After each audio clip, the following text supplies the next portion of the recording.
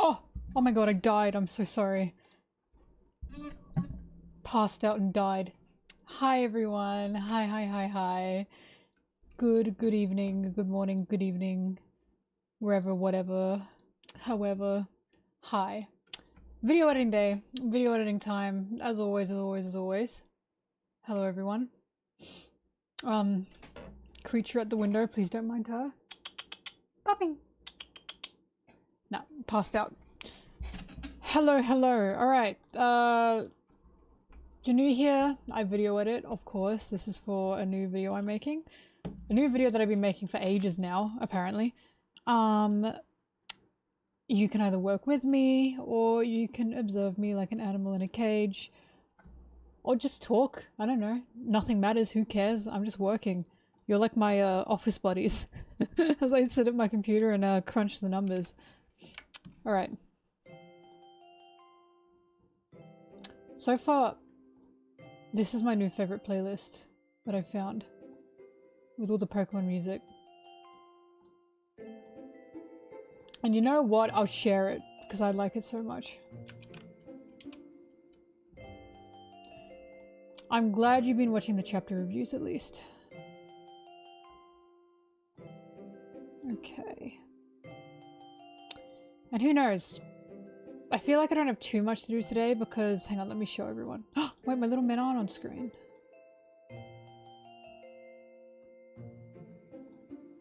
Gear 2 with the smoke! I forget that Gear 2nd is like his first gear, do you know what I mean? He used Gear 2nd and I realized, what the fuck is Gear 1? It's either him huge limb or it's just him. I forget.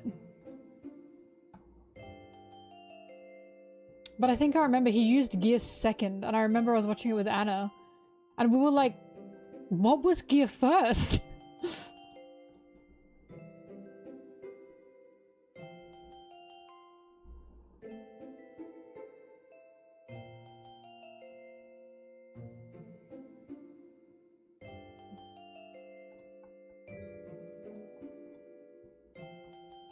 Gear 1st is just him. That's Luffy. Alright.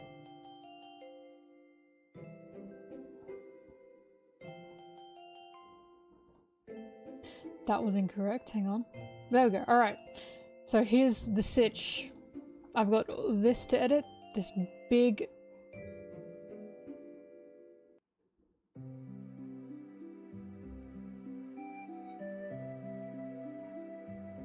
Anyways. This big video file. I have to edit that. And I think that's all I'll do today. Because that's going to be a bit of work. I think. How many what is it, Joe? Many liberals does it take to change a light bulb? None. Their gender.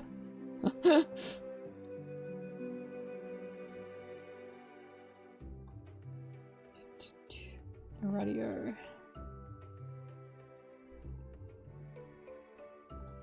Nah, I think Gear 4 was fine with Bound Man and Snake Man. What did you want? Gear Death! There was absolutely no need, I think, for another form. None. The gender. Fuck, and Tank Man, I always... That has to be a gag, right? So, the way I see Tank Man is... Tank Man was Oda's joke before we actually got to Snake Man. Because I feel more people wanted another gear or another form in Gear 4.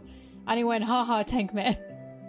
And then he went, just kidding, here's Snake Man. That's how I see it anyways.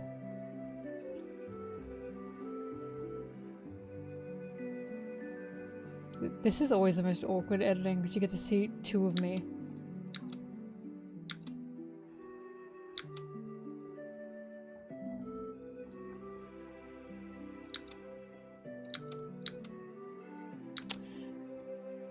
Hang on, I like to start scary.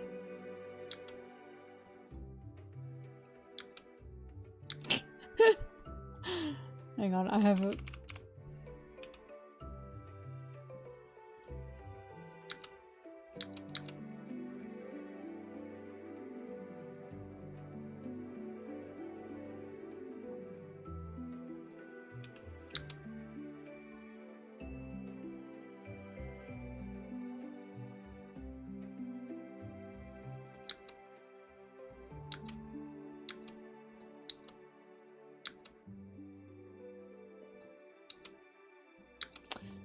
deciding which one I want here.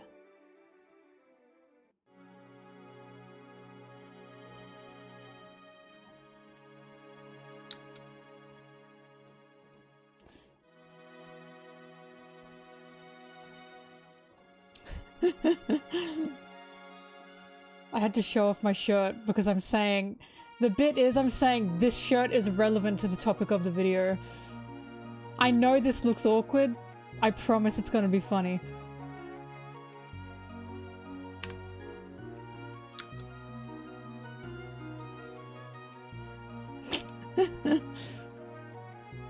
Wow, I wish none of you had to see this. I know, right?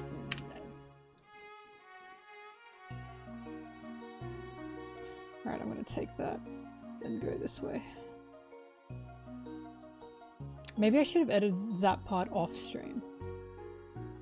Shanks is not pathetic in the way I like. He's a bum. He's bum pathetic.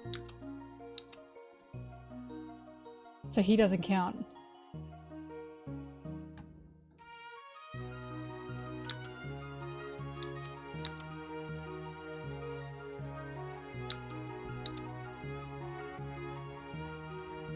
Like, Buggy's pathetic. Buggy's pathetic in the way I like.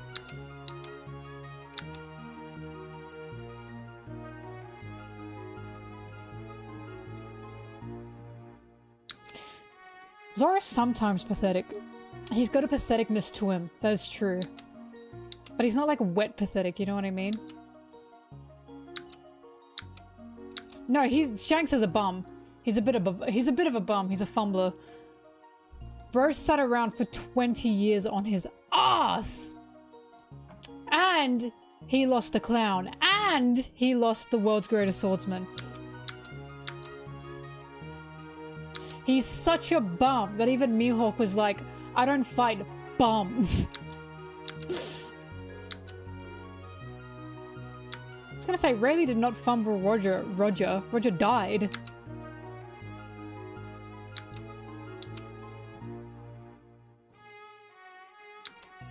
I'm gonna cry if Loki's part of it.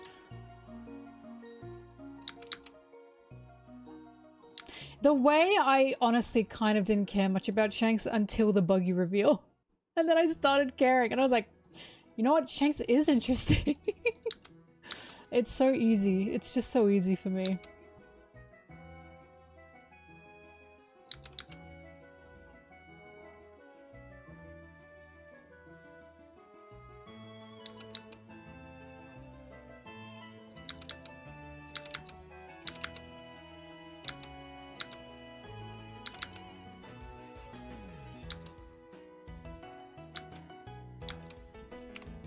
Sanji, Lord Buggy, Rayleigh, they are not strange tastes. Mihawk, they are not strange.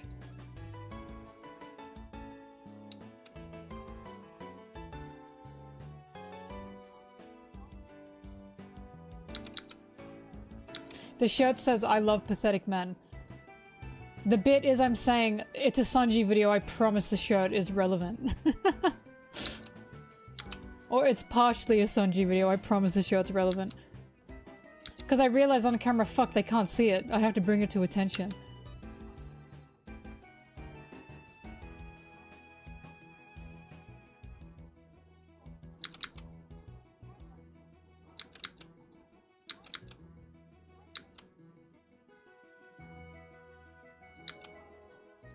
What's the Mel disease? Mel diseased?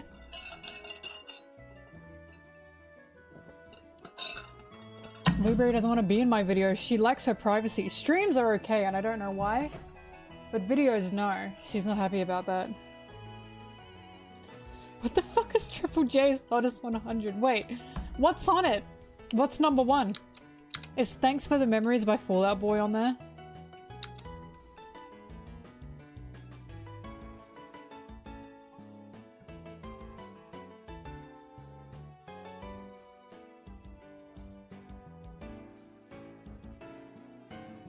No one in Australia, fucking no one in Australia cares about Sugar We're Going Down. You know why? Because we have taste here.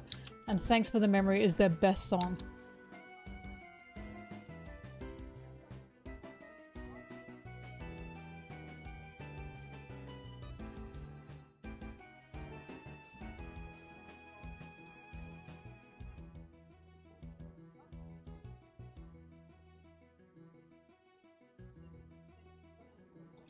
No, Sanji's pathetic. He's incredibly pathetic.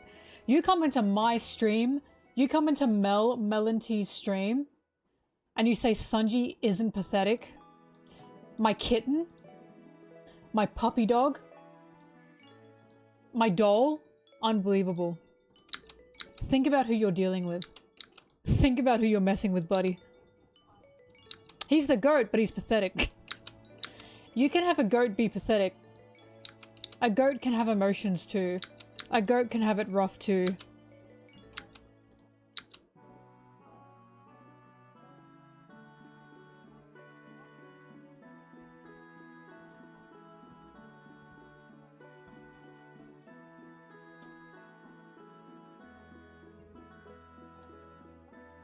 Goats have feelings too.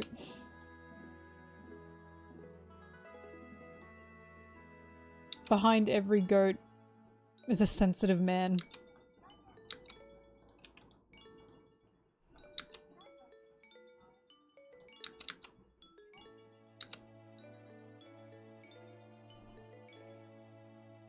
I just realized as well, Sanji literally has a plastic surgery kick move. And he's surprised that he was sent to Kamabaka Island with Iva, who quite literally does, oh fuck, what's it called? Gender confirming. Is it gender confirming? Yeah, gender confirming, like, surgery. That's what the term is, right? Gender affirming, thank you, my bad. Gender confirming. Like, that's an Iva move through and through.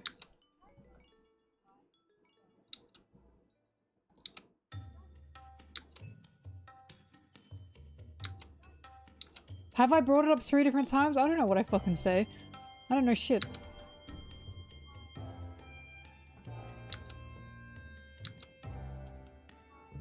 No, I agree. Zoro's got a pathetic side to him. It's just not the same. Like, there's bum pathetic, and then there's wet sad pathetic. Zoro falls more in the bum pathetic area.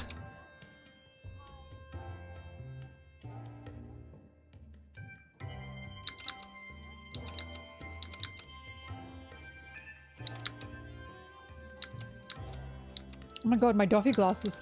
I forgot I did that.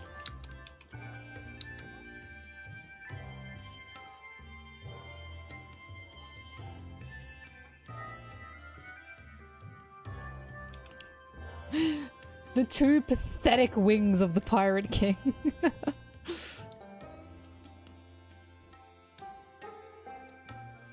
True, there is nothing pathetic about Luffy. That much is very true.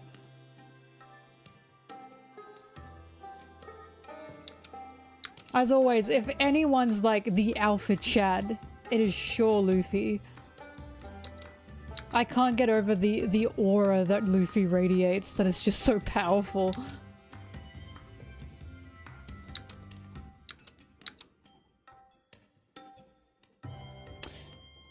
Luffy is definitely a guy I want to be like, that's for sure. He literally sits on his throne and he has Sanji on one leg and Zoro on the other.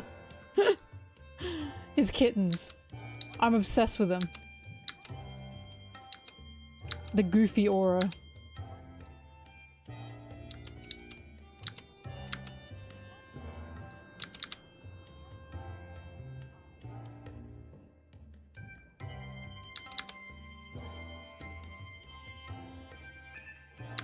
Lil Luffy, I'm afraid we're gonna have to disagree on this front, but that's okay. We can all have our own opinions.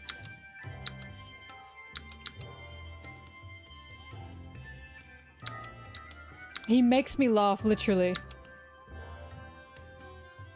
The Luffy, yeah, I bet you look kind. Oh, that makes me sob.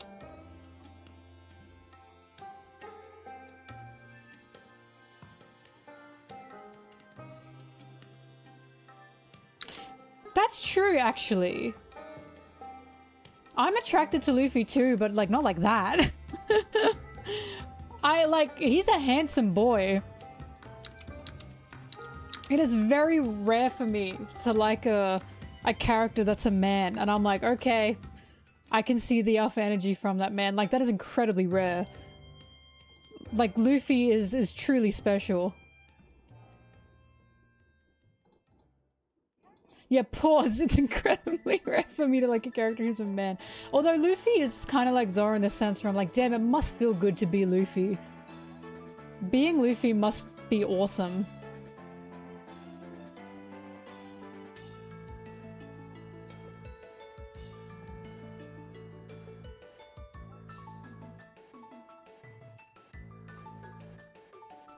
Also, Sanji, even if Sanji could heal his hands, he's never using his hands in a fight because Zeph told him not to. It's all about mental and mentality for Sanji. That's kind of why it's so ironic. He gets this crazy power, but mentally he's still trying to be the person he wants to be. It's mind over matter for Sanji. And also because he just wants to be approved by the people he loves.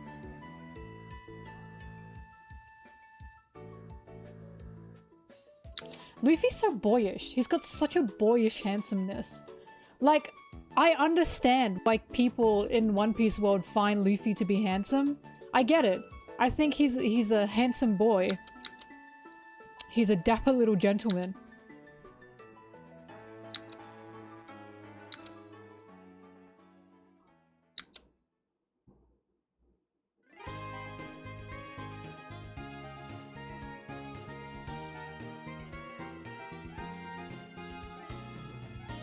Yeah, putting his hands, I do find it funny.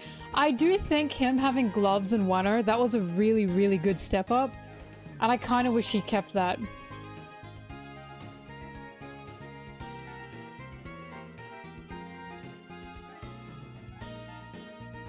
Alright, Lil Luffy. Calm down. Not the please. You can say that somewhere else. But it gets a bit vulgar here.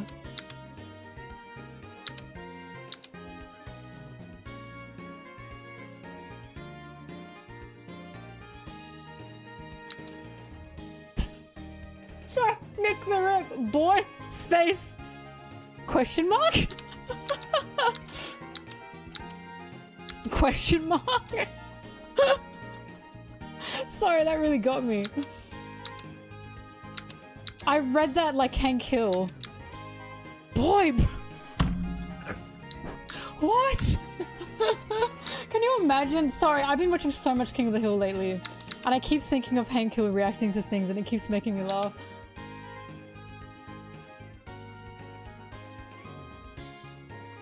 But that's a good point. Can Luffy even have babies? Like, is he fertile? Do you know what I mean? He's made of rubber. Is it possible? I'm not trying to say this in a weird way. I'm genuinely asking. Is it possible?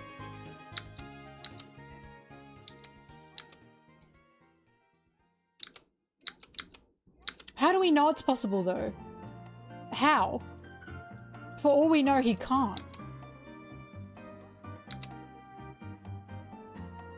I can try.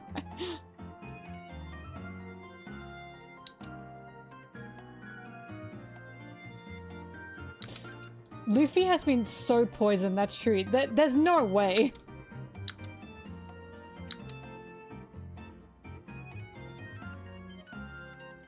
New SBS question, is Luffy infertile?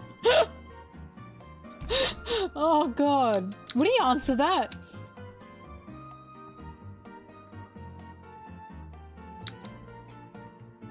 Okay, but a giant being able, or a human being able to have a kid with a tontata, that's like what they do with dogs. That's not weird to me. You know how you make like inbred dogs?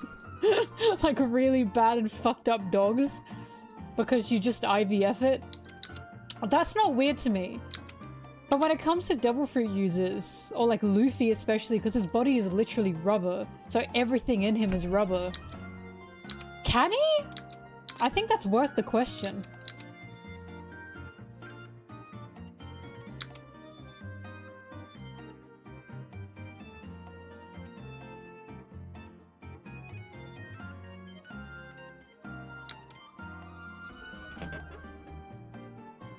Big stretch for Bobby.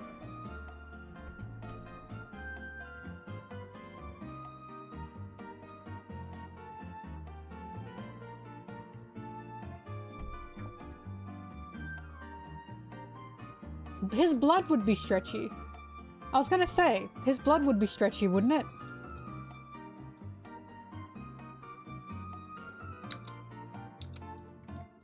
What if it bounces around? Let's move on. I've actually decided this is a really bad topic. Let's move on.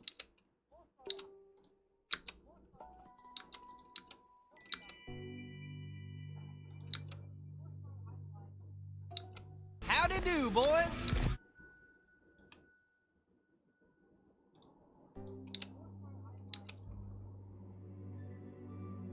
I've decided this topic sucks. Well, I just started the stream. It's only been 27 minutes.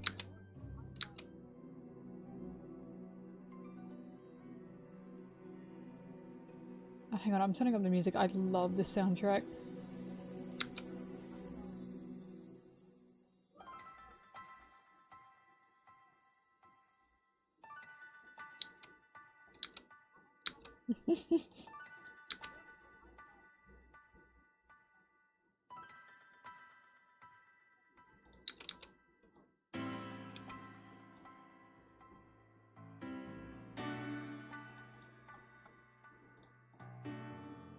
Me taking my fucking glasses off and being in pain.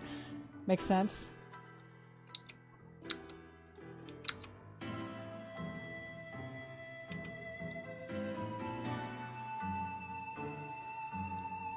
Say something about Doffy.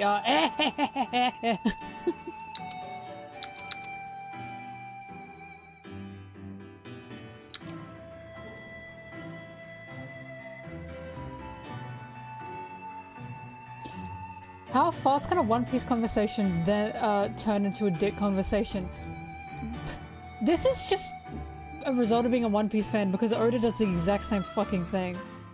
He encourages it. By a fave King of the Hill character, I love Peggy.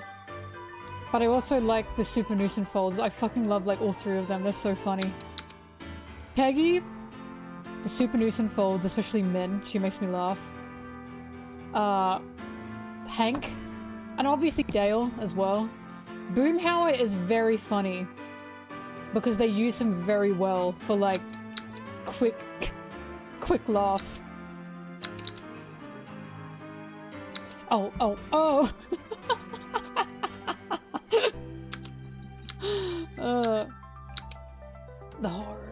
The horror.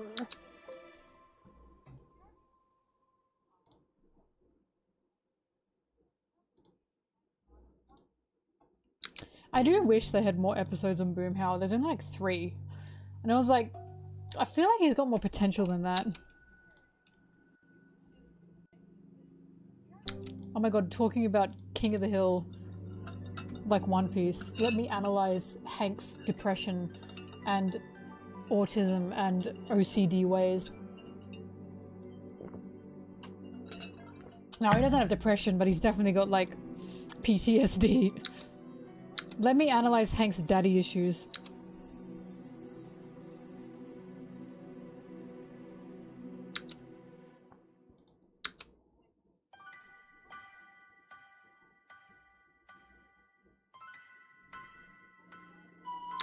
Fitting man. But I did get to the episode. I know not anyone cares, but I got to the episode where they totally retconned Peggy's mum. So they made it that her mum's like a cattle ranch owner who she hasn't talked to for 20 years. That pissed me off so much. Because every time, there were so many episodes of Peggy talking to her mum, who was just a regular, like, woman who lived in Montana. And then they changed it to actually she's a cattle ranch owner who she hasn't talked to for 20 years. And I was like, couldn't have made her an aunt or something? It had to have been her mum. They really fucked her up. I love her though, but that continuity error on Peggy's behalf pissed me off.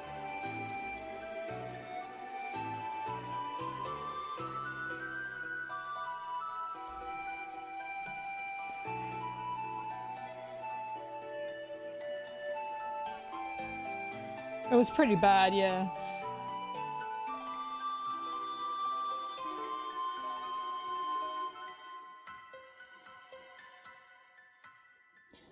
The only thing I remember them really retconning was, Peggy's mum. I don't remember anything else that was retconned. But also, I have no idea what the fuck happened to Hank Hill Jr. when Cotton and his wife, his weird young wife, I love her by the way, had a kid. Never saw him again. And I was like after Cotton died, you never see him again. And I was like, what happened to the baby? Baby gone? I'm excited for the King of the Hill reboot. Not because I think it's gonna be good, but because I'm just excited to, like, see King of the Hill again. I love Hank. I have desires for Hank. Now he's pathetic.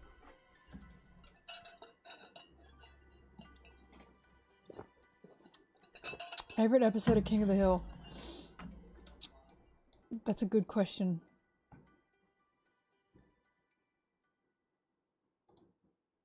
I'm trying to think of what I actually like and not what I've just recently watched. The one where Peggy accidentally kidnaps the little Mexican girl was definitely very funny. That's the top fave. Where Hank Hill loses his ass, or he doesn't have an ass, and he has to wear the butt squishes for his butt.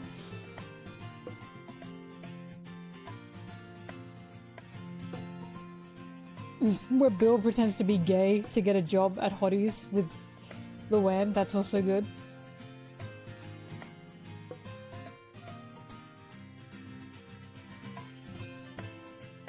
Bill kidnapping a tank was also funny. The Walrus episode.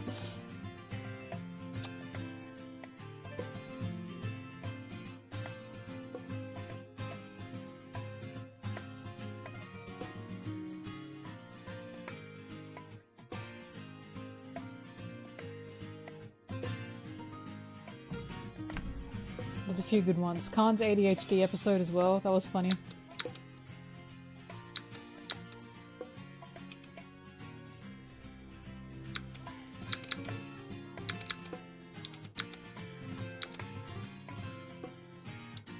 Pocket Sand! Yeah, the fake secret mission as well.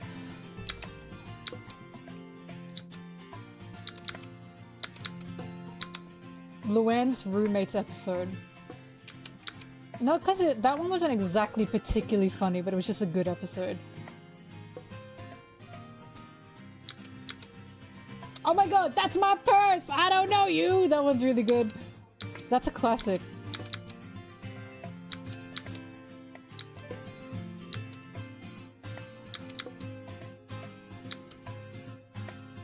Peggy competing with her son to be a better wife to Hank. That was a really fucking good one.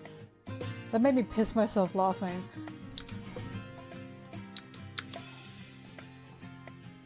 The episode where Peggy and Min both give blood to try and get a mug. By the end of it, they're like dead.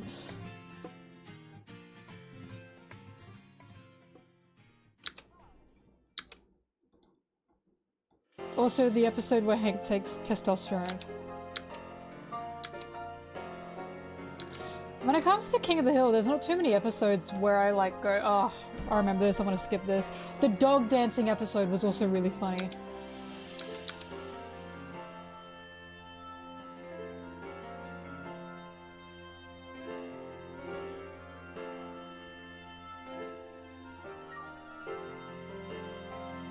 That was, yeah, that was the one where Bobby got a job.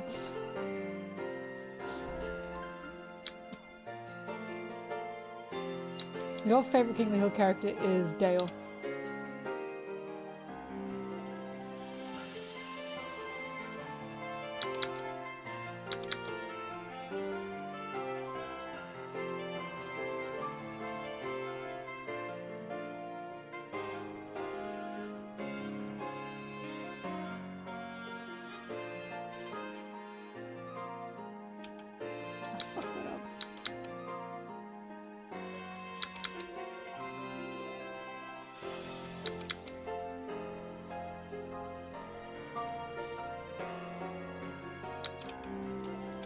Dale's the normie fave, that's why. Everyone likes Dale.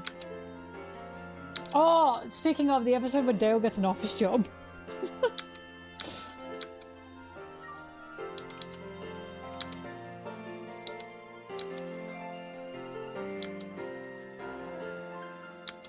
Look at the difference there.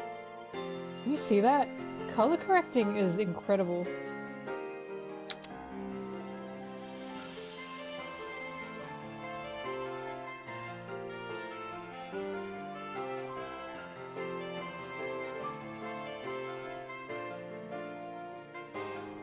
It wasn't deli sandwiches, it was New York food, but it was like disgusting New York food. Like chicken liver and things from barrels. Hello.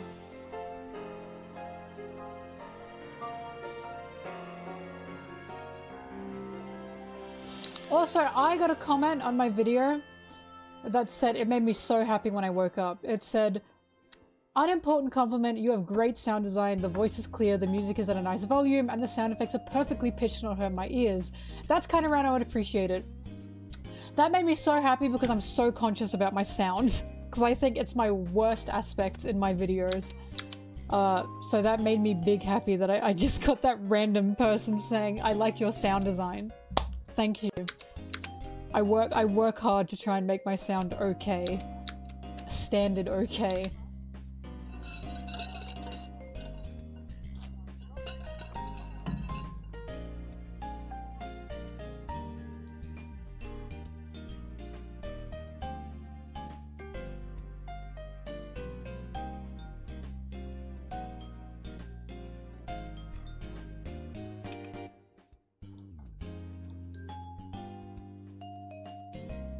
I hate, look, sound, audio and sound, I fucking cannot stand it, because especially when you're listening to your own voice, I feel like it never sounds good enough, especially to my ear. It never sounds good enough, which is why I was asking Rustage about it for help. And I was telling him, I don't know why, it just always sounds like I'm in a tin can. And when I sent it to him, he said, no, it doesn't, you just need a few tweaks. I was like, really?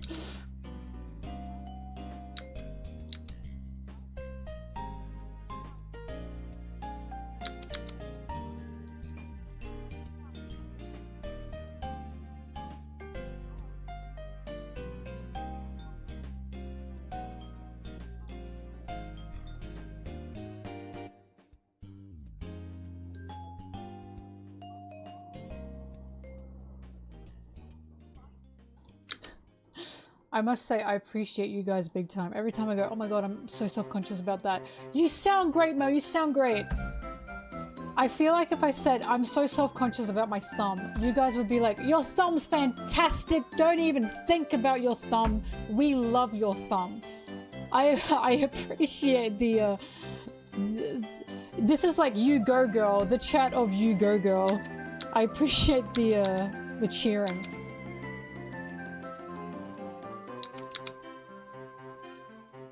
But if one day something is actually shit, you have to tell me.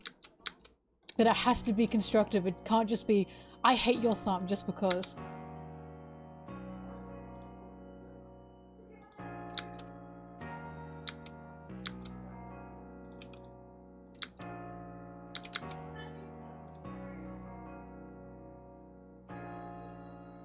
Speaking of, I pulled all my nails off last night. My sleigh is gone. Oh, bye, bobbing.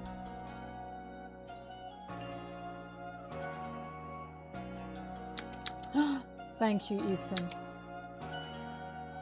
Is it cold in Canada? I assume so.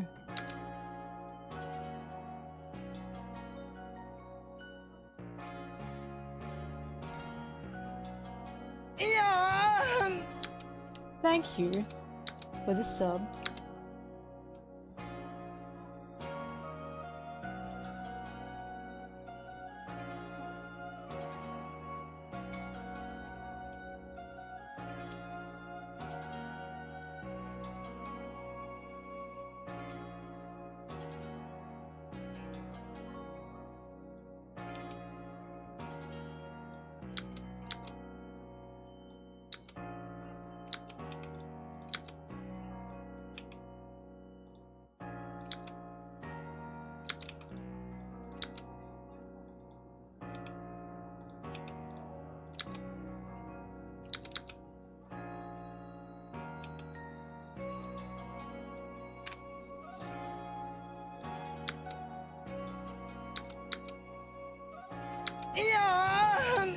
Oh, thank you guys.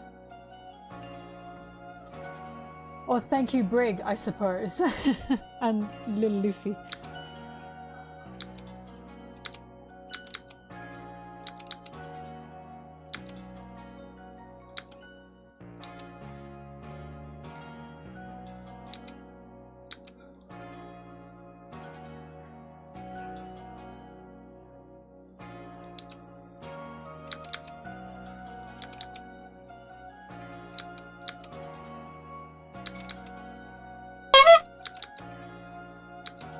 The other one's better.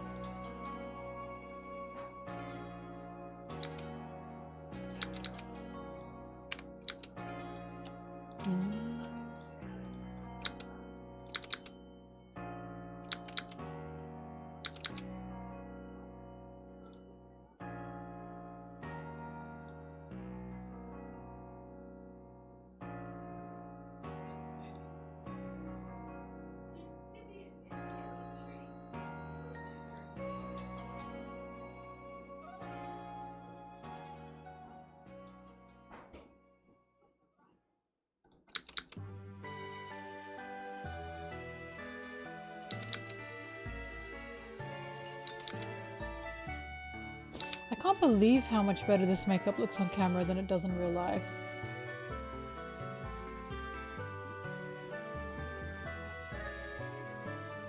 Like, it's shocking to me, because I'm telling you, this makeup that I'm wearing does not look good in real life. Camera makeup's crazy.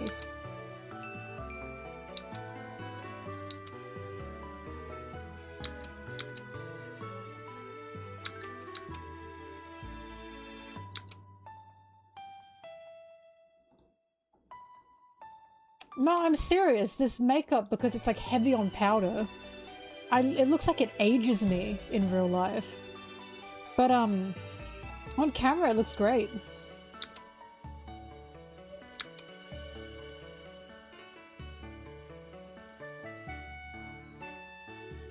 You're like, this smell. I'm wearing the same kind of makeup, just not with eyeliner. Or eyeshadow. Choo choo. Thank you.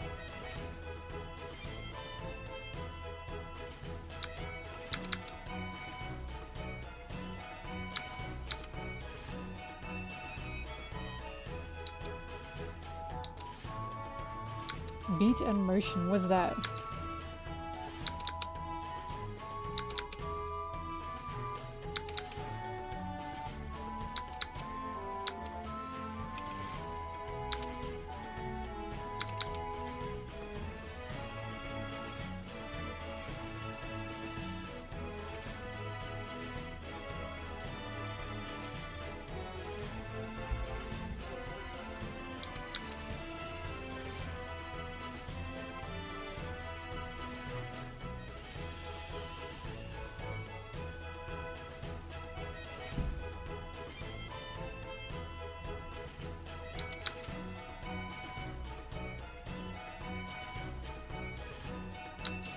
Have someone else do your makeup and then you'll feel bonita.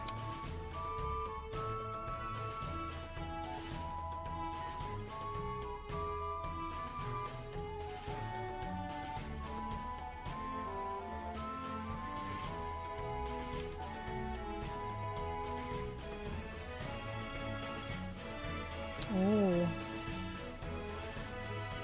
That sounds interesting, bird. God, this music's nice.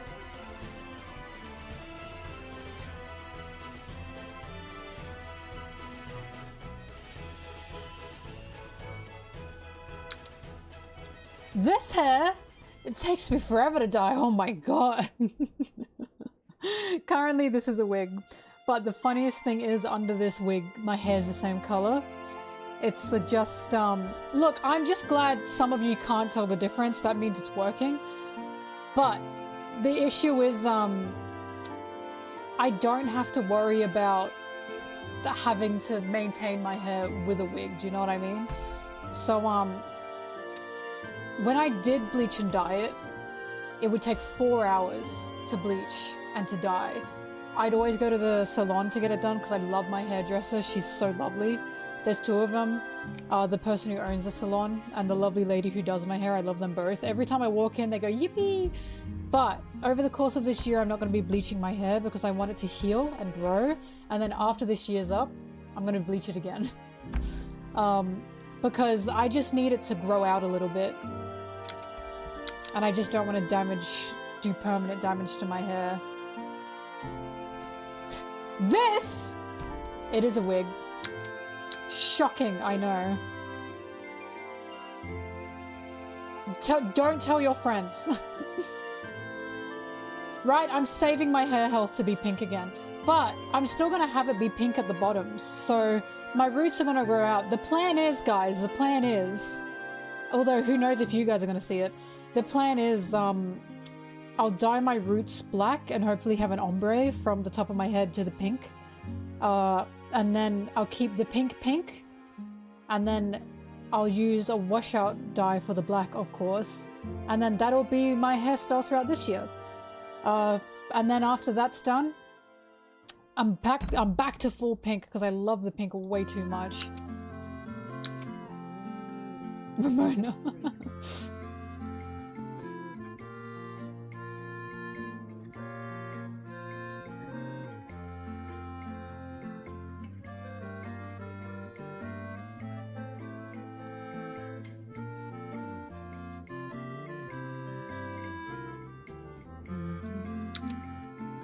Because if I stop being pink, I'll cry. I love being pink. I love it. I get called Pink Lady by people and it makes me so happy. And my clothes are still all pink, so I could still be Pink Lady.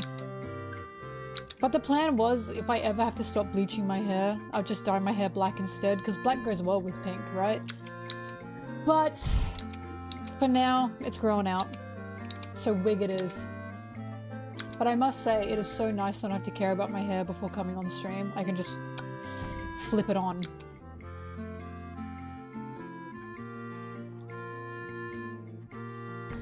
What color would I be other than Pink Lady? I like purple. I like purple. I like red, but red's too harsh. Maybe pastel reds. I do also like black as well. I think full black wear does look cool. Like, I love goth fashion. I adore goth fashion. But I'm not a goth girl. Someone said pink, like pink style and goth style are kind of like one and the same. And I agree with them. Hi, Bobby! Hi, Bobby! Do you want to jump up? Bobby! No jump up? Alright.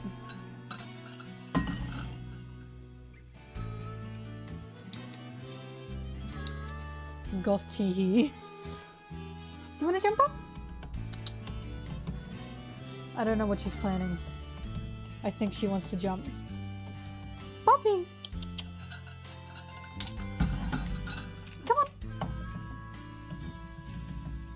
Come on! Come on, Bobbing!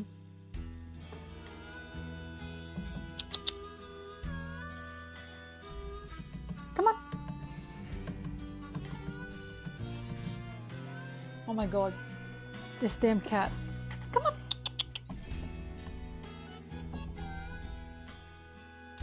Bobbing, what? Do you want to come up or not?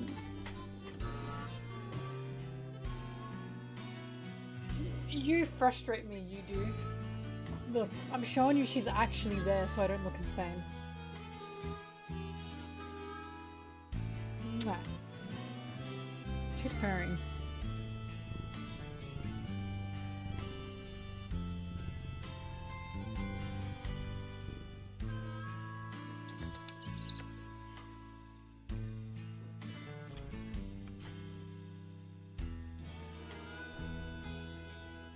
Howdy do, boys! Popping!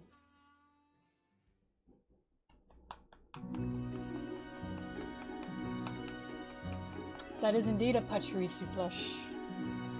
Howdy do, boys! You know, Brittany thought I liked, so Brittany, my friend, she thought I liked My Melody because My Melody's pink. And I said, no girl, I like Hello Kitty. And she went, why Hello Kitty? And I said, well, first of all, Kitty.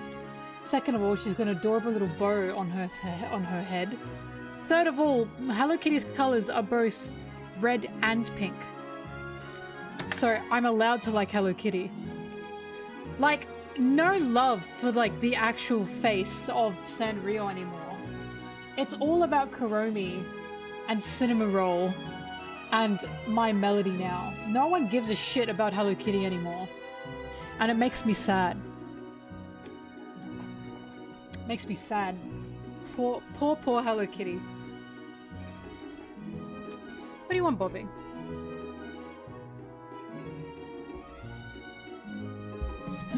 I've had black hair before, but I couldn't style it well. But now I know how to.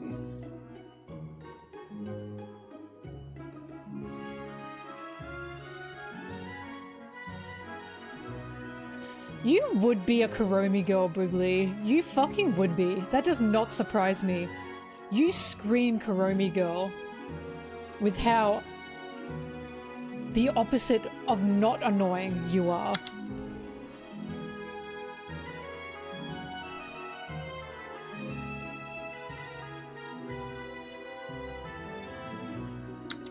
Kuromi girls think they're so much better than everyone.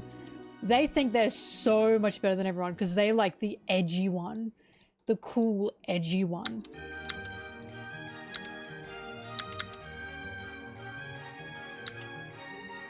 Who's Kuromi?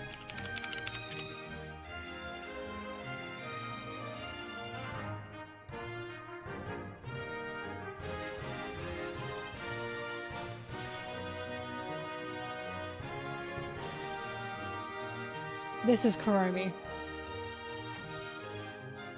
And I'll tell you what, if you meet a Kuromi girl, run. Run. I'm telling you, run. Cinema roll girls, gorgeous, adorable. My Melody girls, they think they're not basic, but they are basic. However, they're still nice. Kuromi girls, run. You run as fast as you can. I'm telling you, get out of there.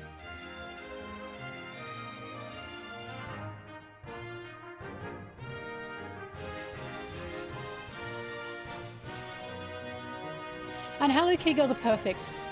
They just like her. Nothing wrong with Hello Kitty girls. In fact, they're the best people you will ever met. Pom Pom Puddin'? Not too many Pom Pom Puddin' girls, however, the ones that are out there, fantastic. Pom Pom Puddin' girls are iconic.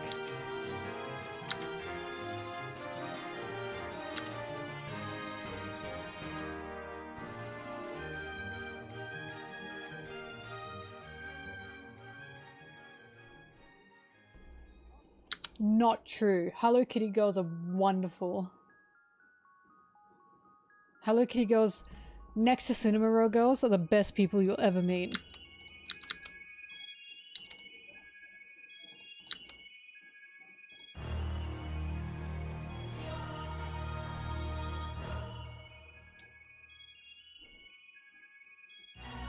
Pom Pom Puddin's the yellow one, yeah. Because he's Puddin.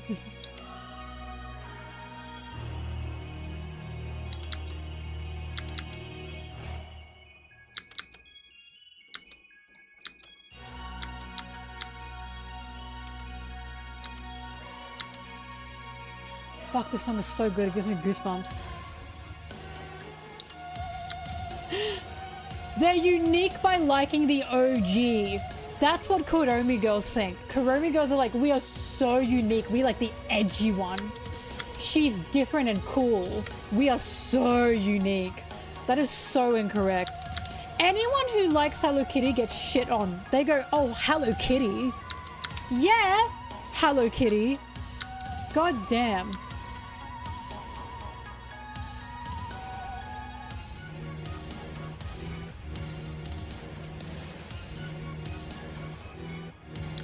Shikawa? Hang on. Oh, that little thing. I don't quite know what it is, but I like it. Listen, I'm not all in on like One Piece. I'm not all in on like Japanese mascots. Little Japanese mascot fellas.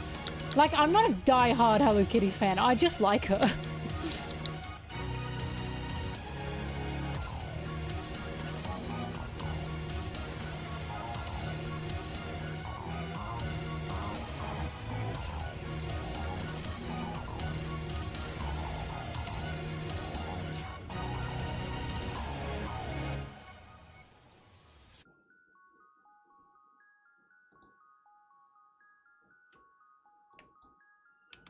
Pochako is Japanese Snoopy. I literally kept calling him Japanese Snoopy.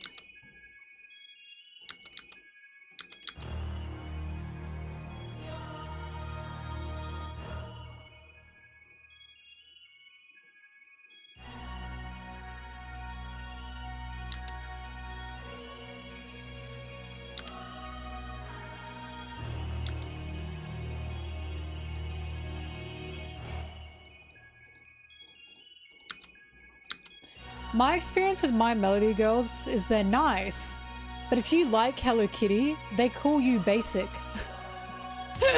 Even though they like My Melody, and I'm like, excuse me? They think they're so special, but they're nice. They're nice. I love My Melody Girls.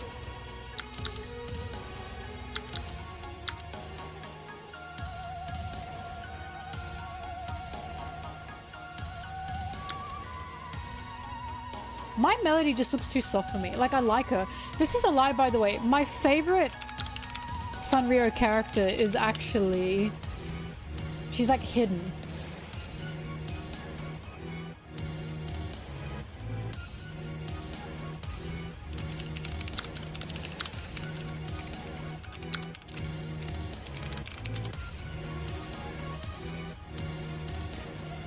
My favorite Sanrio character, and you're never gonna guess why, is actually this character. Her name's Mei. I love her. I love her. Look at her. I really love her. However, Brittany said to me, you're just like her, you're just a bit more mischievous looking. So she said, you would look exactly like her, but you're a bit more mischievous. And I said, okay, I agree with that. But I love her. I love her. I aspire to have this vibe, just with a bit more of a violent energy. Her name's Mei.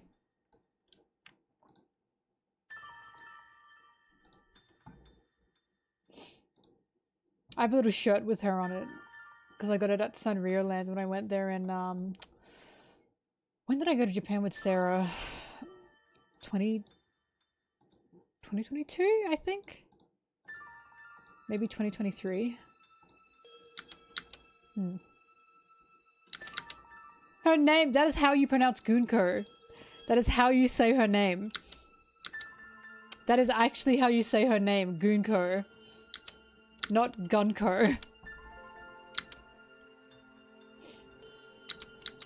As I was reading the chapter, the amount of people in the chat that said, just letting you know it's Gunko so you don't get bullied. And I was like, there's no way.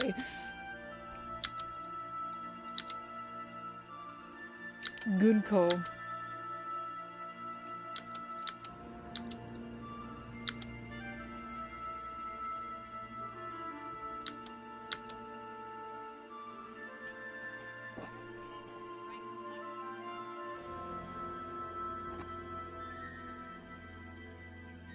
Yeah, Yorl and not Jarl? Is that true? It's not Jorl? Jarl? It's Yorl? I just don't know anymore. This is fucking me up. What's my source? My friend who speaks Japanese. And also multiple other people in the chat whose first language or second language was Japanese. That's my source. This is the same friend who was helping me translate the original roars of Alabasta when I was reading through them. Foily. And she immediately said to me, before anyone, like, tells you it's Gunko. And I said, what?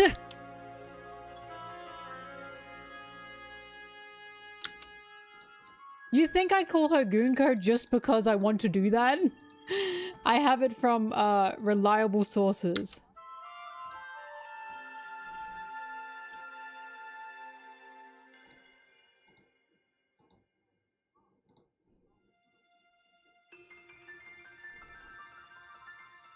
It's Yorl. Oh god. These names! I cannot keep up with them.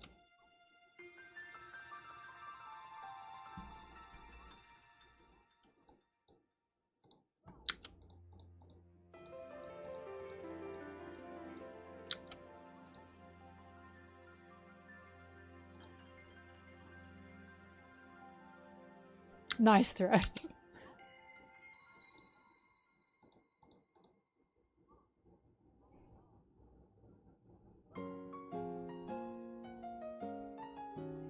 No, Vibra cards are not written by Oda. The only source we have is one suspicious editor. But no, they're not. We know for a fact they're actually not. They're written by a separate company. Never have been, by the way, just letting you know. Why do we always have this conversation?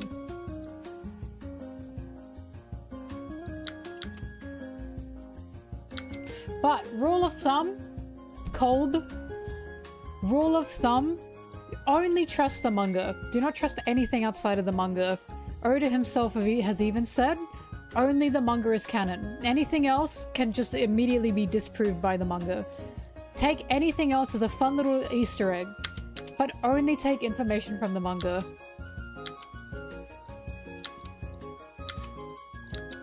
At least that's my rule of thumb. I never use anything outside of the manga for any kind of evidence. SBSs are also partially as well. And any interview by Oda. Unless it's straight from the horse's mouth, you shouldn't care.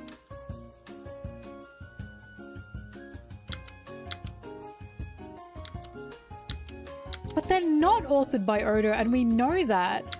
Arta didn't say that. Arta said the most we know is that he might, like, note something. But then again, it was from a source that was a single source that seemed incredibly suspicious. And it said, here's Oda's handwriting. And I looked at that and I said, that could be fucking anyone's handwriting. Like, call me crazy. I was like, respectfully, the sources for that are totally untrue. Or totally speculation. We actually don't know. What we do know is they are made in a separate company. We do know that for a fact. Not even Shueisha are making those cards.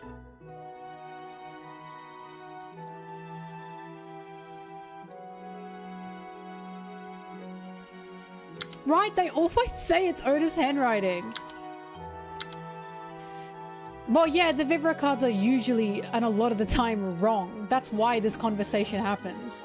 Because a lot of the time, the Vibra cards are incorrect. Which is, again, why just don't use the Vibra cards point blank. The manga is what you should be using. I think you should not at all be using anything outside of the manga for any kind of source. If you want to see it as canon, use the manga. Use the manga. I'm telling you, that's all you have to do. If you don't have the information in the manga, you don't have it for a reason. You're probably not really supposed to have it. The Vibra cards are sold as merchandise that they can profit off of. They are not sold as anything canon to the manga. It's literally just merchandising.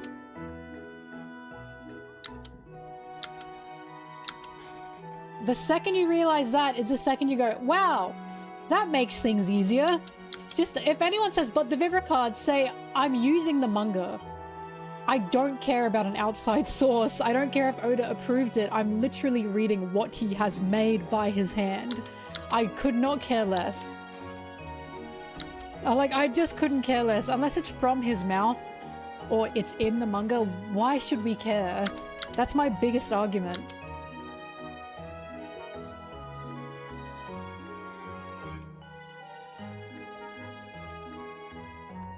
But yeah, look, I'm never ever going to use anything that's not an Oda interview or that's not in the manga as any sort of evidence in my scripts, ever. Because I think that's disingenuous.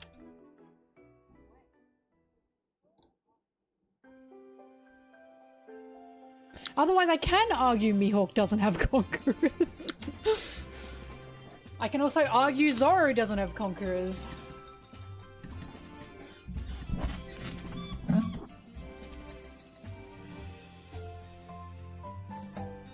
Ignore the Yamato shit, man. You can, I've said this before, you can debate about Yamato's gender. I do agree with that. I do believe it's a bit, grey in regards to Yamato's own gender, yes. However, in regards to Yamato's pronouns, those are canon. Yamato calls himself a man. He calls himself Kaido's son. He is referred to as he. Yes, Japan has pronouns. There are pronouns in Japanese. Anyone who says they don't have pronouns in Japanese, they have no fucking idea what they're talking about. It's literally just word of mouth for them. Or it's just, you know, they're echoing what someone else said. Yamato's pronouns are canon. Yamato is he. Yamato calls himself a man. Everyone else calls Yamato a man. Yamato is called Yamabro by Luffy. Even Kaido calls Yamato his son. So, when it comes to Yamato's gender, go ahead. I believe that is an area that can be argued if you choose to argue it. His pronouns, however, that is unnegotiable. Like, it's canon what Yamato uses in the manga. And it's shocking to me. Anyone who says Oda has called Yamato like she, he hasn't. That is totally incorrect. The only thing Oda said is Yamato was born a woman and now is Kaido's son. That is all he said. Newsflash, that's what a trans person is. So yeah. When it comes to the whole Yamato thing, go ahead, debate about the gender. I do agree there's a grey line there. But not with how Yamato addresses himself, and not with how others address Yamato. There is absolutely no reason to call Yamato a she, and it just makes me insane. Because once again, why am I the crazy one for going by what the author has given me? Why am I the crazy one? I know teenage girls use Boku IRL, but you know what teenage girls don't do? They don't call themselves a man. They don't call themselves their father's son. They don't say they are a prince. That is a totally, like, that argument is literally nothing. It's a nothing argument. That is an argument that people use because people just don't want to call Yamato a he. It is an absolute nothing argument. Sanji's reaction? Sanji also didn't fucking say anything. Have you ever considered Sanji just likes boobs and that's it? That has nothing to do with Sanji's reaction. Not even Sanji said Yamato was a woman. Yamato said to Sanji, I am Kaido's son. And you know what Sanji did? Fucking nothing. He didn't say, no, you're not. Reaction doesn't mean anything. Okay? Yamato using Boku because other teenage girls use Boku doesn't fucking mean anything. Yamato calls himself a man, calls himself Kaido's son, calls himself a prince. Everyone else calls Yamato a man. Everyone. Not even Sanji called Yamato a woman, right? No one. I don't understand how this is so hard for people to understand. And again, it's just because they want to fuck Yamato, I'm telling you. I cannot believe this is a conversation that has to happen. The only reason people argue back and forth about calling Yamato a he, calling Yamato a man, is because they want to fuck him. That's it. Point blank. That's the reason. They think he's hot. And they're like, I don't want to say I want to fuck a man. I refuse to call him that. But yeah. Yamato does have an introduction of the Oni princess, that much is true, but that's the only thing that's there. Because Yamato was born as the princess, but is now the prince. So that is no longer the case. And I also found out in Oni folklore as well, so mythological Oni folklore, majority of the time when Oni are born, even if Oni are born women, they still transition into men or they will still be men. Because it's an Oni thing. So yes, even if Yamato was born the princess, he is now transitioned into the prince. He now calls himself the prince. He is Kaido's son, he is the Oni prince. But yeah, but this is what I mean. Go ahead and fucking argue all you want about his gender. I agree that's a grey line. But when it comes to calling Yamato a man, calling Yamato he, there is no grey line. There is not a single grey line there. You call him a man, you call him a he. Where does anyone in the manga ever refer to Yamato as not that? Do you know what I mean?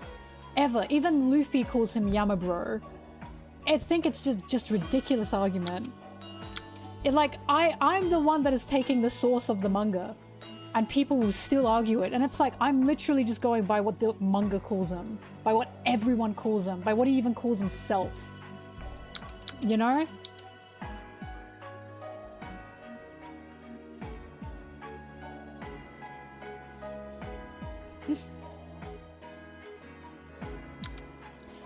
So yeah. It's a very tiring conversation to have, of course, only because, again, I know I'm right regarding how Yamato refers to himself and how others refer to Yamato, and how Yamato demands to be addressed. And yet still the fight happens, and it's like, just call him a he. Why is that so hard for people? Even Luffy did that.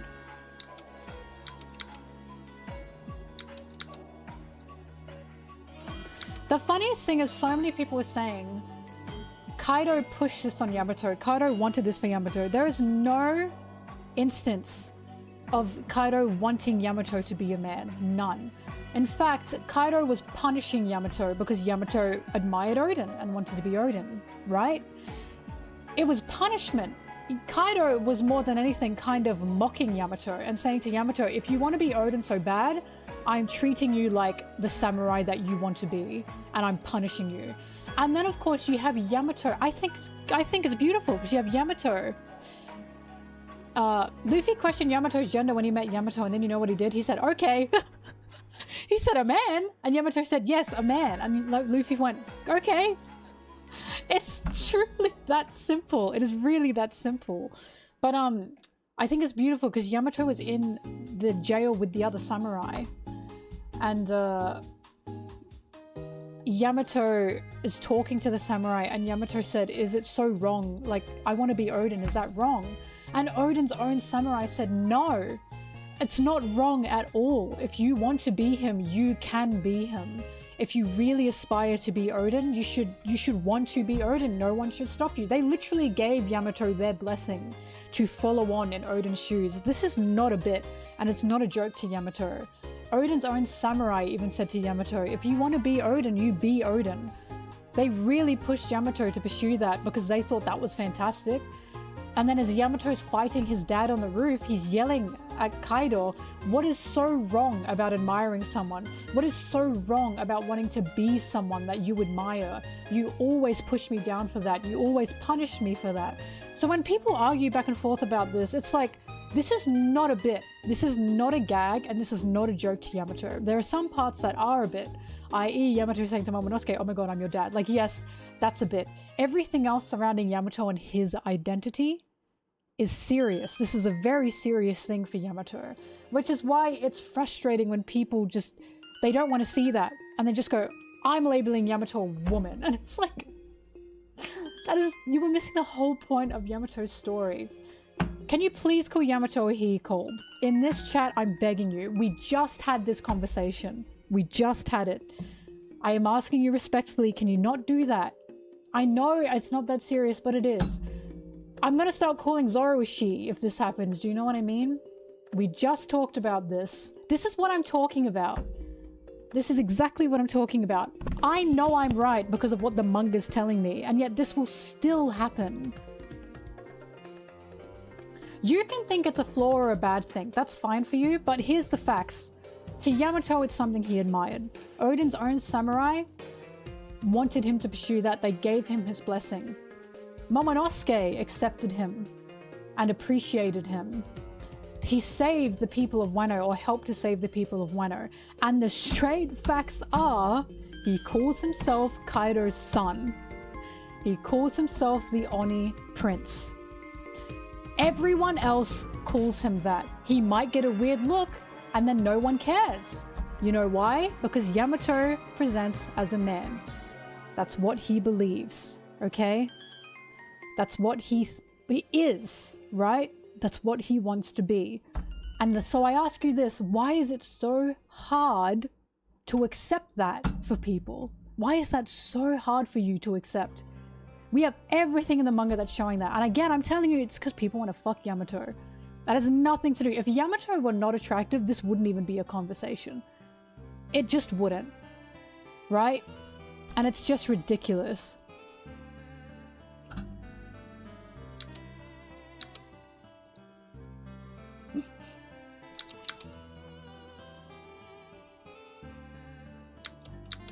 But this is why it frustrates me. Because it's such a tiring conversation, because I feel like I'm having the same conversation every goddamn time Yamato is brought up, and it's frustrating because I love Yamato. And I don't understand why it is not so... why it isn't simple to understand. If Luffy got it in a second, why can't you? If everyone got it in a second, why can't you? There is not a single moment where anyone says to Yamato, "Oh, no you're not." Like, why is that so hard? People see huge tits and big eyes and they go, "Well, no, I'm calling that a she." Like, it's bizarre. It is absolutely bizarre. So this is a series with transgender characters and literally has hormone therapy fruit. But Yamato saying, "I'm a man," no, I don't accept that. Even though no one in the manga goes against it. No one. It is so bizarre to me. It is just incredibly bizarre to me. And I'm telling you, it just comes down to because he's attractive. That's it.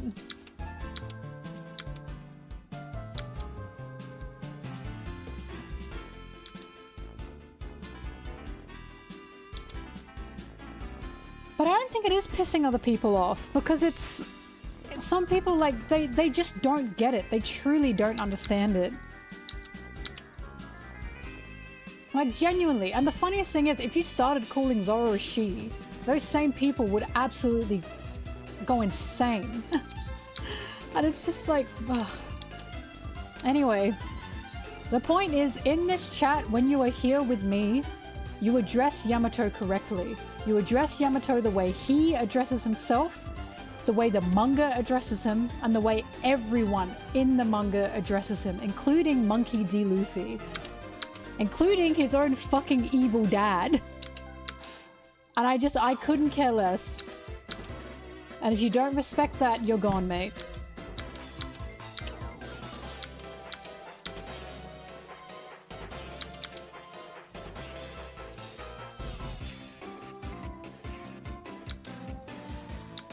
But I love Yamato. One day I will make a Yamato video.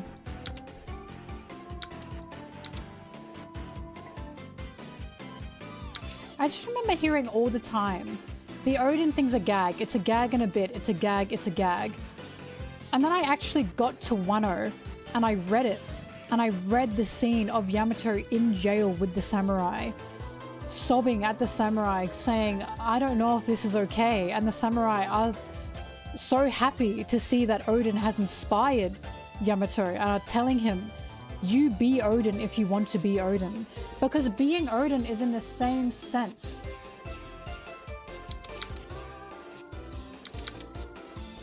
The devil's advocate is the narrator, I agree with that. But again, that's because Yamato was born the Oni princess. He no longer is the Oni princess. So originally, he was the Oni princess, not anymore. That is no longer the way he is addressed. And also, that is one instance of how many where the narrator is then wrong. The editors! It was the editors! I should start saying that. But, Yamato wanting to be Oden is the exact same as Luffy wanting to be the Pirate King. I know Luffy doesn't run around saying, "I'm gonna be Roger, I am Roger." But Luffy's running around saying, "I'm gonna be the King of Pirates," right? One Piece is all about inheriting wills. Right? That's what Oden and Yamato is. And some people think it's a bit odd that it's like, but he wants to be Oden. It's not odd at all to me that he saw this man who he thought was incredible And he wanted to be him. Not just like him, but be him. And it's seen as something inspiring, because it's something that got him out of the hell that he was living in. And the fact, again, that Oden's own samurai said, if you want to be Oden, you be Oden. How can anyone take that as a gag? Like, this is so important to Yamato. Also, he still calls himself Yamato.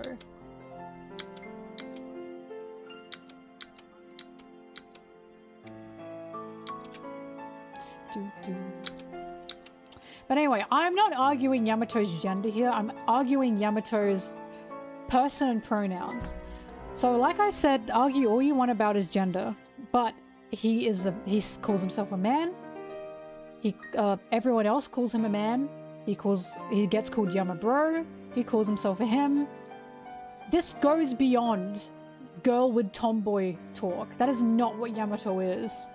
And again, people who use that argument are stretching that shit out like crazy. A girl who uses boku, right? Yeah, they're using a more masculine speech as a teenager to seem cool. That is not what Yamato's doing. A girl who uses boku does not call themselves a man. They don't call themselves a son. That is like beyond. Yamato is not doing that. That argument is just so stupid to me, I'm sorry.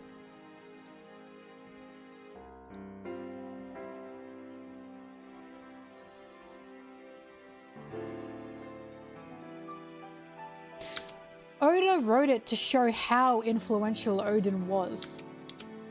He was so influential that he influenced the son, at the time, the daughter of the Oni king, to the point that Yamato then wanted to be him. That's how incredible Oden was, that Yamato saw that and said, I want to be him. Not even Kaido could like shift Yamato, but Oden did. It's a bit zany, that much is true, but at the end of the day, I think it's a beautiful, beautiful thing to see. Use he for Yamato, for God's sake, guys. If I see that again, I'm closing off the YouTube chat. It keeps happening in YouTube chat. I swear to God, how many times do I have to say this? It's driving me insane. Me? Hey guys, I don't care about the gender. The pronouns are obvious. Some of you in the chat, you just are not listening to me. Can you hear me? Are you deaf? I'm serious. No more of that. It keeps only happening in YouTube chat. That's great. See Yamato as a woman or whatever. And also because you don't want to be gay, you literally just explained. You just proved to me my point. You find Yamato hot so you don't want to see them as anything else. You've proven my point. If Yamato were a not attractive character, you wouldn't give a shit about this. You wouldn't care less if anyone called Yamato a man or a woman. Like, thank you for proving my point. Also, if you respect Yamato's identity, you would not see them as a woman. I'm just saying. That is not respecting their identity. Like, that's the complete opposite of respecting identity. I respect your identity, however, I'm not seeing you like that. Are you hearing yourself?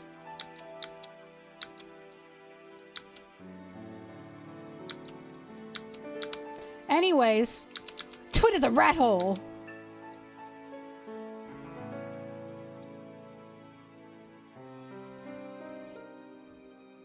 Just say you don't want to see Yamato as a man because you don't want to be gay, which you did. I at least respect the honesty.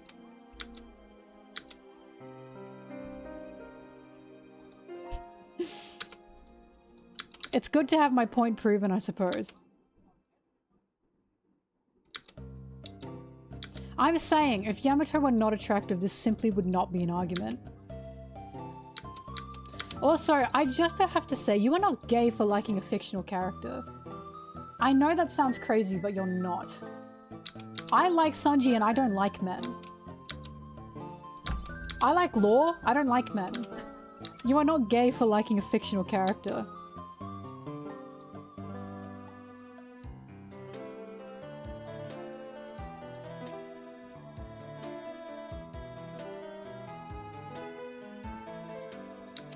I will say, I hope this conversation has made you think more about the words that you're saying.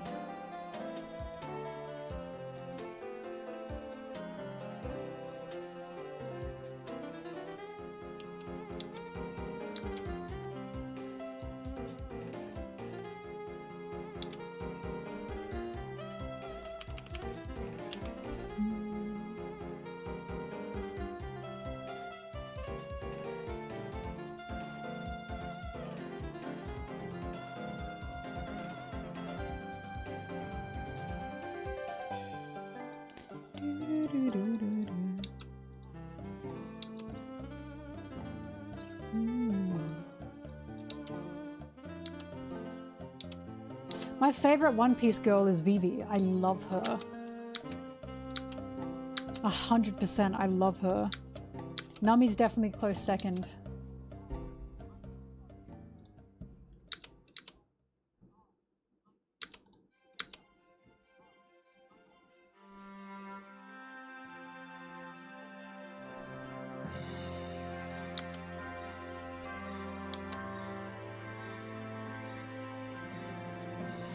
I'm waiting for a good Vivi art. I know Oda's ready to make some.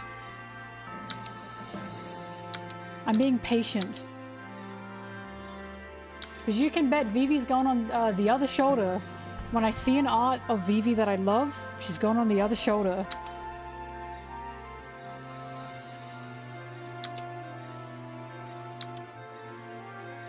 Vivi cleaning the floors. That was good art.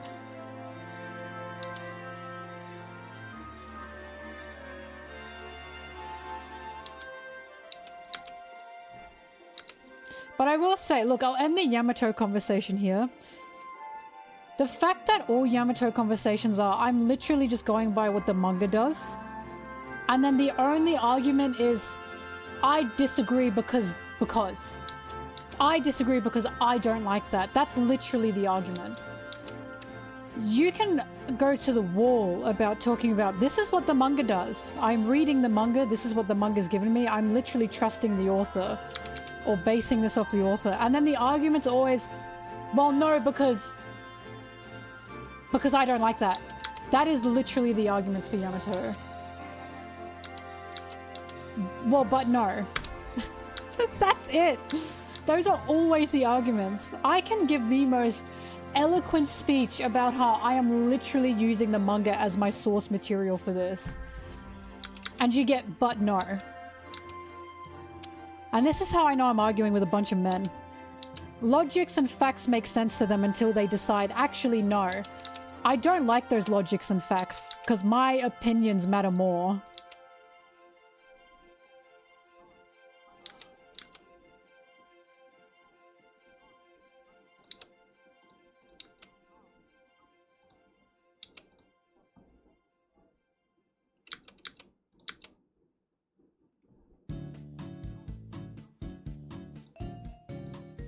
Oop.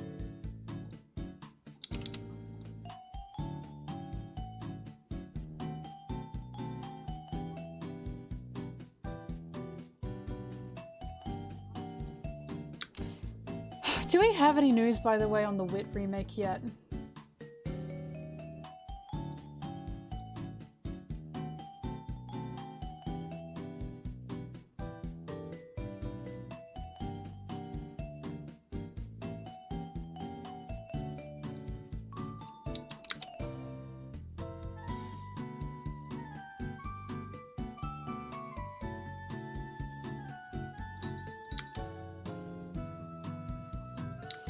I don't think they're gonna rush it.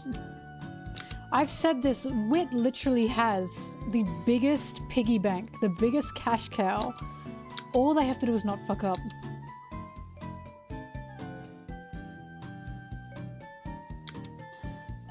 I don't want them to fuck up!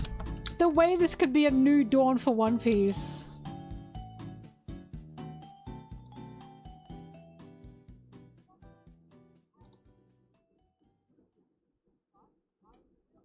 Fishman Island was never really a remake. They just kind of painted over scenes. Like, they didn't really remake anything. More like a redrawing.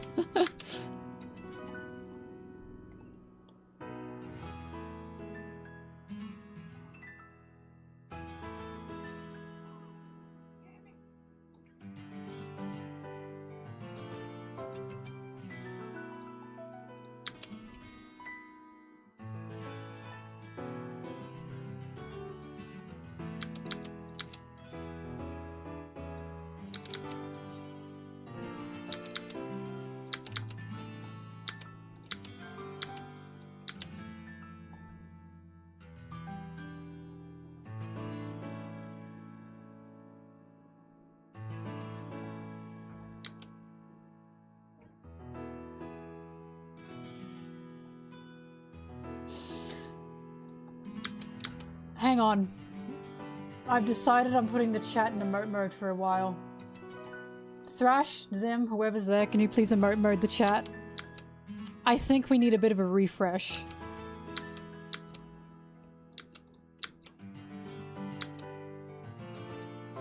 Thank you very much.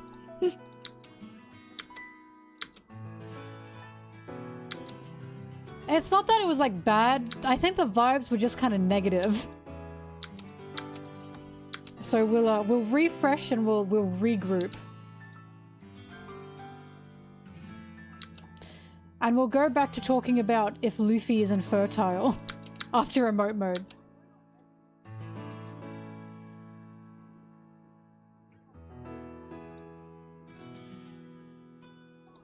I cannot tell you guys how much I worry about this space becoming like an arguing space. Do you know what I mean by that?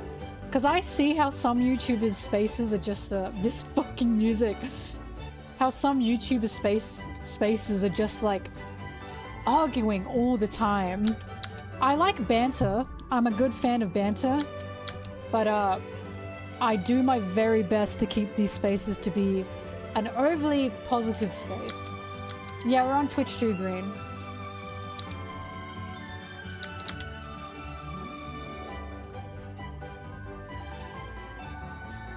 So for now, we'll regroup.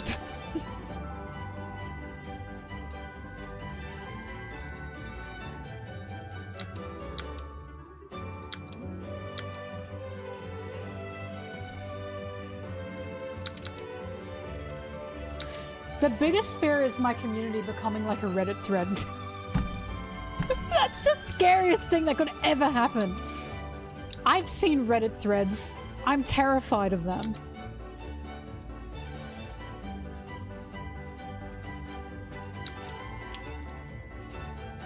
Alright, take them out of jail. I think we've had a nice calming. Now children behave. You be nice to each other. No making fun of anyone's intelligence. Only I can do that.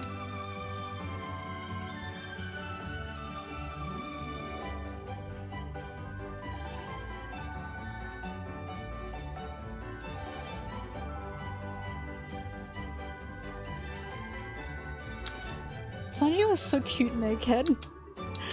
I think he got a little cute fit.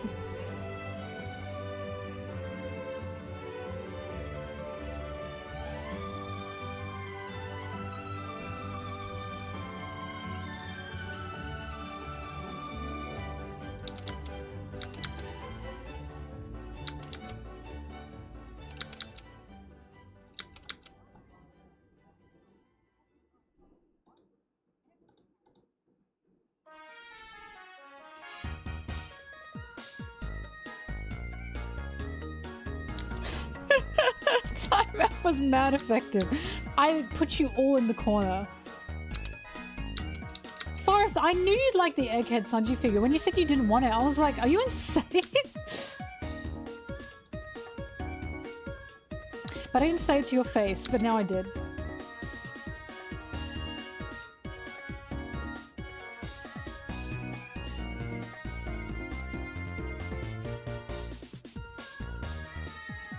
Damn. I got so many figures. I've lost count of how many Sanjis I have. I think I'm up to 18 Sanji figures.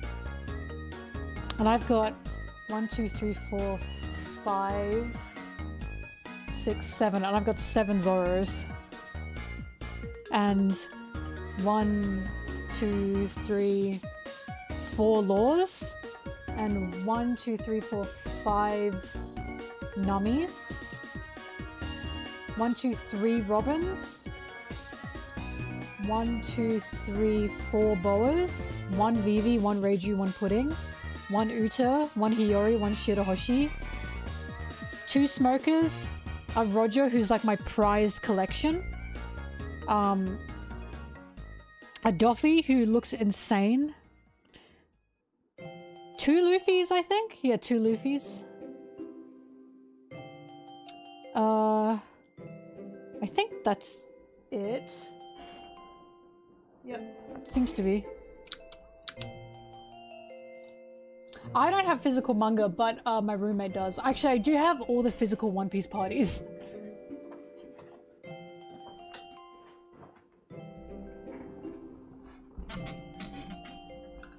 the lack of Luffy's, yeah. I want more VVs, but VV figures are kind of hard to find. Actually, on my throne, if anyone wants to get me a VV figure, tee-hee-hee.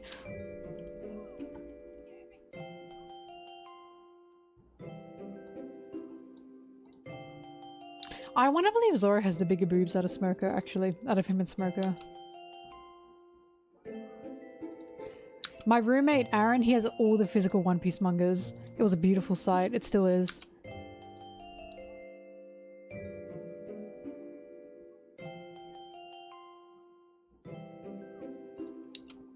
So Roger I got in Japan. He is truly my pride and joy. The second I saw him, I didn't know how it worked. So the second I saw him, I quickly ran to the store attendant and said, Roger. And he said, oh, you write on the list. And I was like, okay. Okay, and I immediately got his number down and I ran to the counter because I wanted to get him first because I was worried he'd get taken if I didn't do that.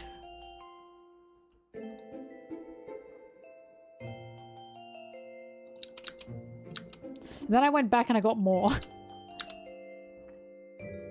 I got a Smoker from that. And a Boa. And I got the Vivi. And also the Pudding. The Pudding is also such a good one. Pudding's figure is so gorgeous. He was cheap. He was like $50 AUD.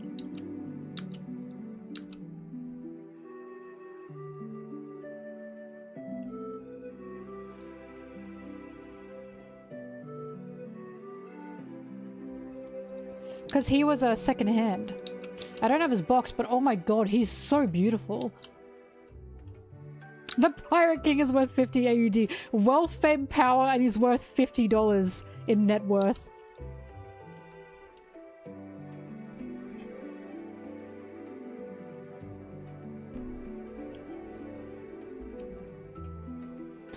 I remember talking about this.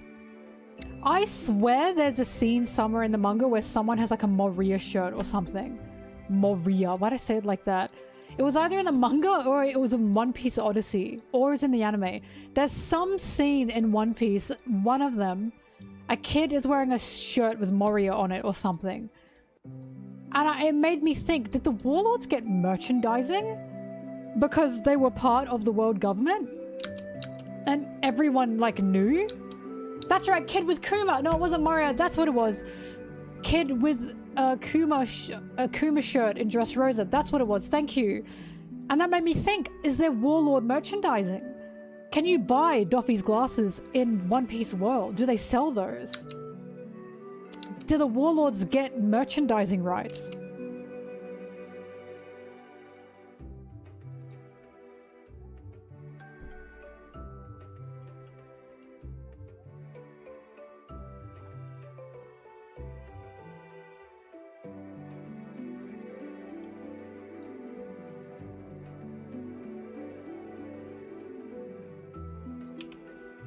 I have Doffy glasses, but if you can buy them in One Piece World, I think that's hilarious.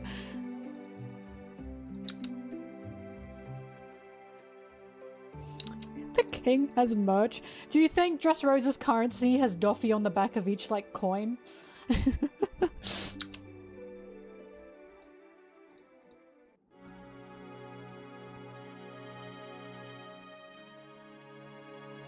Speaking of, the One Piece world has one currency, which is berries.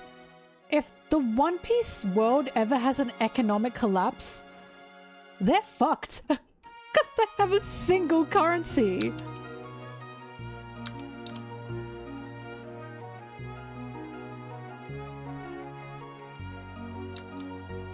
To be fair, the language thing is more so because Oda did say, listen, it's fictional, okay?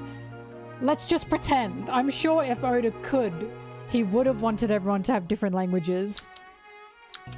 But he did state, he was like, it's fictional, it's fantasy.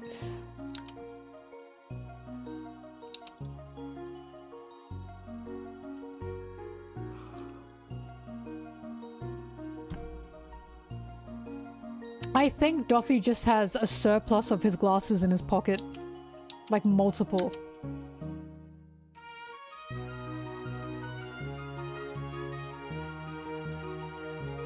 Doffy symbol on the medicine bottle of Whitebeard. What?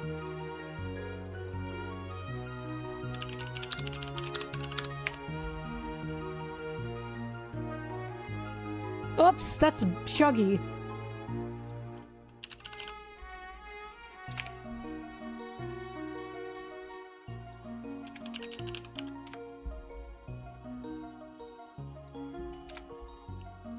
Get the fuck out of here. Hang on, hang on, hang on. Oh my god, what the fuck did I call it? It would have been in the 500s. I know I have this downloaded.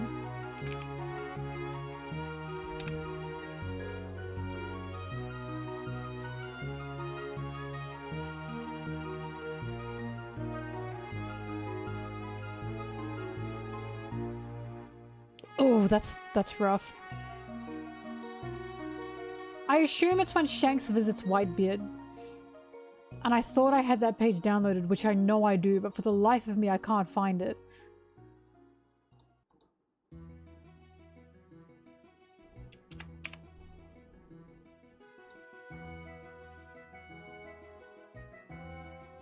Oh, hang on.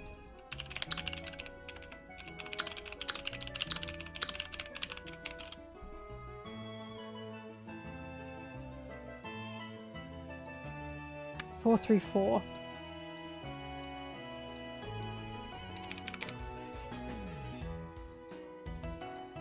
Why do I not have page 434? What? Huh?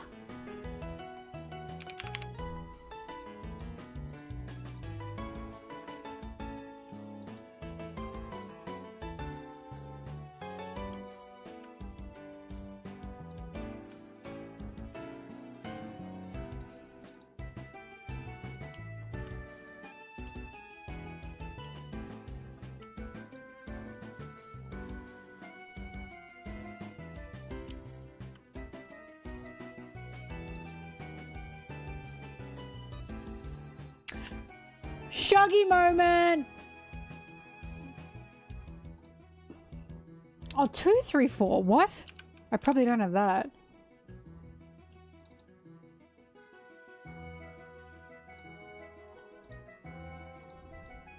Hang on. Let me go to Viz.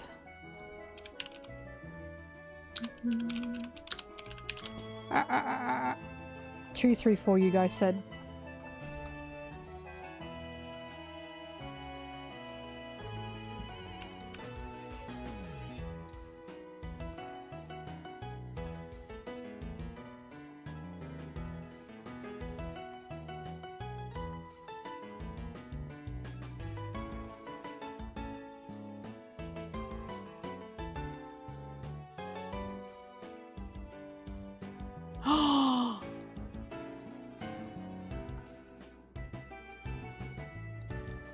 Give me a second.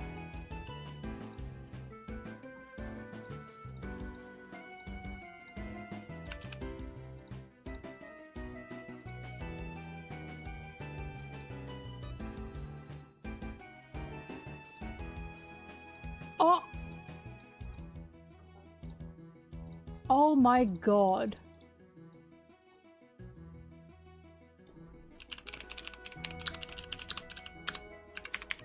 I'm saving that just in case.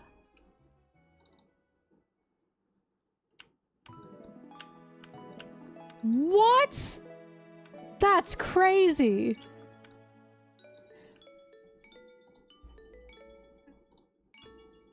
What?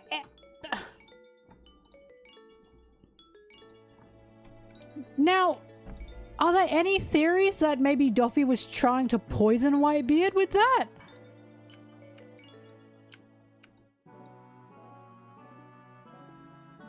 That's insane. The fact that we've seen that before because of Skypiea as well, because it was on Bellamy.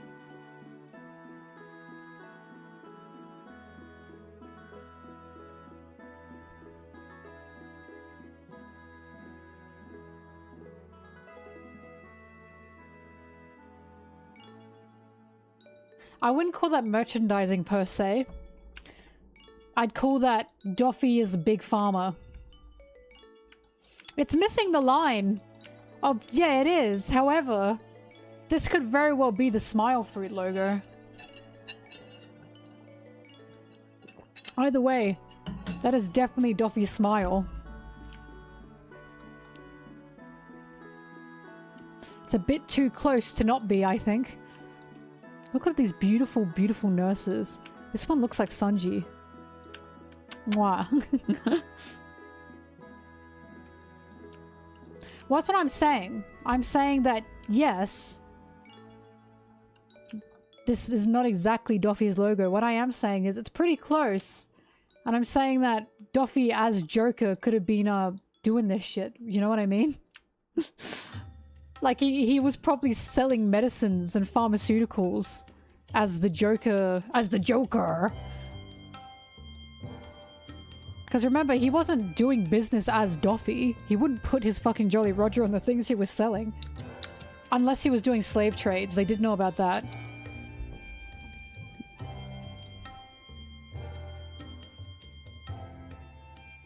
No, I think Doffy is Big Pharma.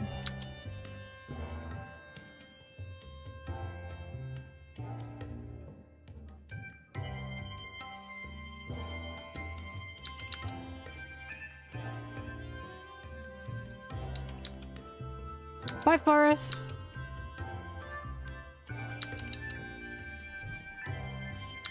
You can see Usopp in both Luffy and Zoro's first bounty posters. I knew that. Usopp even made fun of Sanji because he thought he got a poster.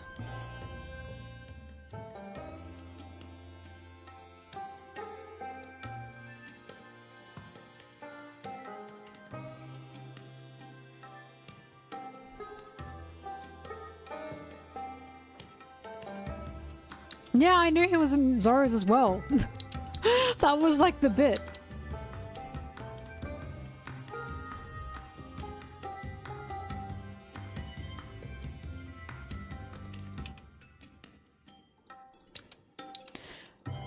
Well, who else would put that logo on their stuff?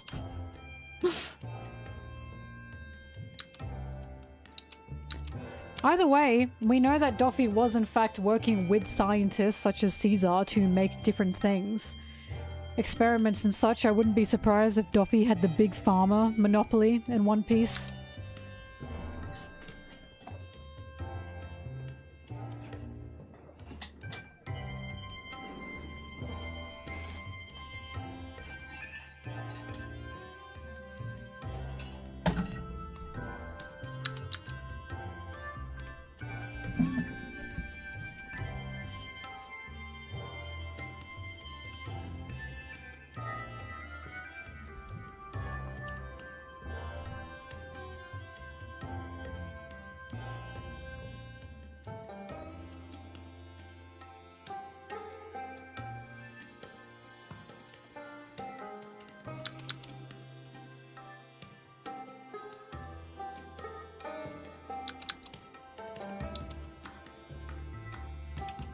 I watched and read. I did both. I watched it, then I read it. And I'm glad I did that way.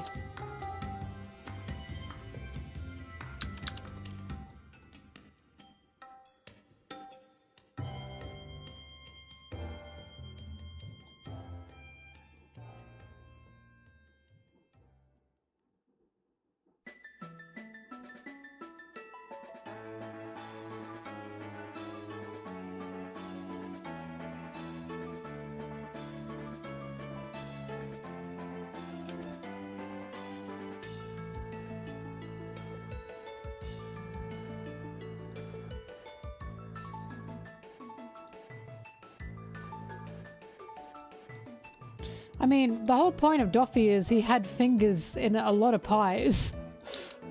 That's how he, like, ruled the underworld. No, I agree, the manga's way better.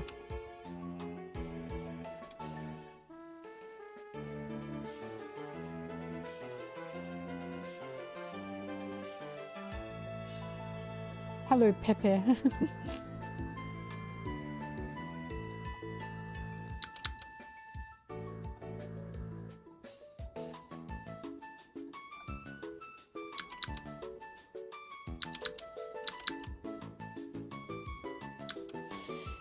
The anime is so-so on emotional scenes. Sometimes they're fantastic, sometimes I wish they were better. But like Luffy ringing the bell was fantastic.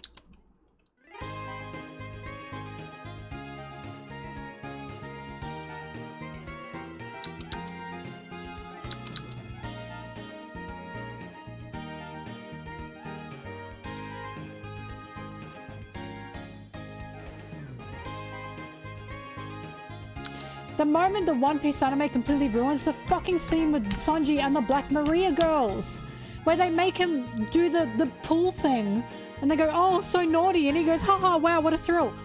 What the fuck are you doing? The reason he even got caught is because he saw that happening to a woman, and he went, oh my god, that is so terrible. I have to go help her. And then they made him do that in the anime anyway? I was like, you have just removed the reason he even got caught. What the fuck was that? I hated that. I was like... And they tried to brush it off by making Sanji say, no, sexual harassment is never okay. Then why did you write him... Then why did you animate him doing that? If you're gonna make him say that anyways. I couldn't believe it. I was like... You've totally removed the fact for why he even got caught in the first place, which was to save that poor lady. And then you just make him do it anyways. Oh, I could not believe it. So like multiple of them as well, not just one. It was unbelievable to me. Toa, a lot of additional Sanji scenes from Toa will literally just totally ruin the moment of the point of the moment, and it's like, Jesus Christ.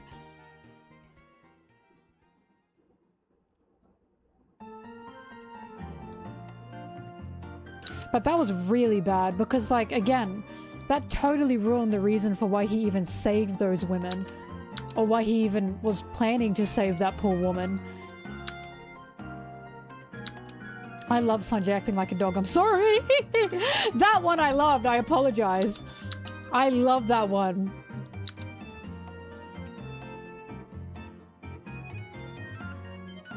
I'm afraid it kind of made me cheer. He was really... he was really cute to me. I'm sorry. I'm sorry.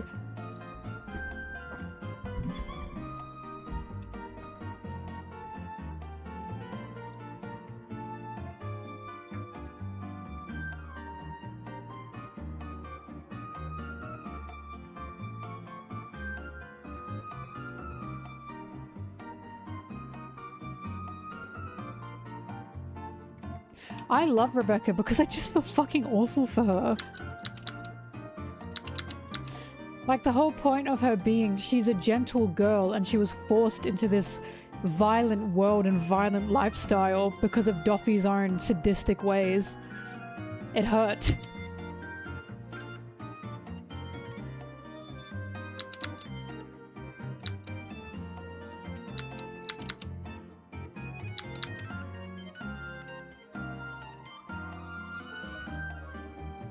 Zoro catching Nami Sanji was not in the manga, no.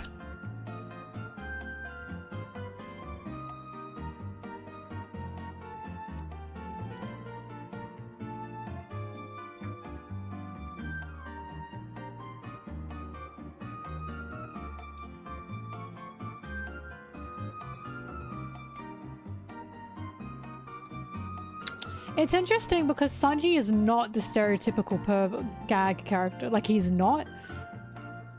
And Toa really, really pushed for him to be. Like, he has some moments in the manga, don't get me wrong, but he's not that. And they really push for him to be the perv comic relief. And it's like, it's so interesting because that's not the way he's written. He has a moment or two in the manga, but that is not his character. The issue with Toa is they make that his character. They make him really one-off, you know what I mean? And it's like, you can really tell there seems to be a frustration from Toa of One Piece especially not bleeding into, like, the shonen tropes in the way many other shonens do, especially, like, you know, Dragon Ball. And you can see that they're trying to push One Piece to have those tropes more, and they just don't. Like, One Piece just doesn't have that. The One Piece movie that made Sanji say something extremely creepy, that was Film Z. To this day, I'm sorry, I do not get the Film Z hype. That creepy Sanji moment aside, which was gross and I hated that. Thank fucking God it's not canon or anything. It's a bad movie. Like, the only thing I really remember from it is the hot spring scene. I am shocked when people call that their favorite One Piece film. It's like barely a film. I don't even remember anything from it. It was so boring otherwise.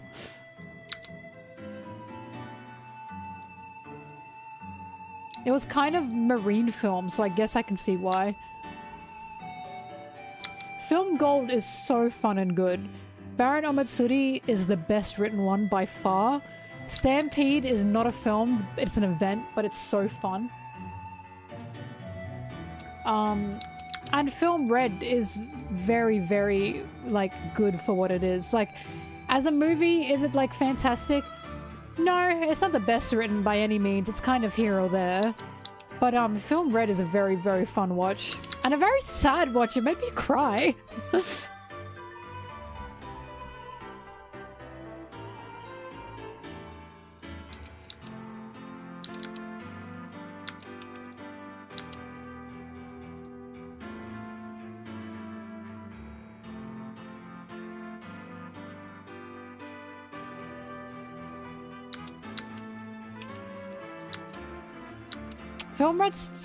Film Stampede started with Law injured, panting against a wall. And that's why it's good.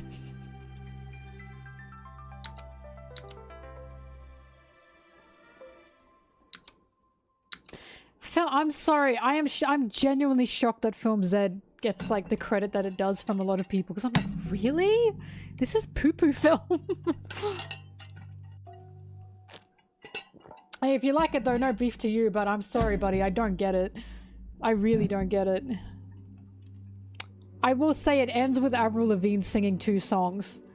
She ends with the best part of that film was A, the hot spring scene, B, the ending song as Avril Lavigne sings, I don't give a damn about my reputation, and we see everyone's little baby version. That was awesome. Bobbing! Stop it! What do you want? If you're gonna be annoying, get out.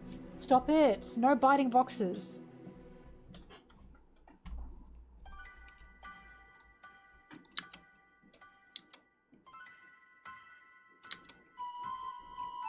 No, boy! Bobbing! No! She doesn't care, this goddamn cat. I could yell at her and she wouldn't flinch. She's way too spoiled. She's such a princess.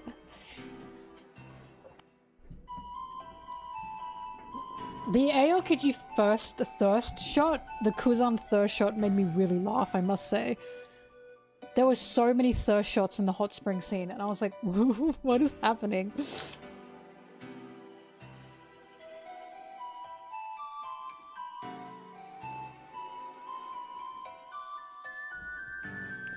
Film Red made me burst out laughing because Bluto was, like, actually doing something. Khalifa didn't do anything, but she looked good. And Lucci was the fucking Godosei's, like, projector guy. All Lucci did was fix the projector for the Godosei, and I was like, oh my god, they just made him their errands boy. That's all he did. It killed me.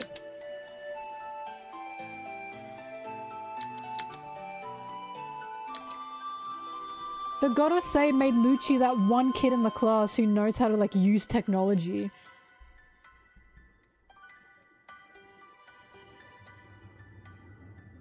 Oh yes, Sanji's interaction with Brule was cute. I was just happy that Katakuri A appeared B. Katakuri and Sanji got the mirror with the parallel dimension when they were fighting. That made me go, yeah! I was very, very happy about that. I'm so happy Sanji is connected to Whole Cake Island, because of course it's my favorite arc, and also some of the best characters came from Whole Cake Island, and I love them. Like, the hope is every time Big Mom, Katakuri, Pudding, Brule, any kind of Whole Cake Island connection is kind of brought up and around, that Sanji will always kind of have a part in that, because that's what Oda does. That's why Wapol is currently part of Big News Morgan and Vivi because Wapol and Vivi were part of the same arcs. Oda tends to like sticking characters who know each other or are in the same areas as each other together.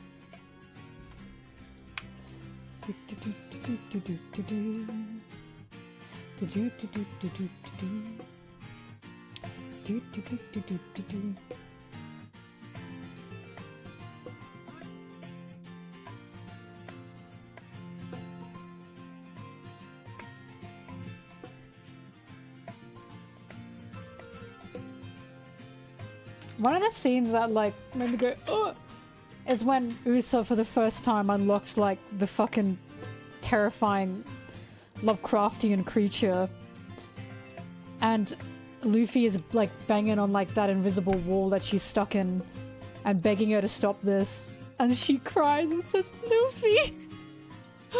That shit got me so bad.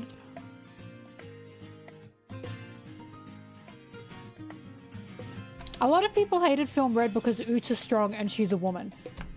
I know people say that all the time, but I'm serious. Do you know why guys like Film Z? Because Film Z's antagonist was a big ex-Marine man. That's why they liked it, I'm not kidding. Uta was a powerful woman who was taking on all of the Straw Hats at once, plus Shanks. And she was doing a damn good job of it. And they hated that. I'm telling you, that's the reason. They didn't like that the big bad wasn't a big, muscular, sweaty, shirtless man and a pop star girly. That made them upset. Also, it was a musical and that's gay! Musicals are gay!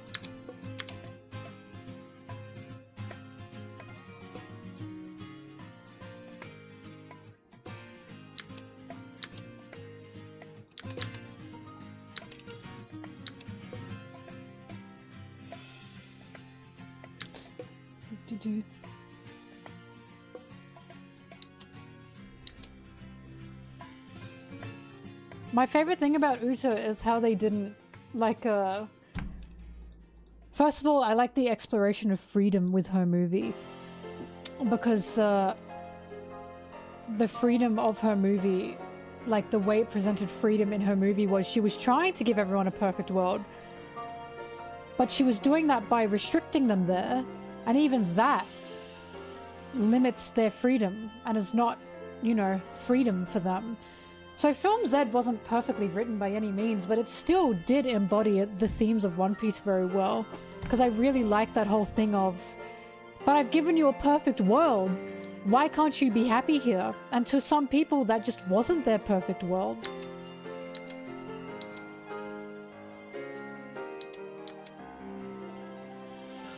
And I also really like the fact that the mushroom she was eating was making her more aggressive because they were keeping her awake and killing her.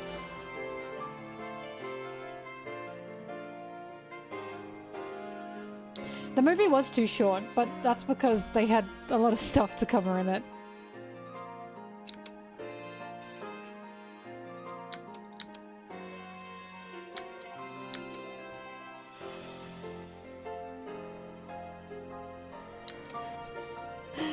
Thrash! I'm not getting into that, but you're right.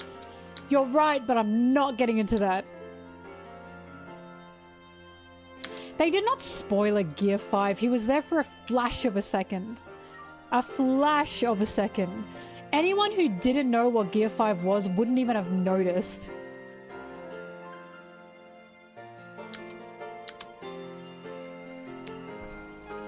But also, if you're watching Film Red, why are you not keeping up with the manga? Respectfully.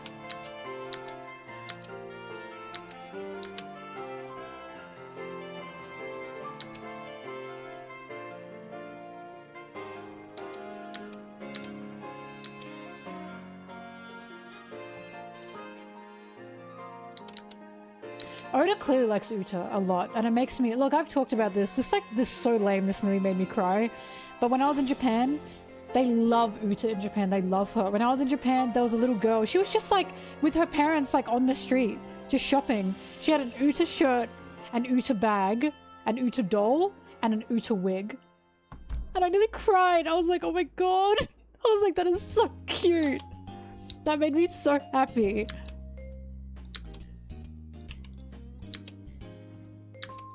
She was tiny as well. I thought it was adorable, and I'm like, as lame as this was, I like nearly cried because I was like, that's so true.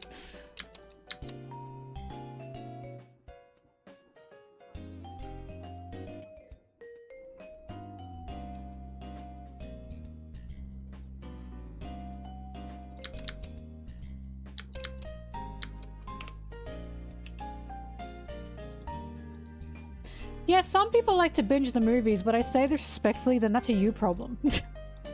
When they make a new movie, they are making a new movie with the acknowledgement that you are probably a One Piece fan reading the manga. And you should have probably caught up by now, right? And if you're there for Ado, then you're probably not a One Piece fan in general and you're there for Ado, right? Like, respectfully, I don't think they spoil anything in the movies. They are making movies with the thought of, these are for One Piece fans, they should be up to date with the manga right now. So I think saying a movie spoiled something is kind of ridiculous. Like, it spoiled it for you because you haven't caught up. You know what I mean?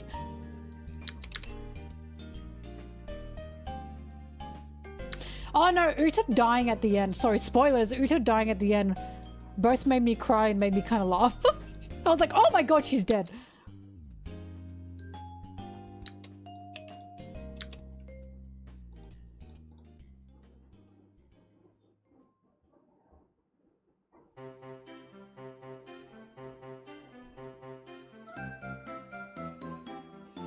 I'm just saying, if Buggy was still on Shanks' crew, that would not have happened to Uta.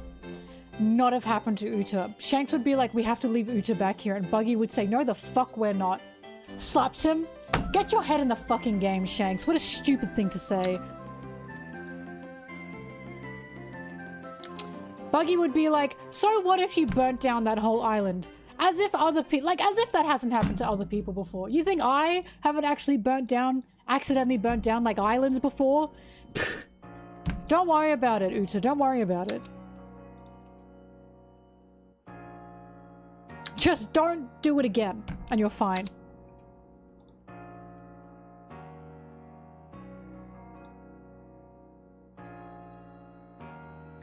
No, I don't think she's alive in the story. I don't think Oda's bringing Uta back in the story. I think that was just an Easter egg.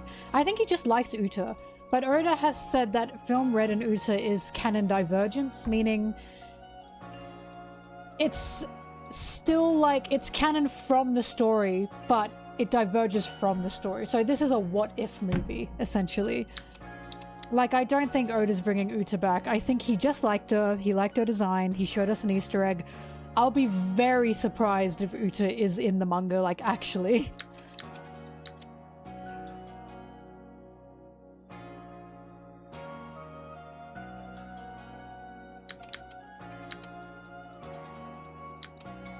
I mean, Luffy did cry. He didn't sob at her coffin, but he sure was, trying to hold it together when she was saying goodbye to him. Like, he already said his goodbyes to her.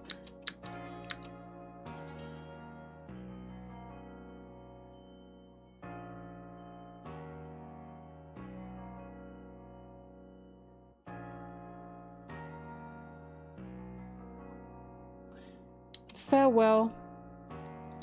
I assume you're going to bed. I don't know what word he said. I just know in an interview for it, he said it's canon divergence. That's how it was translated. And I believe him. Like, I believe him. I haven't seen Uta in the manga apart from that little Easter egg. I will genuinely be shocked if he brings her back into the manga in some big way. Because he doesn't really do that with the movies. We've seen Shiki, don't get me wrong. But even Strong World was that.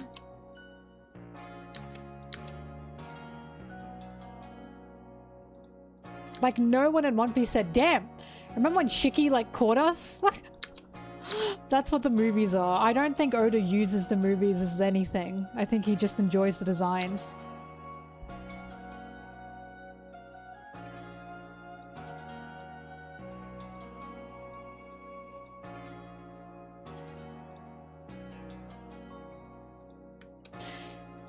We saw Shiki as part of the Whitebeard Pirates, but once again, I'd be shocked if Shiki was actually anything more than that. Sorry, not Whitebeard, Rocks Pirates. I don't think Shiki's important, no.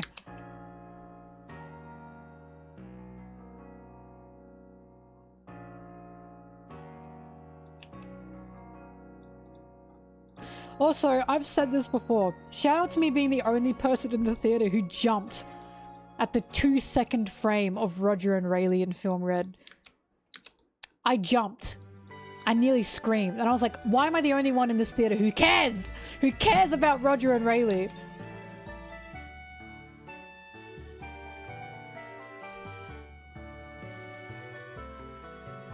I think the Rocks Pirates are important, don't get me wrong, but I don't think Shiki is going to get focus. Like, I don't think all the Rocks Pirates are going to get focus.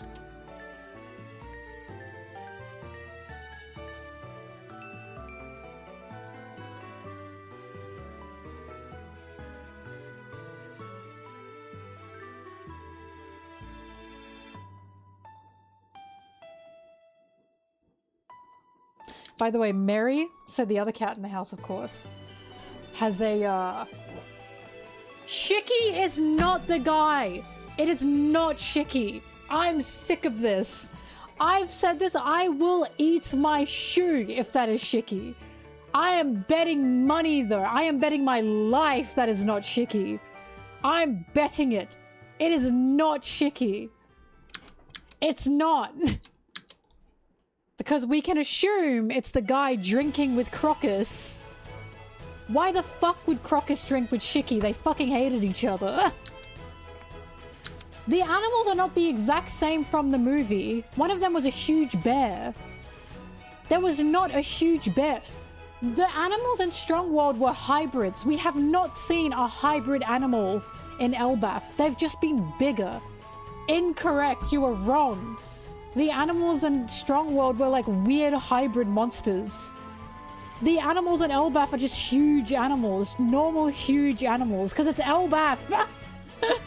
They have not been the same. That is wrong.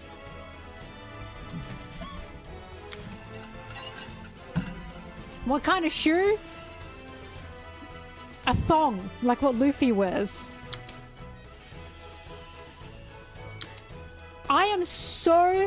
I don't tend to be like, I'm right about this, but I am very positive it is not Shiki. I am so positive it's not Shiki.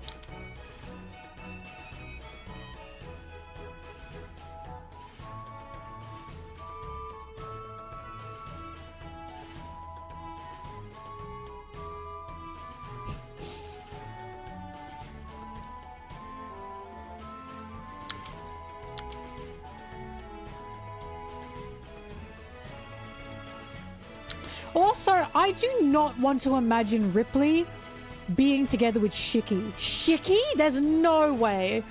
There is zero way.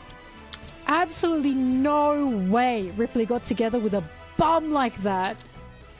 No way.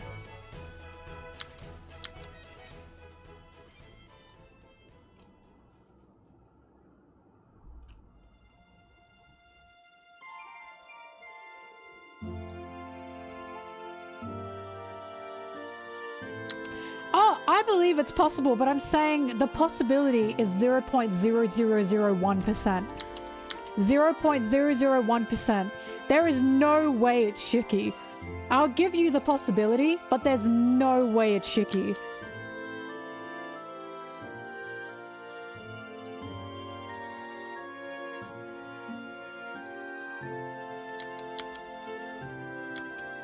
I'd say Shiki's a hear me out. And Shiki is handsome.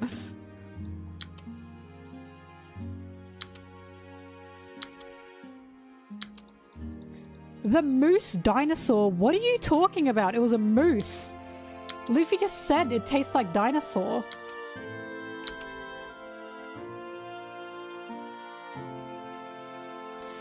was a gorilla? The snake as well? The animals are not exact. You are stretching. The animals are all just normal animals, just big because it's Elbaf. Dude, Strongworld had a huge green tiger with 6 legs. We have not seen anything like that in Elbaf. Elbaf just has normal animals but bigger. That's kind of the point.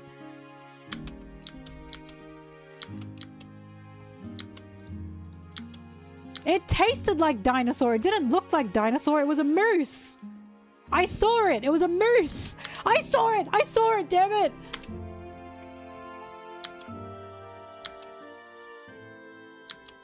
Either way, even if it's one, I've seen it. I know what you're talking about. It was a moose. Don't send me the chapter. I know the chapter. I'm saying even if it's one animal, I'm talking about the fact there were no other animals like that. None. Every other animal was a normal animal, just big. The wolf was just a huge wolf. All the animals that Luffy talked to were normal. In the panel the guy was walking in with the shadow, behind him was a normal bear. It was just one big normal grizzly bear. It was just big. The bugs were even the same as normal bugs. They were just big. You are the one stretching, sir, because no, those animals were not the same as Strongworld animals. The Strongworld animals were like deformed and like hybrids. All of them, not just one. All the Elbaf animals, nearly all of them, are just bigger animals. None of them were weird and hybrid, except for maybe the moose. Aside from that, that's nothing. It's not Shiki. It's not Shiki. I will eat my shoe if it's Shiki. I will, on stream. My shoe will be eaten. I am more than positive it's not Shiki. Because again, Crocus was having a drink with the guy with the same silhouette. And we can assume that's the same guy. Because we've never seen him before until now. Why would Crocus be having a drink with Shiki when he fucking hated Shiki along with Roger?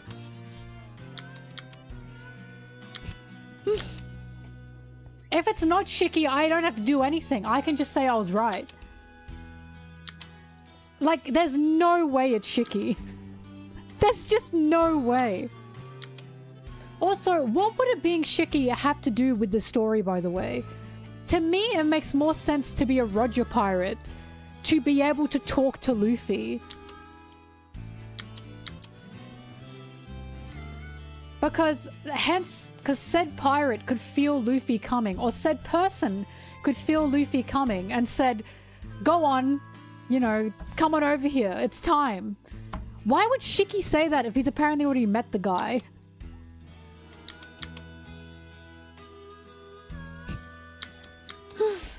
I'm so sure it's not Shiki. I'm 99.9% sure it's not Shiki.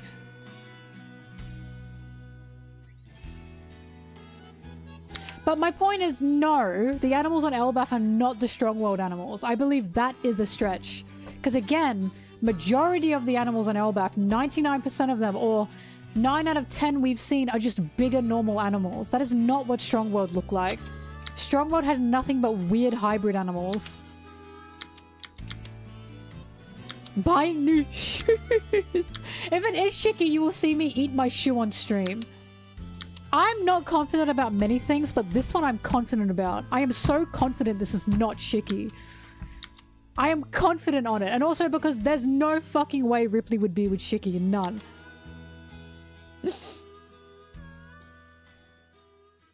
I'm not wrong about the animals. Look at all of Loki's animals. Majority of them were just big animals. Look at the bear behind the forest. The forest where the guy was walking in. That was just a big grizzly bear.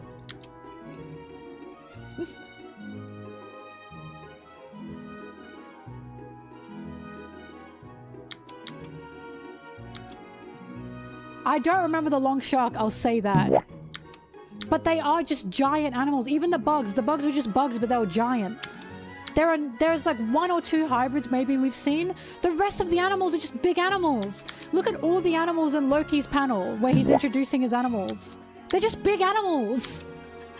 They're normal.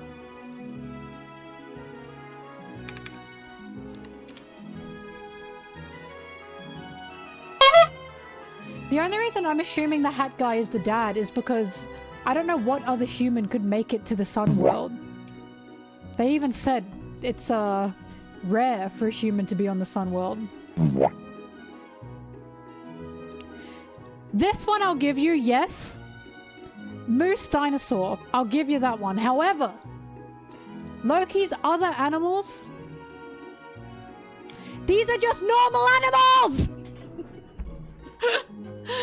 These are just normal animals, but huge. That is a snake. This looks like the snake the Amazon Lilians have. That's a mammoth, that's a gorilla, that's a bear, and that's a wolf. And those are his stinkmen. These are just normal big animals. These are not weird hybrid animals. They're just big. I'm not looking at the shark. I've made my point. This makes my point completely. I'll give you, yes, I guess we have the dinosaur moose and we have the shark. Okay, great. I'm telling you, you are wrong. Because no, not all the animals look like strong-willed animals.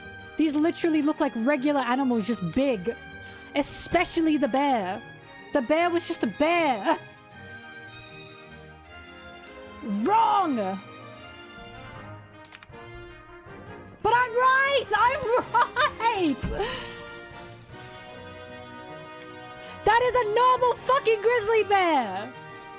That is the most normal grizzly bear I have ever seen in my life.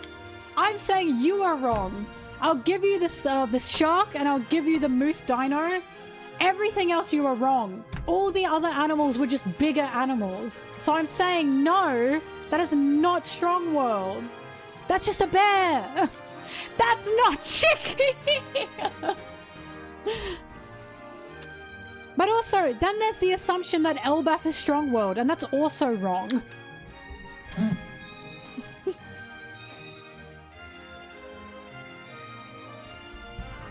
I am being told that the animals on Elbaf are like the animals in strong world, and I'm saying no, they're not.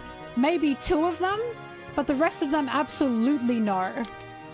And I am right. I know I'm right. The bear.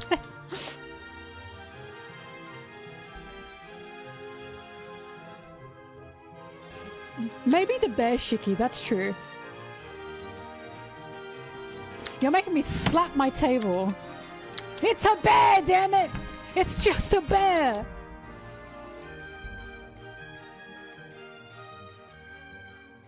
But also, I want it to be Gaban so bad. I want it to be Gaban, or I want it to be a Wano Samurai. One or the other.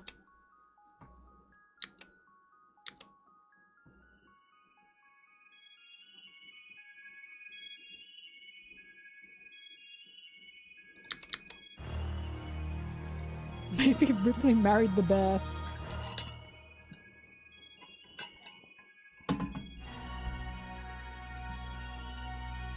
I like the bear, not the grizzly bear. This is really good Elbaf music, by the way. Not that one.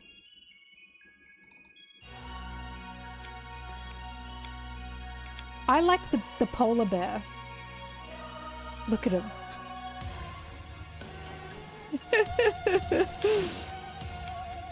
Literally normal animals, they're just big. These are so normal.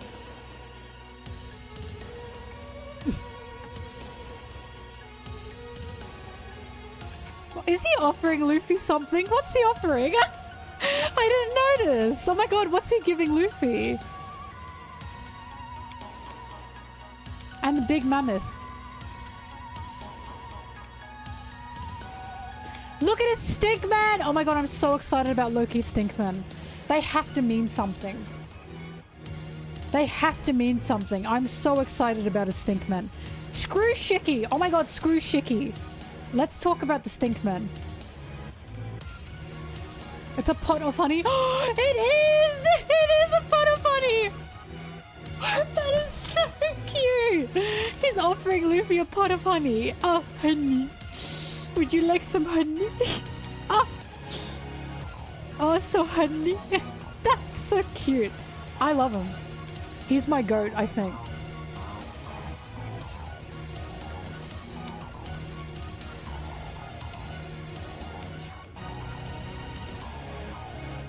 Anyways, I love being proven right. I have no idea about devil fruit abilities. I'm so sorry. I don't think much about it. I really do apologize. I'm not the place to talk about devil fruits because I just don't know. I have no idea.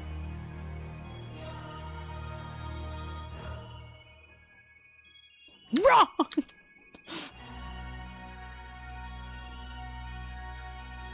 If that bear dies, I'm killing someone. The wolf already died. If the bear dies, I'm done. I'm dropping One Piece.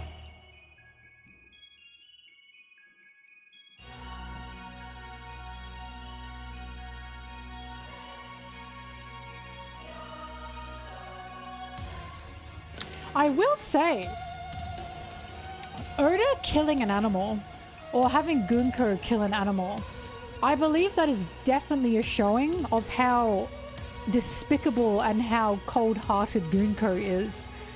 Because animals don't tend to be killed in One Piece. Have you noticed? Like, Karu got trampled in Alabasta and that sucked, but he doesn't tend to kill animals. Because Oda does seem to have a soft spot for animals.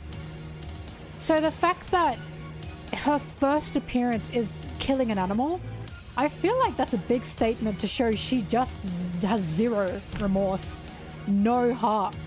Just dead. The only animals that he's really killed are the ones that Luffy has eaten. So like when someone kills an animal in One Piece, they at least eat it. The wolf was killed for no reason.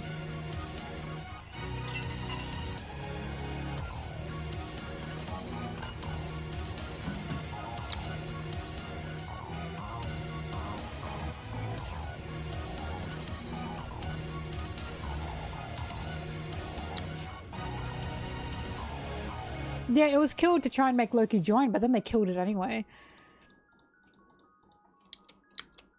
Like, it was a needless killing. Because I doubt they're going to eat that wolf. But I have a feeling someone's going to stumble across... Oh my god, what if someone stumbles across Loki, the wolf is dead, and they blame Loki for killing the wolf? Loki!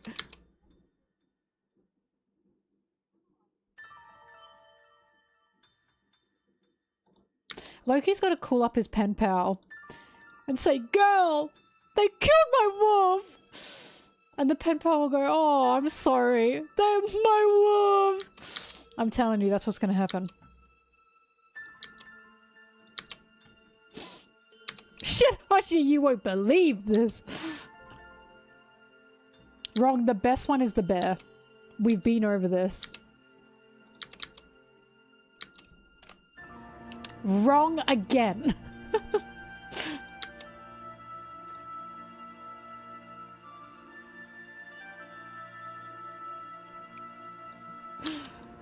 We will do a tier list of Loki's animal friends.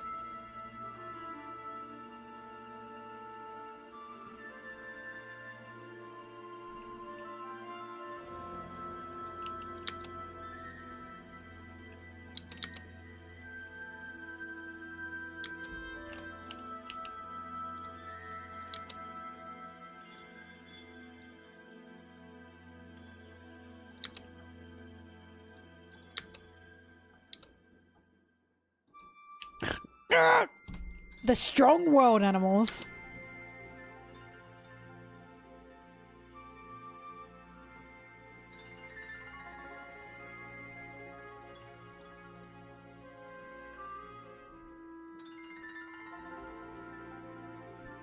I know you're kidding. I fucking hate Shiki's design. I really do. There are not many characters I hate. I kind of just don't give a shit about Shiki. Like, I didn't care. I really didn't care. So, Shiki coming back into the main story, I am channeling that does not happen because I don't care about him. I hate him. I don't like hate him. He's just so boring to me. I really didn't care about him. So I'm channeling it's a character I want, which is Gaban. Hence why, Oda, I will eat my shoe. Dinner time! Yes! I'll be back.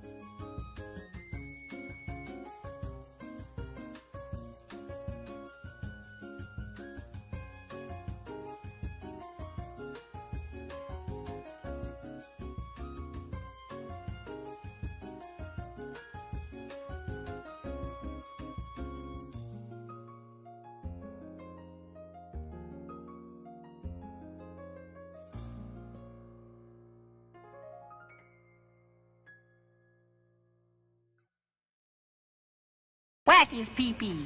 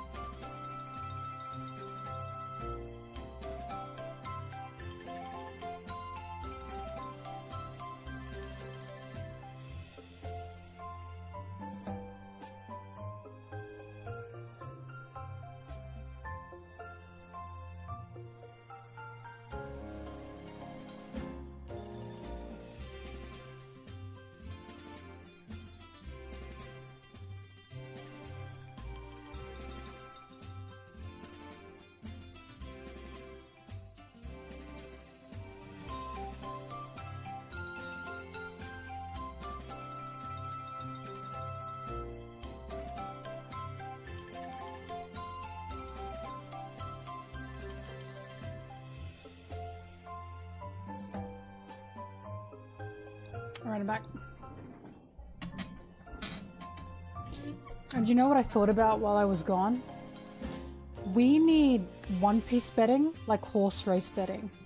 And by that I mean we have to bet on theories.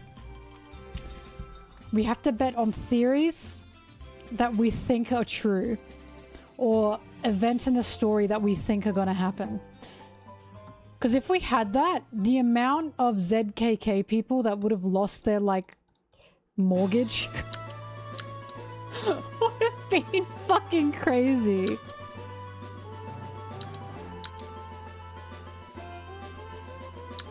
Bro, how'd you lose your house? I bet on Zoro kills Kaido.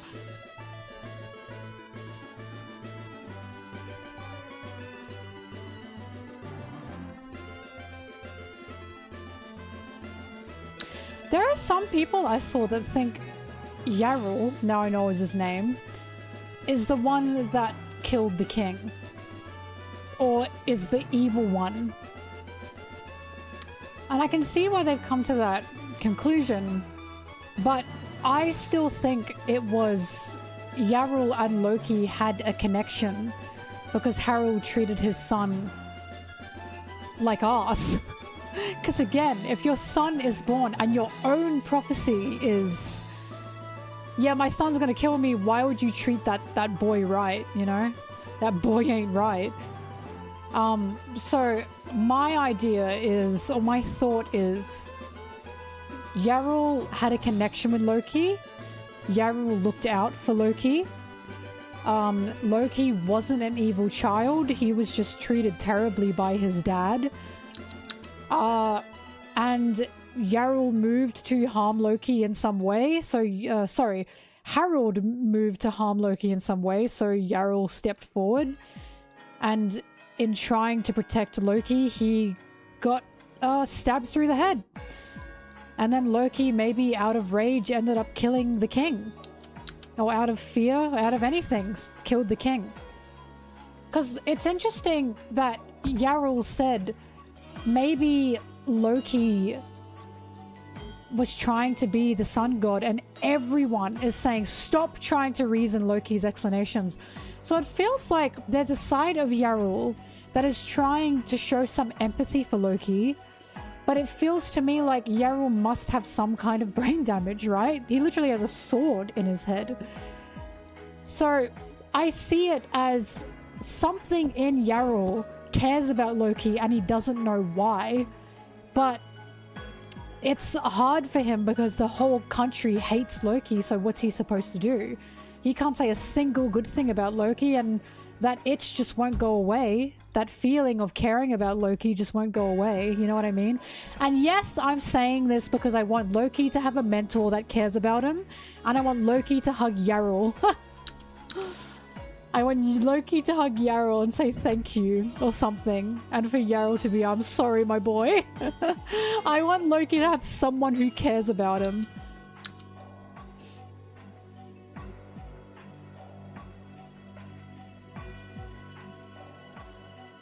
Could Chopper remove a sword? Good question, we'll find out. A clean burning fuel like propane. I'd love that. Personally, I would love that. But like I said, the guy who prophesied that his own son would kill him, you just do not treat, like, there's no way he treated Loki right if he prophesied, yeah, my son's gonna kill me. Like, he must have been very cruel to Loki.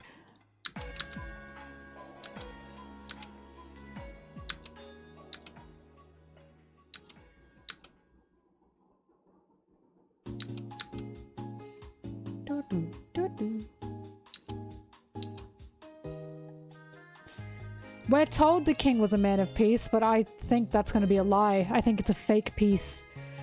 He's a false prophet. I still think it's possible he was trying to form alliances with the nations around him so he could get into the reverie in the world government for more power. Because Elbaf said the other nations were terrified of our warrior ways, so King Jarl tried to change that stereotype. But there seems to be some weird things going on there. Like, again, he has a portal for the Holy Knights in his throne room. And we do know That portal is a two-way portal. You can't just create one because of Saturn. So, why is that existing in the throne room?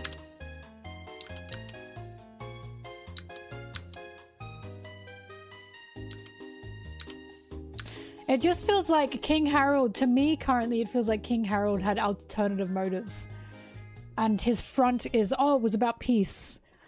But he's from an older time. And my biggest question is, what drove King Harold to care about Elbaf's peace, you know? What was that change? Did he really care? I'm sure interested about that. For all I know, he's a great guy. And for all I know, he was framed by the world government. But there's definitely something to do with the world government in there.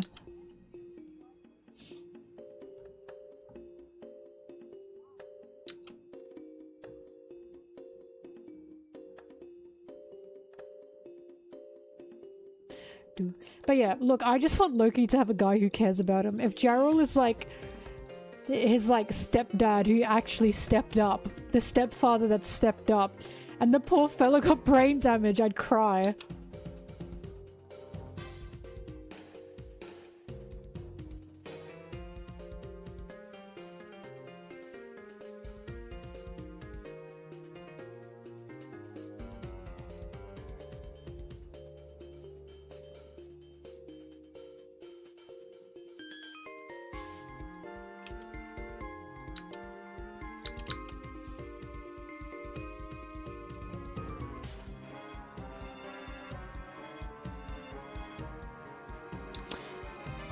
We can scale Loki and Luffy with Luffy and Yarul.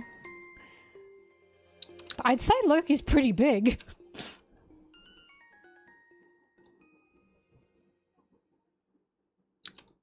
Don't say Simon and Marceline. Oh my god. This must be so scary for a little girl. Oh! Can you imagine? Loki saying to Yarul, why does my dad hate me? Oh! Oh! You piss me off! Look at me making things up about Loki. Oh. That's fucked up. I can't believe you said that to me. What is the name of that song? This must be so scary for a little boy with no stink man. That must be so confusing for a little girl. That's what it was. That's true. That's true. Wow, that really got me. Now I am hoping that it's something like Loki was so mistreated by his dad and that turned him into a monster. Again, it's like a pudding situation.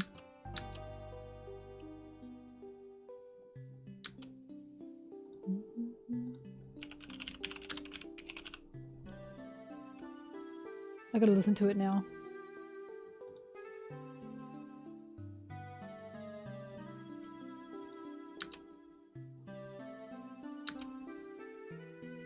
I wouldn't say memory disease, I'd call it dementia.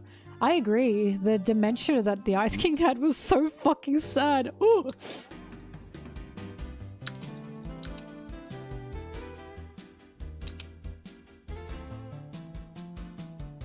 This is gonna make me cry because now I'm listening to it on my own. And I'm thinking about poor Loki with a dad who hates him. And an elder giant who just wants the best for Loki. Ah! I'm making this shit up. The way I'm making this shit up is insane. Like, I'm literally making this up. I have no idea. And I hurt myself. Wow, I hurt myself.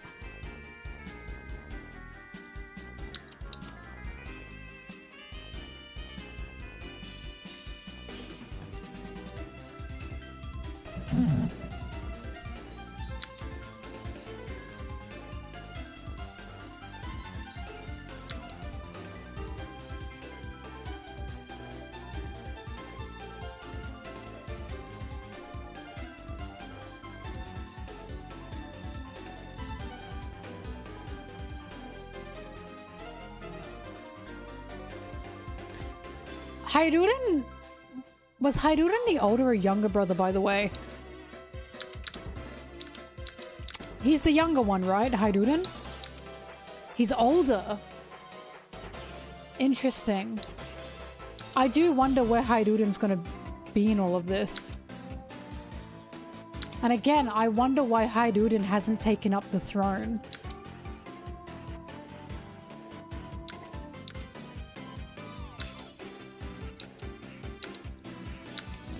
Wasn't Haiduden like a wild child and out on the seas? Because I was about to say, wouldn't he have seen what was happening to Loki? But possible that he didn't even see that because he wasn't around.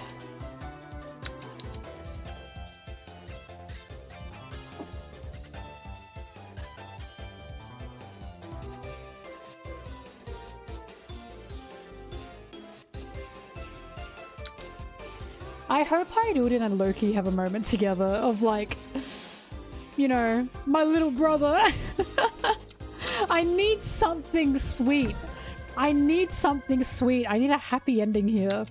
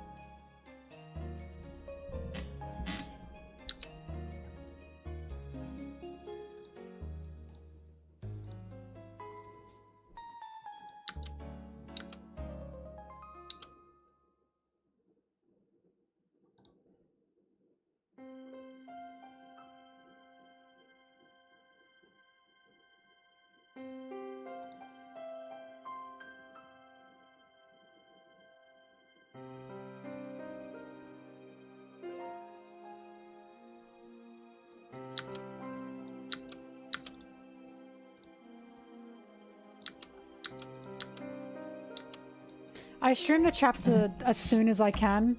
So usually the second it comes out, officially I stream it.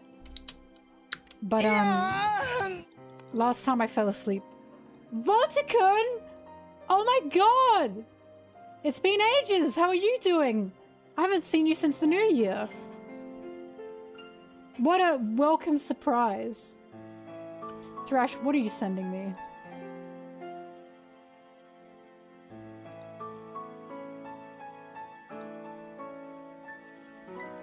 Oh my god, that is me. Thrash said this is me sleeping. Literally me as a baby. Literally me. That's so me.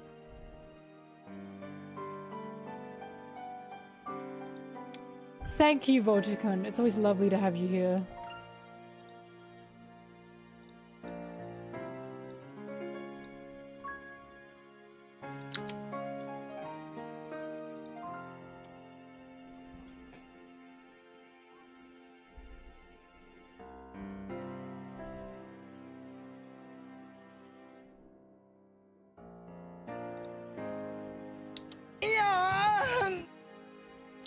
Thank you for the subs, everyone. Good sport, Yamato Solos. Even though you're wrong about the strong world animals, that's what you'll be known as now. I hope you know that. You pick beef? I'm kidding! Oh my god, I'm kidding. I'll never forget Kaido's made out of titanium. Yeah! Jesus, thank you, Volticon! Thank you so much. You are far too generous. Yeah! Get ready for Sanji moaning compilation.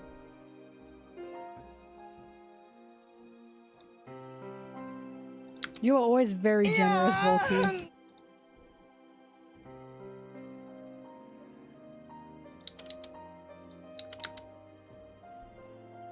Yeah!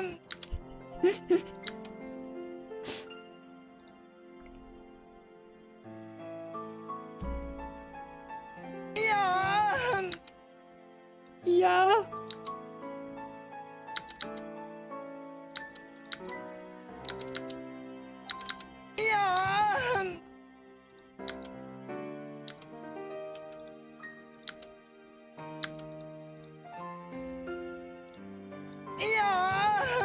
Yeah. fix that later. Oh, hello? What just happened there? Yeah.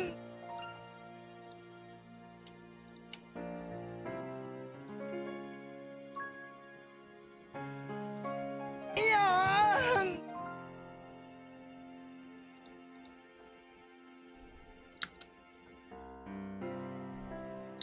Tom, actually, I've asked this. Is Tom actually dead? All I know about Tom is that he was taken to Annie's lobby. Yeah. And I've asked the same question. Is Tom dead? Because I don't know if we know for a fact that he is. We just know that he was taken away. It's heavily suggested, but this is Oda.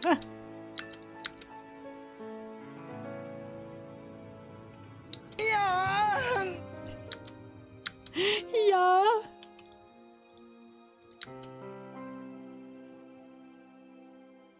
I think it'd be hilarious if we brought Tom back.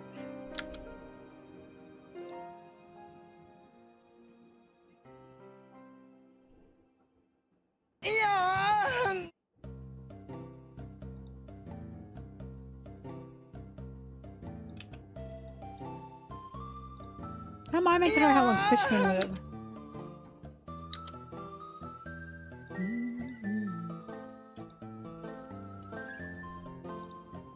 Yeah. 20 subs. Another one from Anonymous! Oh my goodness. Wait. And Brig, what is happening? Yeah.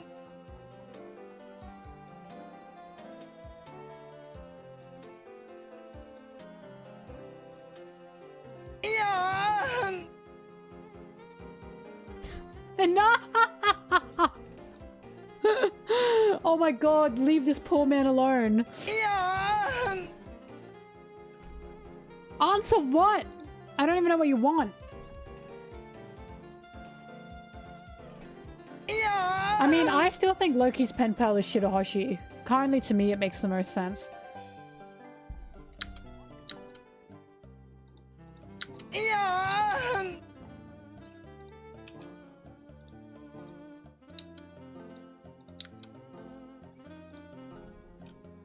Howdy do, boys. I don't know what streaming software I use. Sorry. I don't know, I just turn on my computer and like things happen, you know?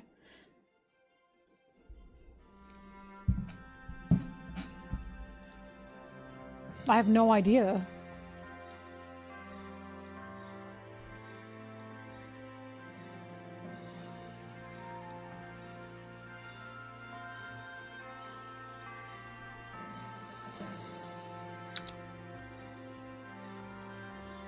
From Norway, hi.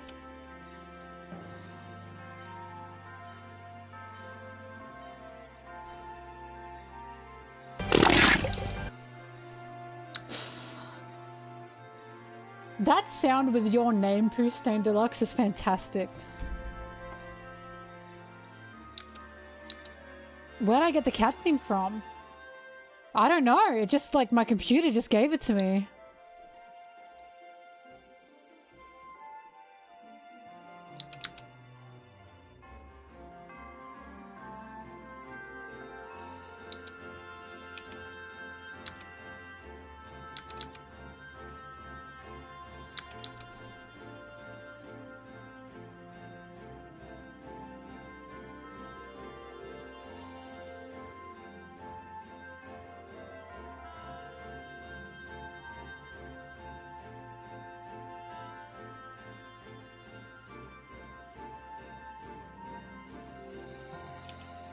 Scary.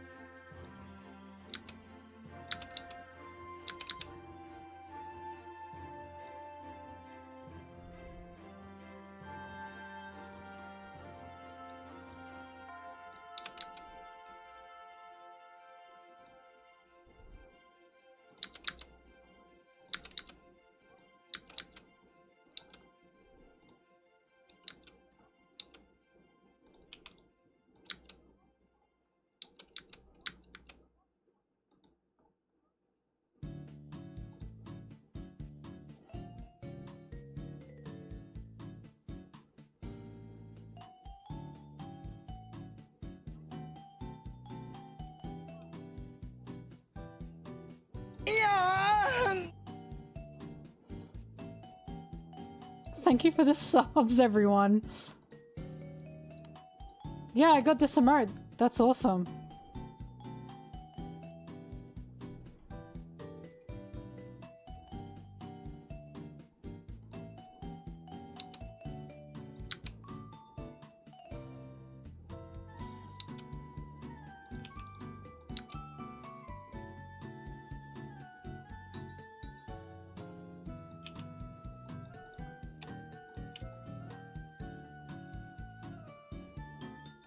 I do not have Gritty Goose.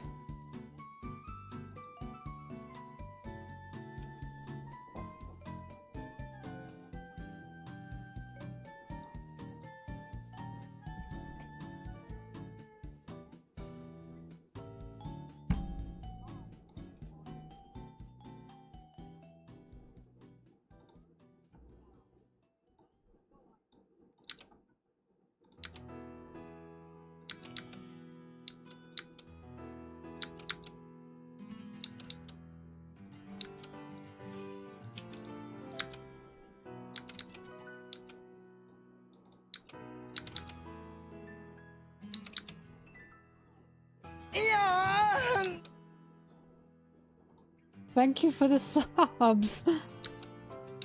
I don't know what's in the air today, but thank you.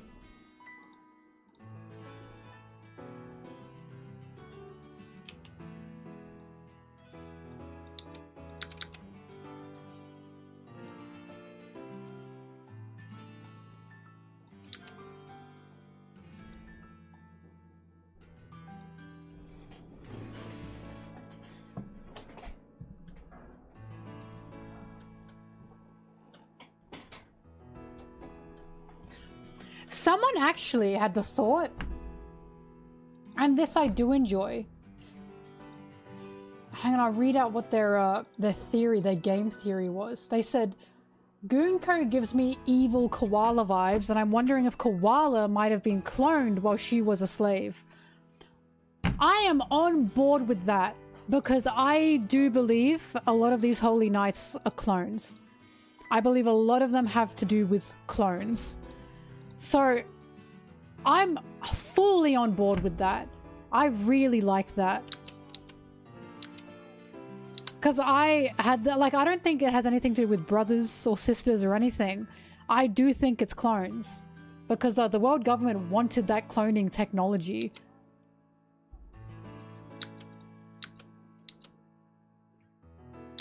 And they say that Stussy was the first successful clone. But my whole thing is, for CP9, yes, but we know there were clones happening before Stussy as well. I.e., Judge Mintsmoke was making his own clones.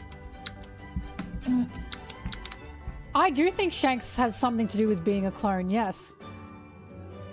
Why Koala? Maybe they were just cloning the slaves they had to try and make a powerful, like a military might, and the ones that stuck. But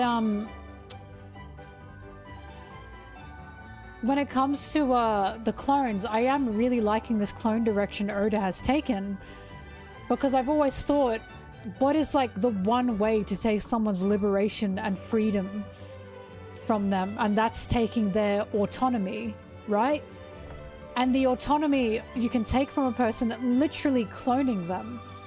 They can never be someone else. They can never be themselves. They are a clone, you know? Like, there's nothing else they can be but a clone.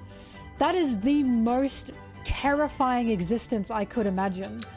You just have no identity of self, none. You are a clone.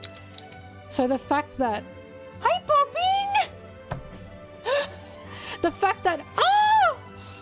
Bobby, we're talking about terrible things that are happening in One Piece.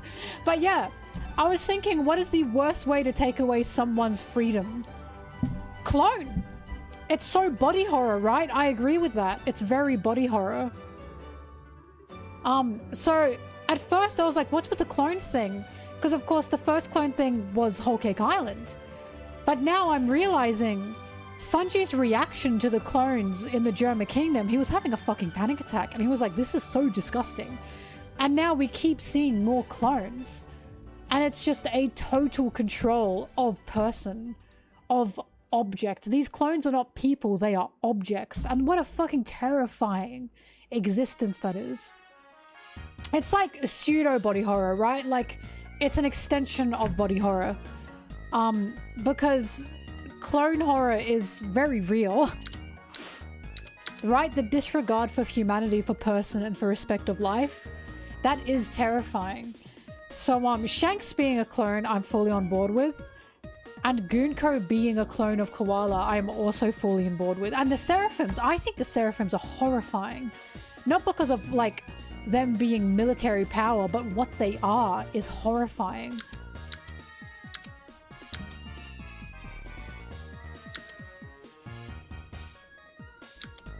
So yeah, the theory that someone had, that Goonko is a clone of Koala, I'm 1000% on board with that.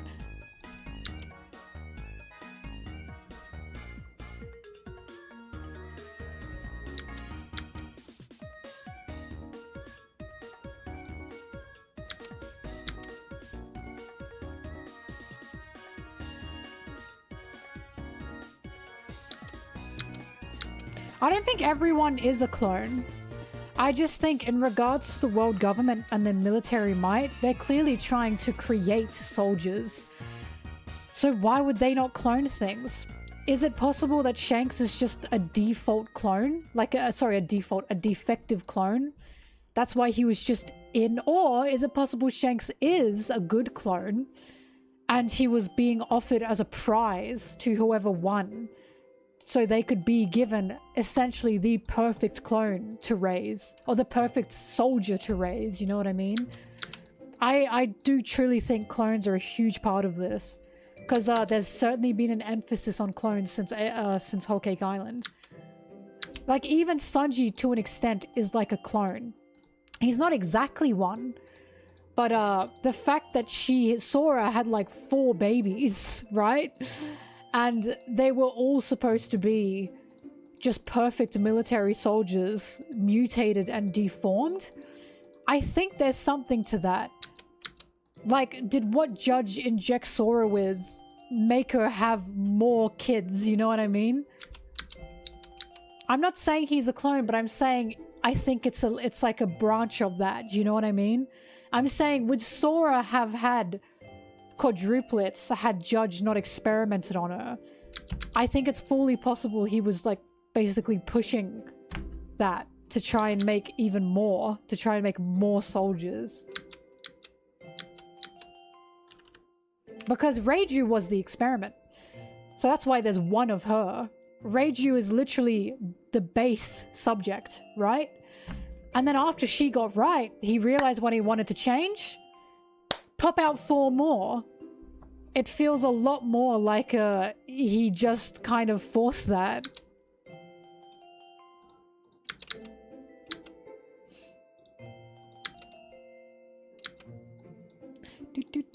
But yeah, all I'm seeing in One Piece currently is fucking around with human life to create military and to create soldiers, knights, basically the perfect army. Judge was doing that. Now the now the world government is also doing that. So I do truly believe the Holy Knights are just going to be so void of person and so void of humanity because they have been cloned to be that way in the same way Sanji and his brothers were. I think Sanji and the Vinsmokes were a taste of what we are expecting to see from the global powers of military in One Piece's world. Hello.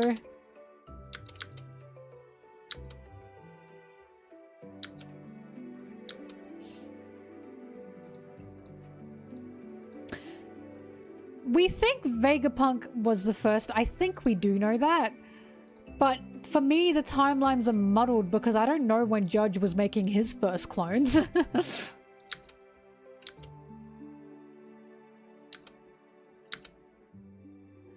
But yeah, I think clones are from here on out going to be incredibly important. Not because haha clone, but because clones are just abhorrent. They're terrifying, especially to the subject of freedom and liberty. How can a clone find freedom when they're already someone else, you know? What kind of autonomy does a clone have? I think Oda's really going to go into that.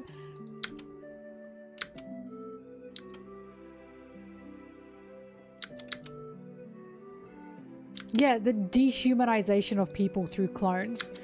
I think it's going to be really horrifying the more we get into it.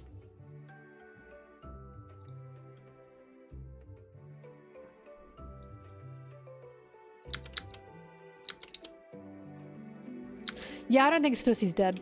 I think Stussy's well and alive, because the whole thing of Lucci and Egghead was he'd come to appreciate his team.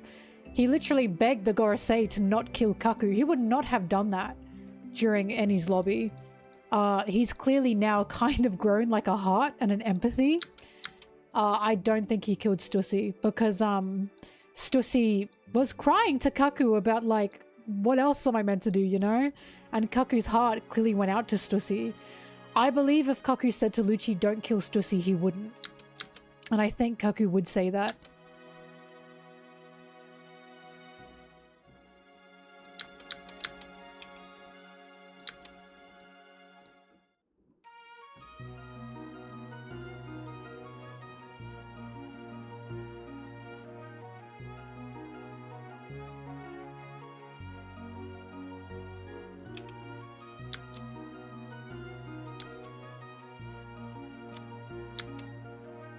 I was right about Lucci and Egghead, by the way. When Lucci first arrived in Egghead, I said I can't wait to see if Lucci's, like, developed emotionally regarding his team. And I'll never forget saying that, because someone said, nah, nah, nah. And then we got the scene of Lucci saying to the Gorosei, please don't kill Kaku. I am good at character emotion. I am good at reading character. I might fuck up with the narrative, I'll admit that. But character? I know Oda. I fucking know it. And I was like, I knew we'd get a bit of Lucci development. Because what's the point of bringing him back otherwise? I loved being right about that.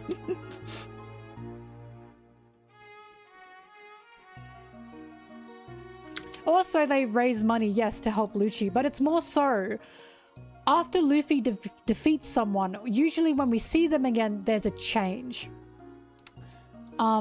Crocodile, there was a clear change in Crocodile. There is now a change in Crocodile. Doflamingo's fucked.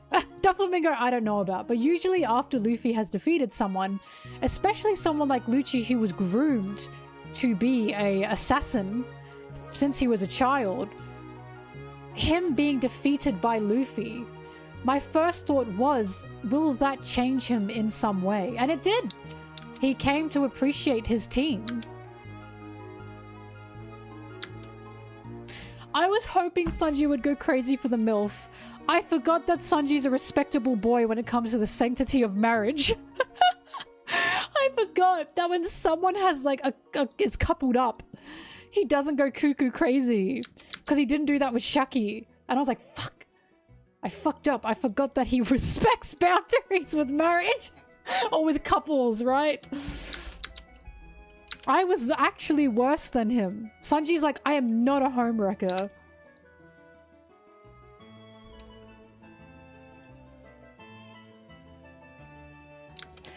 Loki has the big beautiful eyes fruit. Where he has big beautiful eyes. I do think that Kaku's ending is going to be he'll go back to working for Galila. Because I think Kaku really did enjoy his job there. Lucci, I don't know. I'd be happy if Lucci, like, just kind of stayed with Kaku. Because he's kind of got nothing else, right? He's kind of really awkward. But Kaku clearly enjoyed his job. Like, when Zoro said to Kaku, Paulie said you're fired, you could tell Kaku was actually, like, remorseful about that. Will they accept Kaku? It depends. They might have Luffy there gunning for Kaku and saying, no, he does actually want to help you now. He's no longer a government agent, I promise.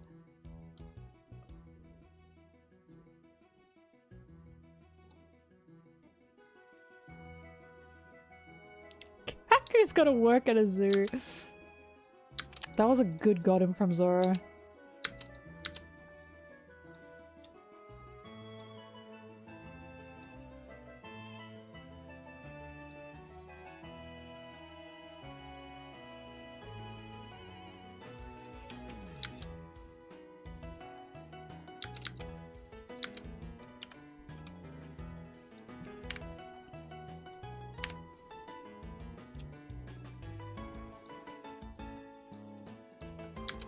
Zoro has inherent bloodlust.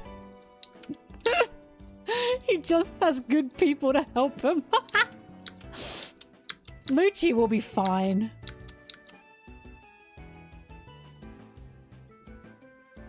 My sword is moaning for blood. What a gay thing to say. I cannot stand Zoro. Oh god.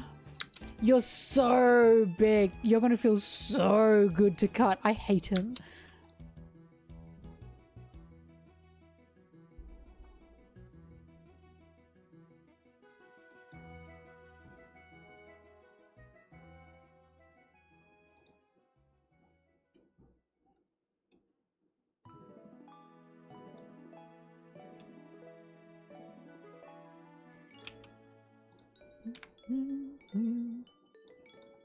That my sword is moaning for blood. That was crazy. That I remember that made me have to pause and just... Because I was like, why does he always say the gayest shit? He's about to start fighting.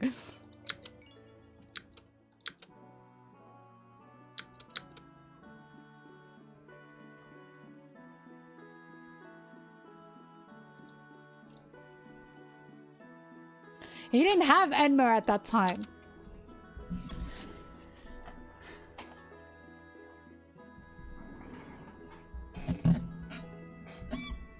Remember guys, historically, samurai were really gay. This is true and factual, I'm serious.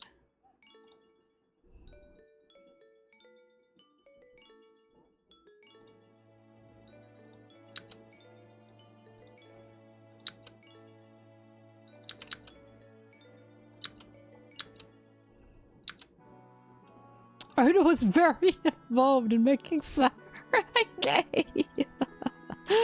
Damn.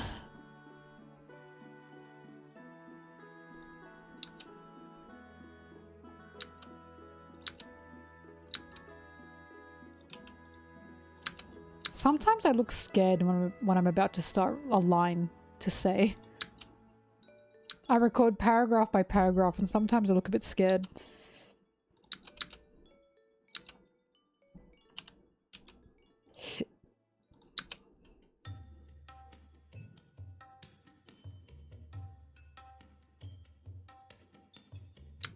You're talking about Film Gold, where Zoro made a man come. And he said, I bet that felt good. He was like, what's wrong? Did that feel so good you can't speak? That shit was insane. That was actually insane. That's insane that they put that in the movie. It was in Film Gold. It was Film Gold. It was the final fights at the end of the movie. Zoro was fighting a masochist. And he cut him. And the guy like moaned and came. And Zoro was like, what's wrong? Did that feel so good you can't speak? He was smiling while he said it, by the way.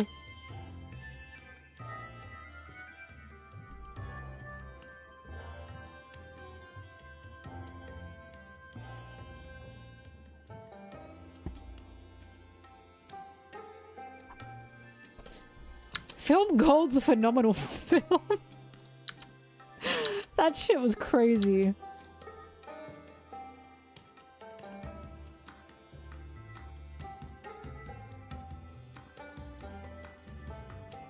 You know, because currently Roto has the bit that when he gets beaten up, he likes it. You know what would be funny? If Luffy or Zoro beat him up and then he was like, why did I like that? Like Sanji kicks him and he's like, that was kind of exciting. Like, there is potential for it to be funnier than it could be.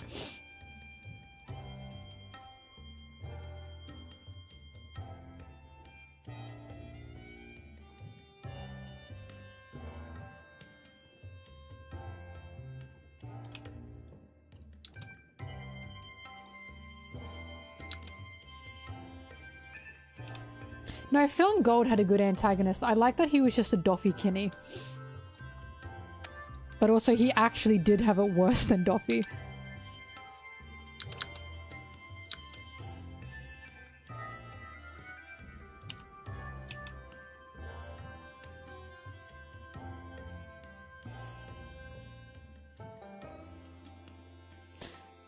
Some characters in One Piece that don't love in any way Doffy. I truly don't believe Doffy loves. I just don't think he has that person. Like he has that ability. I think Doflamingo is just incredibly narcissistic to the point that he just doesn't... Like he's psychotic and he's narcissistic. I don't think he has the ability to love. I think if he did have it, it's gone. I just don't think it's there anymore. We've talked about his mum. I don't think he did love his mum. I think he saw his mum more as an object that he had. Because he never talks about her. He didn't seem to care about her death. He was more angry at his father that it happened. He just seemed more angry at his dad that she died than he was upset at her dying. Do you know what I mean? To me, it felt more like this is a spoiled kid who lost one of his toys.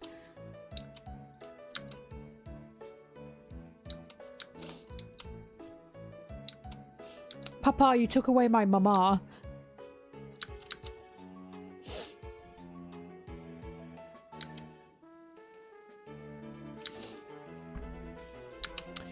Zoro not going to the Doomer's grave? That's a good question.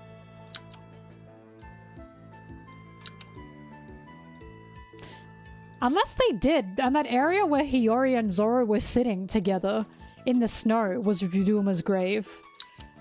But that is something I've also questioned, and I do wonder if that's going to come back around at any point.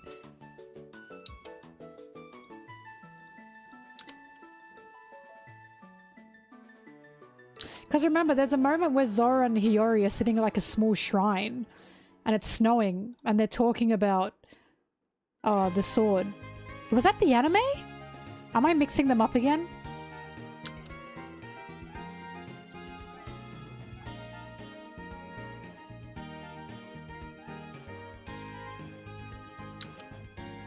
No, oh, I'm not talking about the end. I'm talking about when Hiyori and Zoro are walking through Wano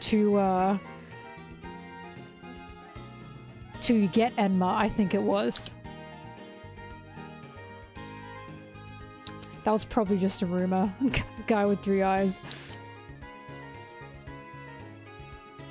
I like Snake Man, but Gear 5 is currently my favorite. I'm pretty sure there's a scene where they're sitting at a shrine together in the snow. Not when they sleep together, no. Sleep together, no, that was different. But there's a moment where... No, the moment at the end was anime only. But there's another moment they're sitting at what looks to be like a little shrine together. And it's in the snow and they're talking. It's one of 3 moments they have.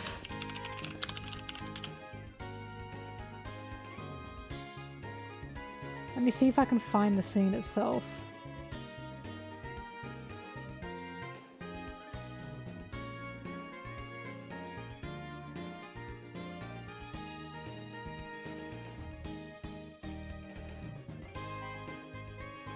Sorry, it's not in the snow. Hang on, let me see what chapter this is.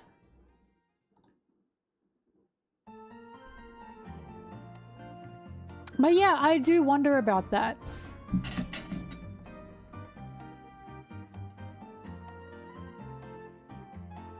Oh god, hang on, give me a second. I gotta do the thing where I gotta find this on my own.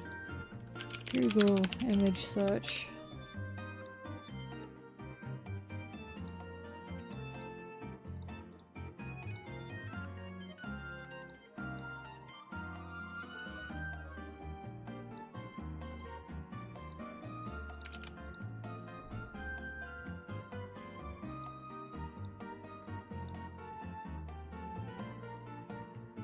950.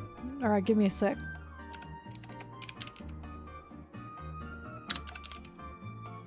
$950.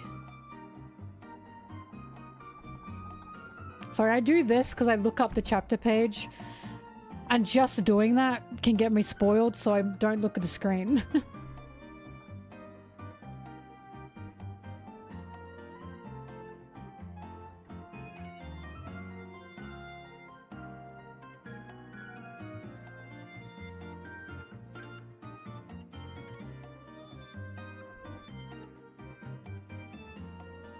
At the Enma Shrine. Okay, never mind.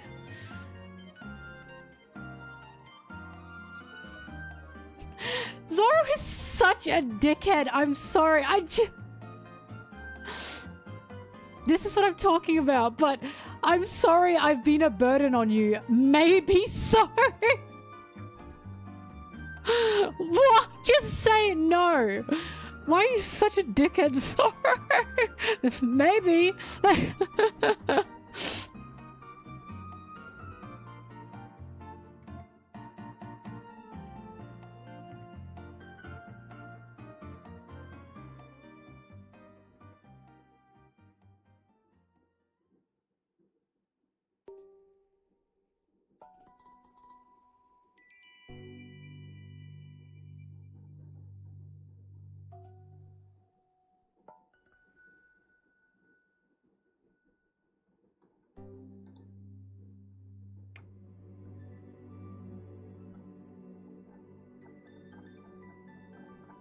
Yeah, so they were at Enma's Shrine.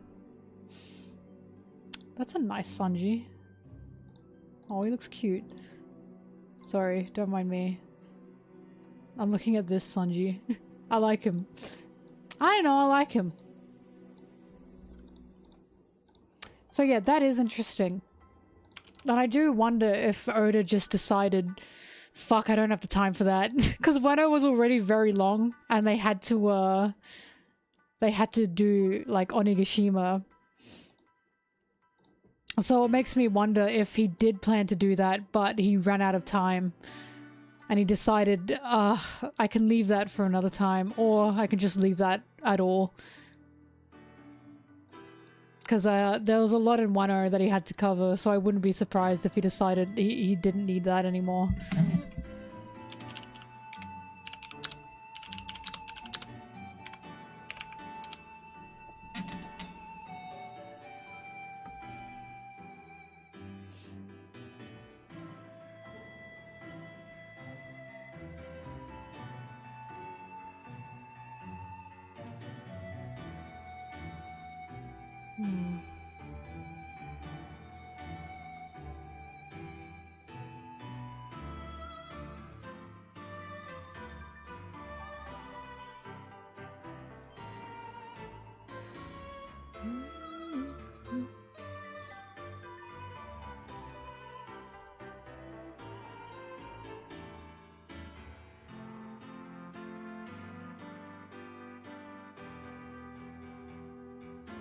He wouldn't say that if he was not gonna go. That's true, right? But what I'm saying is, maybe Oda originally wrote that because he was gonna do that, and then he thought, never mind.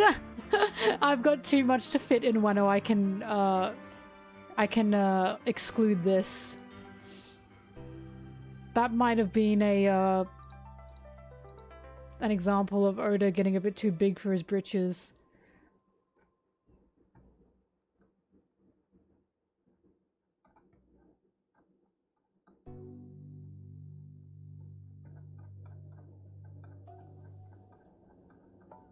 Yeah, because Hiyori says, I'll give you Enma. And then...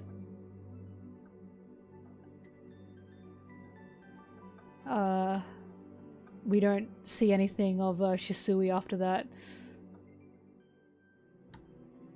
Maybe they said, no, you bum, you can't go to his grave. It's not like Hiyori said, okay, fine. Get away from his grave, actually.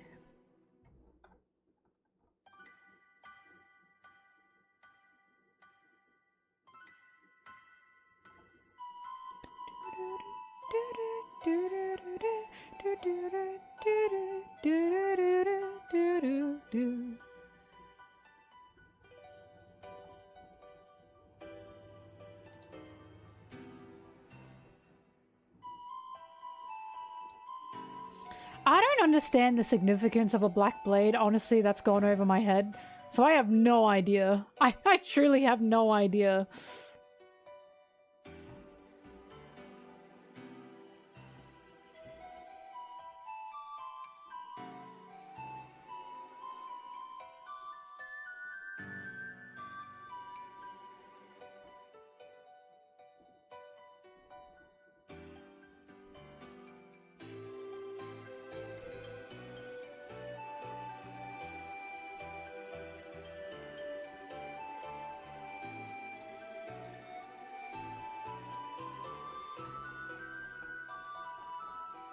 Hang on, I'm checking things.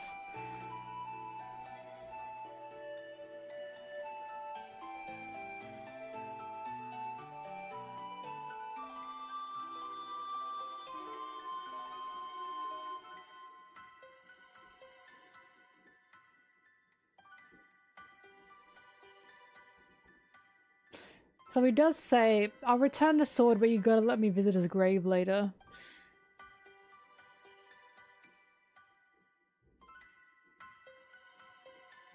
I will say, they were literally in a graveyard as he was talking about that.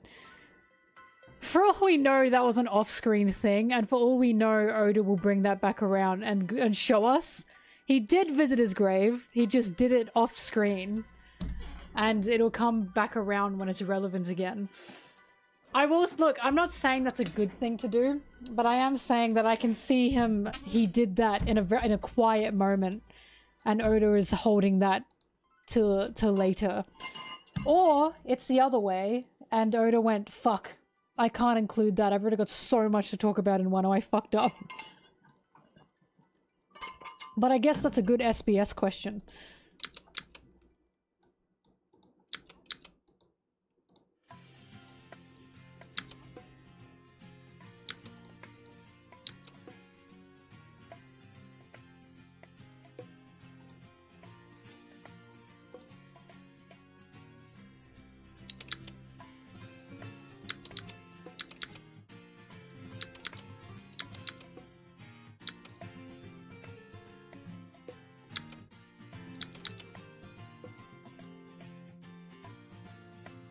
Yeah, that's what I was thinking. If it's a necessity for Zoro, because I can see why out of all things he had to cut, he cut that.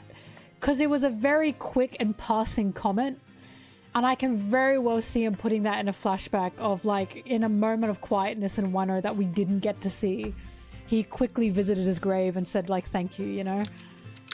But we'll find out if that means anything.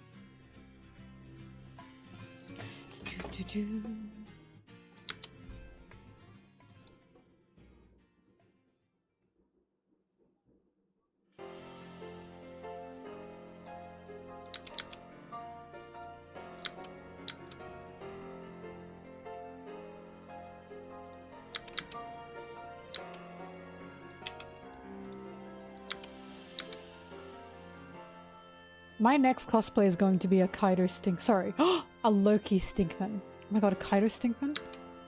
Kaido on the brain.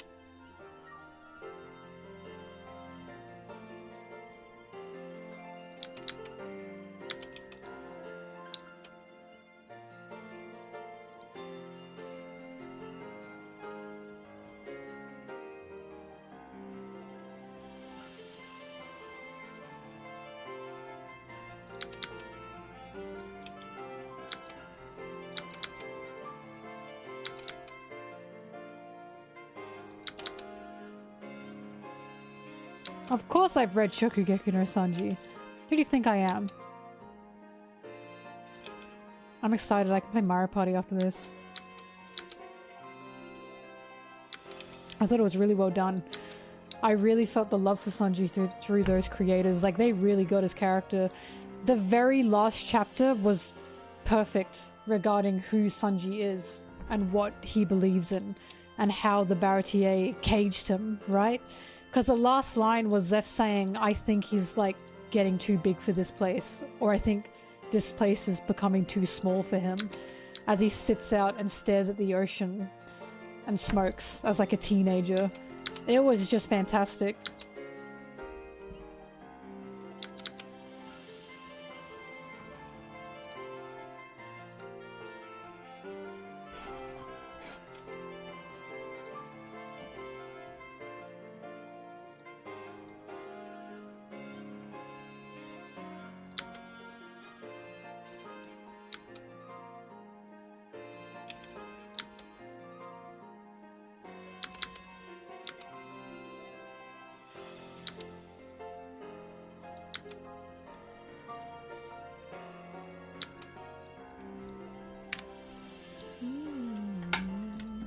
It's definitely worth the read, yeah.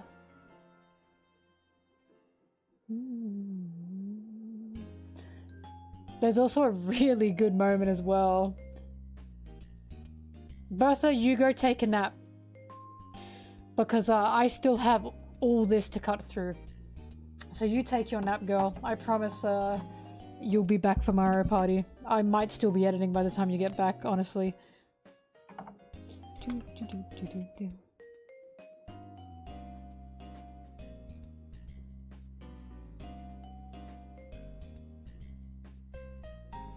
Anyone else want to take their nap before Mario Party?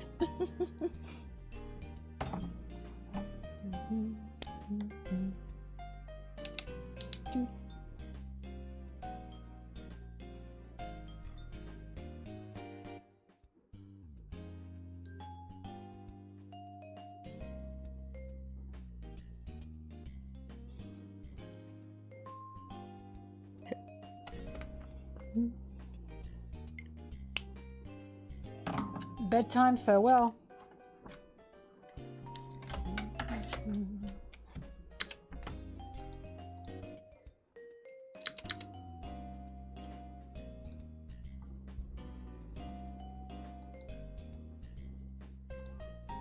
Someone calculate this for me.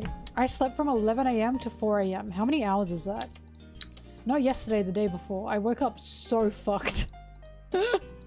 I was heavy. My god, I couldn't move.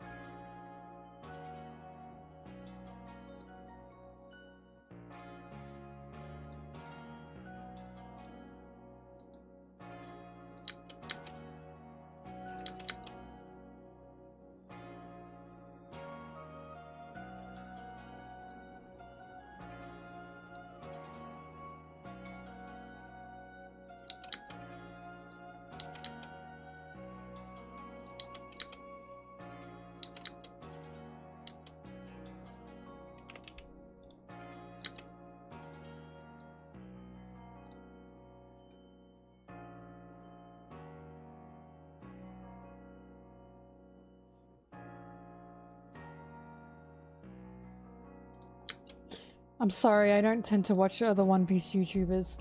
I talk to them, I just don't tend to watch. Because I'm worried that that'll bleed into my own commentary on One Piece.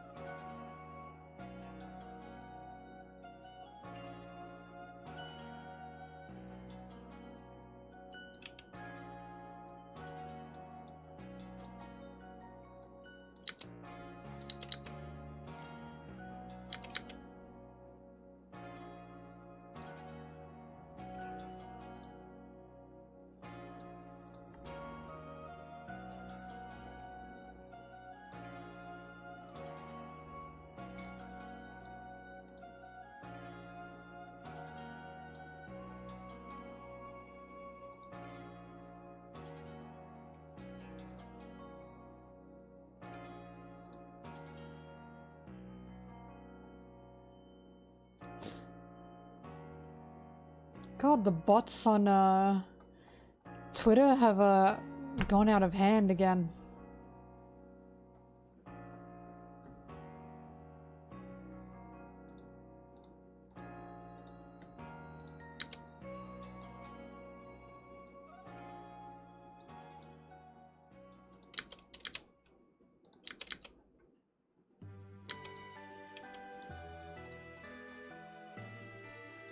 You know what a comment I got was? I got a bot on one of my YouTube videos. And the bot had like a very, very NSFW image of like a naked woman. Like on the profile image. And someone replied to their comment, but they were talking to me and said, "You take this down. You take this comment down. Children use this app." I didn't do shit! Why are you yelling at me? I'm Mr. YouTube? Like, damn! Also, what the hell are, like, parents doing watching my One Piece videos? Or, like, those kinds of parents doing watching my One Piece videos. I was like, what? I didn't do shit! Don't yell at me! Yes, I wanted that comment under there. I did delete it, by the way, only because I thought it was disgusting, but, I was like, why am I getting yelled at? I didn't do anything. Karen in the YouTube comments.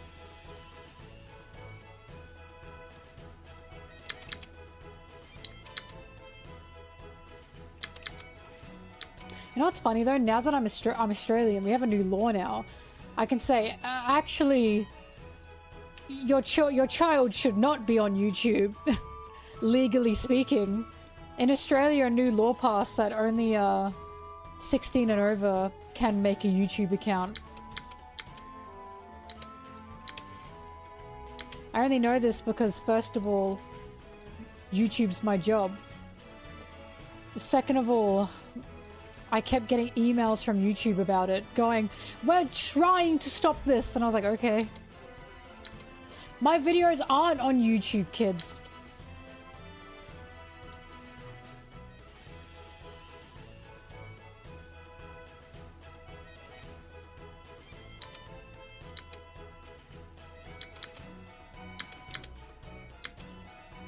The law? That's a good question. I have no idea if it applies to YouTube kids.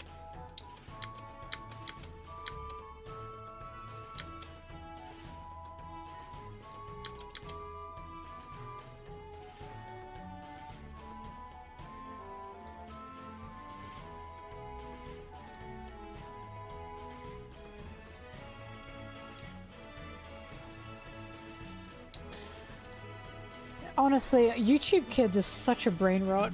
Like, in a bad way. It's such a cesspool. Ever since I watched a TED Talk regarding, someone who is, like, semi-in child health, mental health development, and also, like, a media person, they talked about how awful YouTube Kids is for child development, and how it kind of just numbs them and stops their growth in a way. And he went down, like, the list of, like, what a kid could watch on YouTube Kids that eventually devolves into something perverted somehow in some way, because YouTube Kids isn't very strict with what they put on there. Only swear words, but sexual humor's fine. And the TED Talk was just talking about how detrimental YouTube Kids is to a child's development. And that's made me rethink it ever since. I don't think YouTube Kids should be a thing. And parents 1000% should not be letting their children watch YouTube Kids. Like, we have children's shows for a reason. Your kids should be watching Bluey. Why the fuck are you giving your kid an iPad to go on YouTube Kids?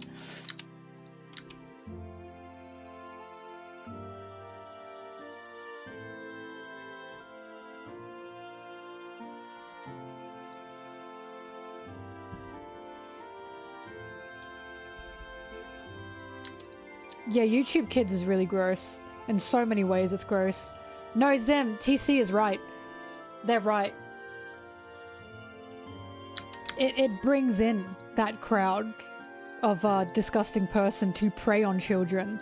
It's really gross.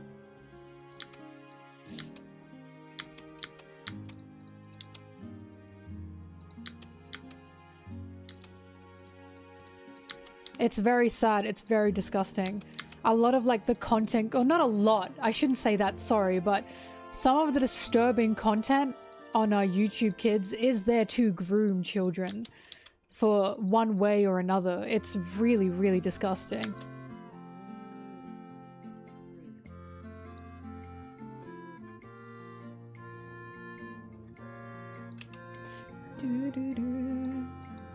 Yeah, I hate YouTube Kids. I don't think it should be a thing that exists. But it's only there for money. Nothing is going to be done about it because they make so much money through YouTube Kids. Because kids are fucking...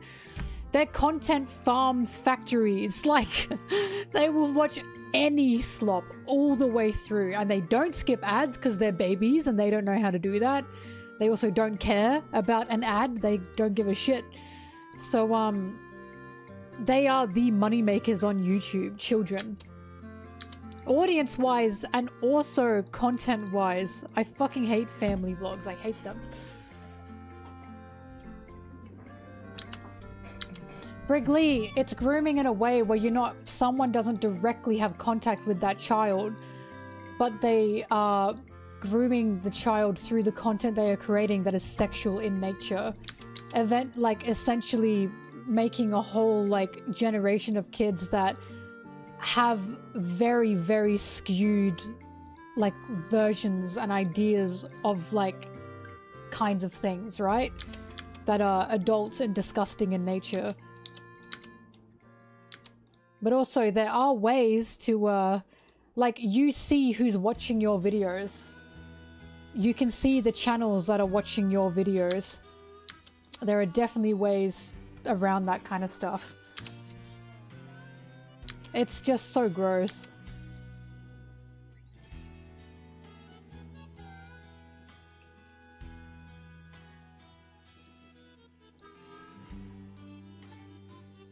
I feel terrible for today's kids. Not to be a boomer, it's that damn phone. Whenever I see Bebby on iPad in like a restaurant, I'm like, just give them a fucking coloring book. Like, coloring books need to come back for children. I'm serious. Babies love coloring.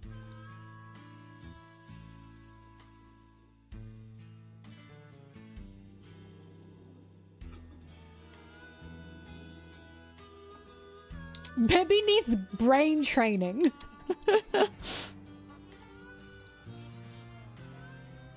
The thing that gets me, it is so easy to entertain a child.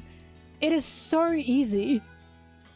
You can give a child a Slinky, and they're gonna have the time of their lives. You can give a child a donut with a candle in it and a balloon. They'll love it.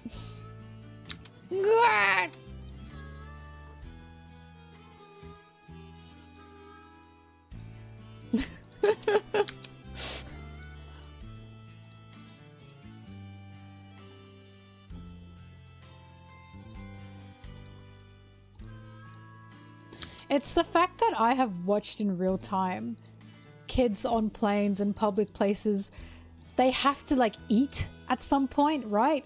I have seen parents try to take the iPad away from baby because baby has to eat, and the kid just goes fucking insane, and eventually the parent gives up and the kid eats while on the iPad doing whatever, and I'm like, there is something incredibly wrong about that. And we know for a fact that these kids are getting addictive qualities and addictive tendencies because that instant gratification that iPad can give you regarding what you give them on an iPad, it's an addiction. And these kids, they're developing, they have no idea how to control that. Baby does not know what addiction is. Baby does not know how to control addiction. So baby gets addicted and then literally like will relapse. Like they will go insane if they don't have their iPad. Give Bibby One Piece, it's true. Like, phone addiction, right, is so real that adults have it. So imagine this times 10 on a baby. That fucks them up severely. You are breeding terrible and growing terrible addictive habits into your child. It's so bad.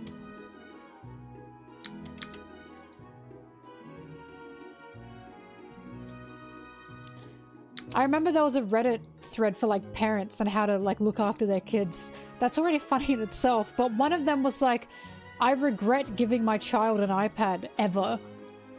They took away the iPad from the kid. They threw it out. Totally threw it out. The baby, the kid, the toddler, whatever it was, destroyed the whole house. They were like fucking burning things if they could. They were tearing pillows apart. They were like tearing out shelves. They were throwing chairs around, breaking glass. Because they were addicted. And they had an addiction. And their drug was taken from them. And they turned violent. It's just terrible. I severely judge parents who give babies iPads. I really do. Because I don't even have a kid. And it takes you 2 seconds to Google and study. It's terrible on children. Terrible. So when I see parent give baby iPad, bad. You should not be doing that for baby. That's like, it is sort of meth behavior, right? What's it called when that happens and like someone who is addicted to something starts like... What's it called? It's not relapsing, is it? Because that's when you go back into it. It's like a... withdrawal. That's it. It's a withdrawal. They literally have iPad withdrawal.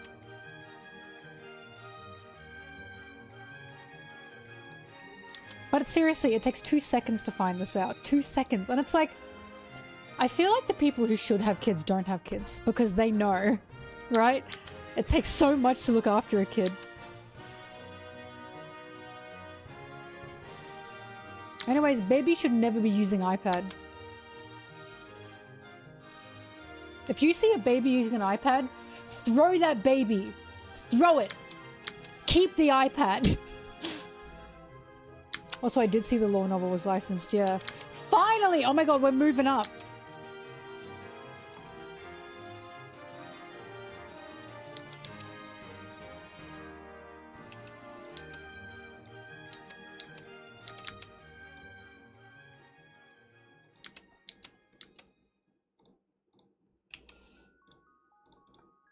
But, all I know is ever since I watched that YouTube Kids TED Talk, and after that did some more looking into it, I was horrified. I was just horrified.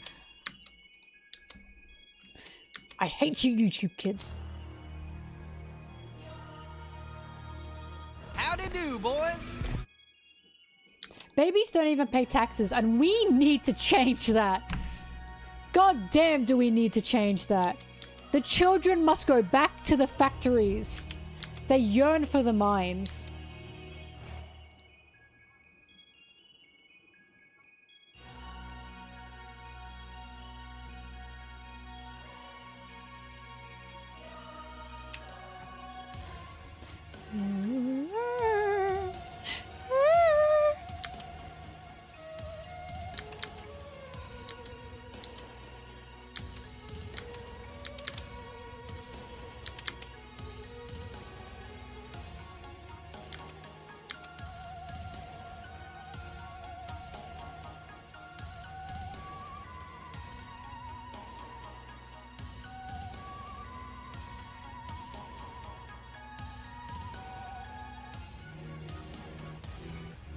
Give Bibi to world government for cloning.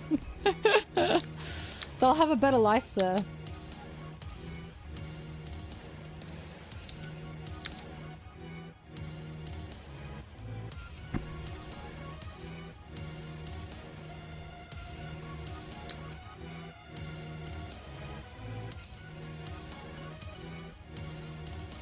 Wrigley, your daycare would just be giving every single baby an iPad.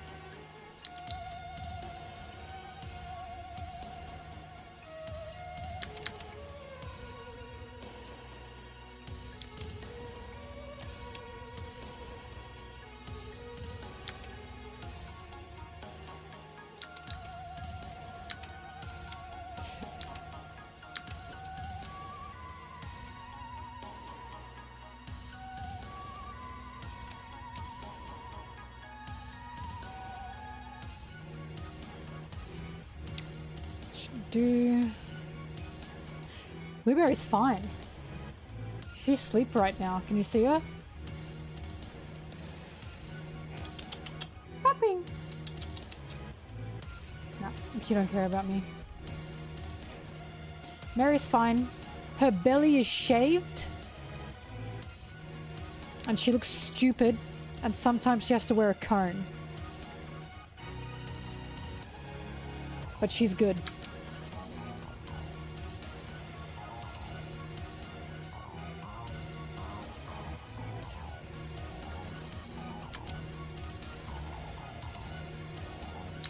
I will save this world by my concern towards babies. I will save this world by judging every parent I come across.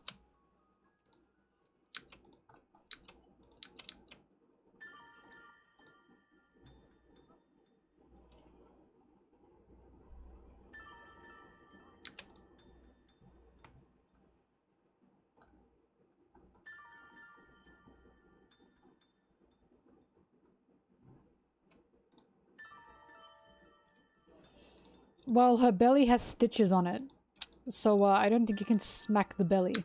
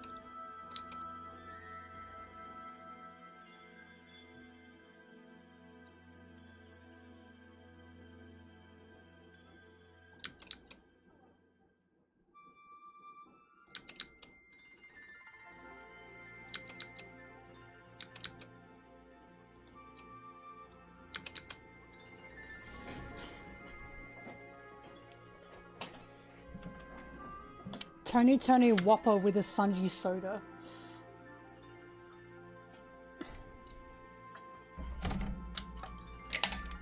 And a Coke Zoro.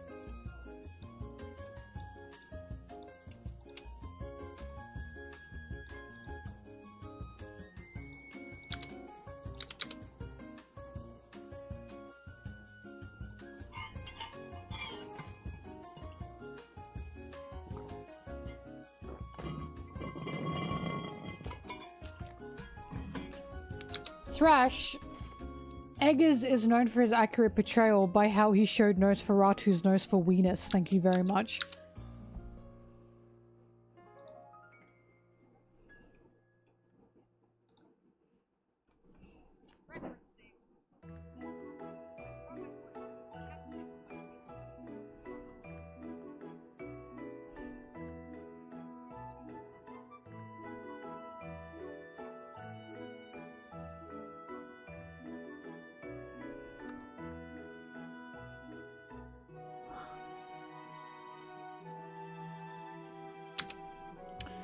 Palpetta, it's when the first fella, he stumbles across Nosferatu's coffin for the first time in the castle, and Nosferatu stands up.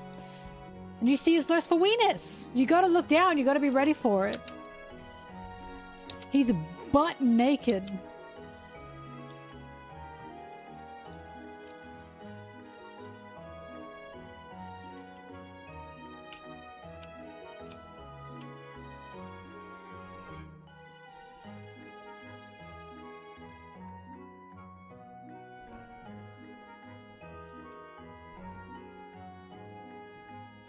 They zoomed in that shot. No nose for weenus for you.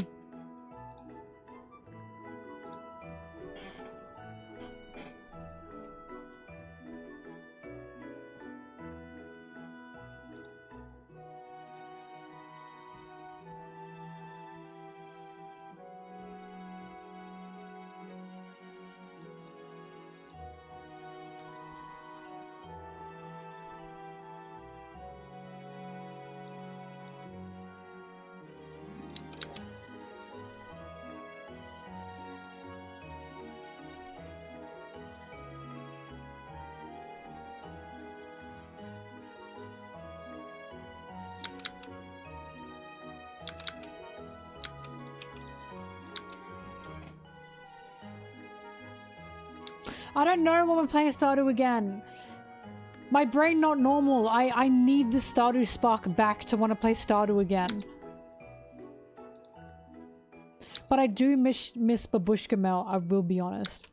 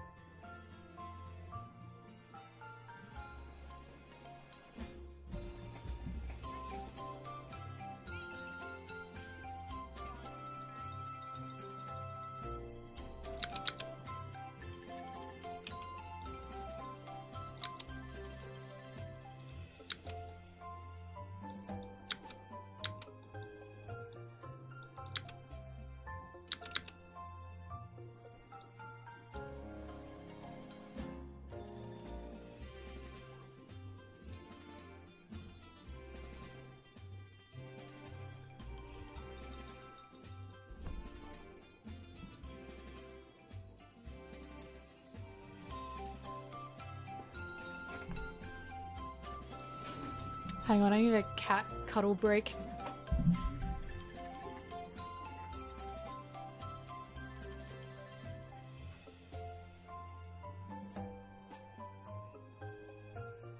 Here, you can all join me.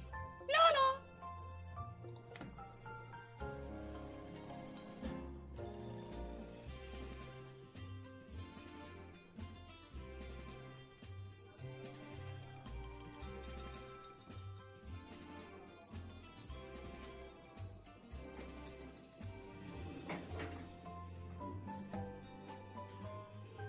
Hello, Bobby. Hello. Hello, Bobby. Hi.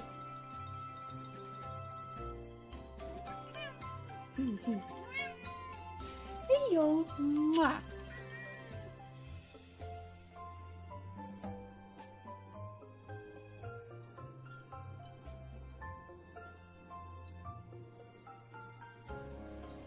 What are you doing? Bobbing, show everyone how long you are.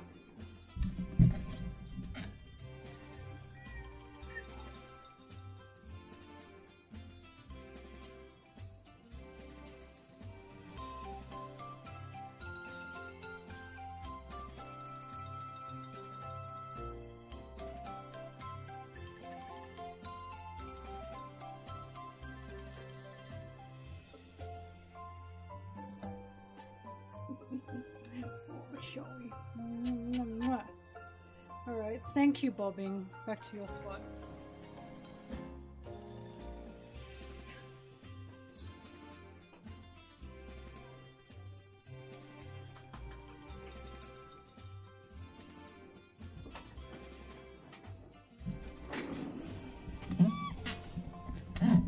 Alright. Oh.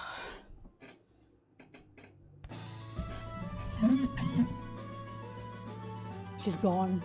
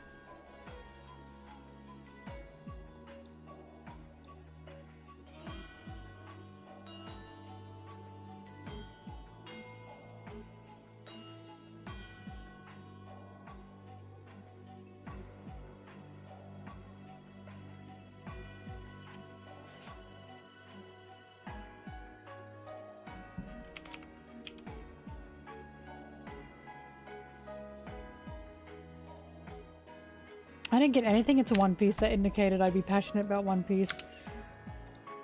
Like, there were things I liked, but there was absolutely nothing. Because I just watched One Piece with the, well, I'm stuck in COVID.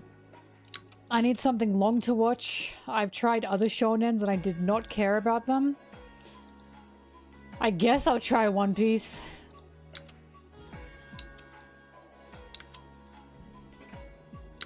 I thought I'd hate One Piece, and again, what a joke.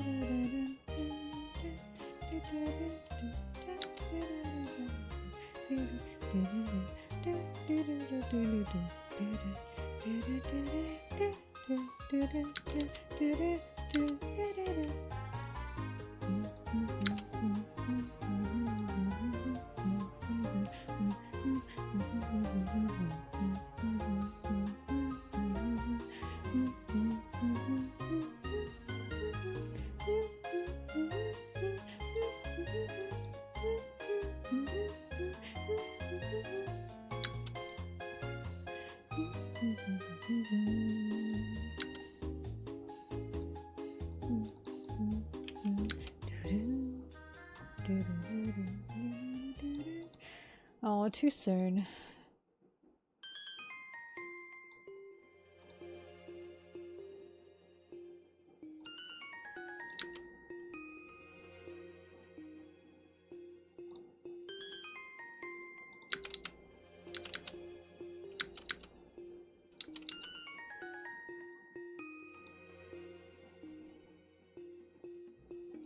You were talking about such nerd things right now.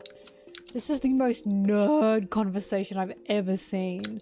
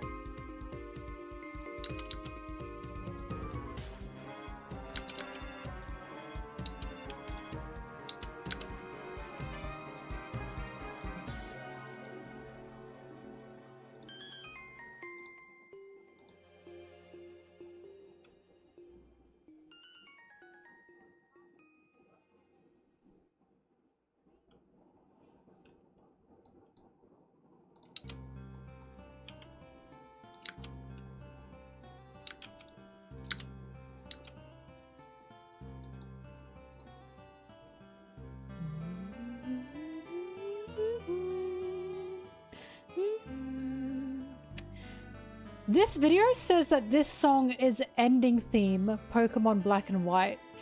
Correct me if I'm wrong, this is Platinum, isn't it?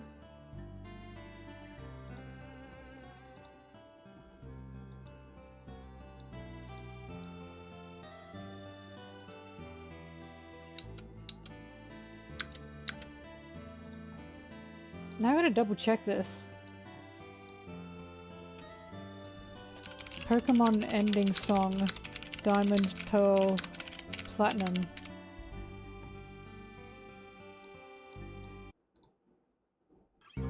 Yeah, it is! I thought so. I was like, I know this song very well and it's very nostalgic. I do not think this is Black and White. Also, it sounds Platinum. Or Pokemon Diamond, Pearl, and Platinum.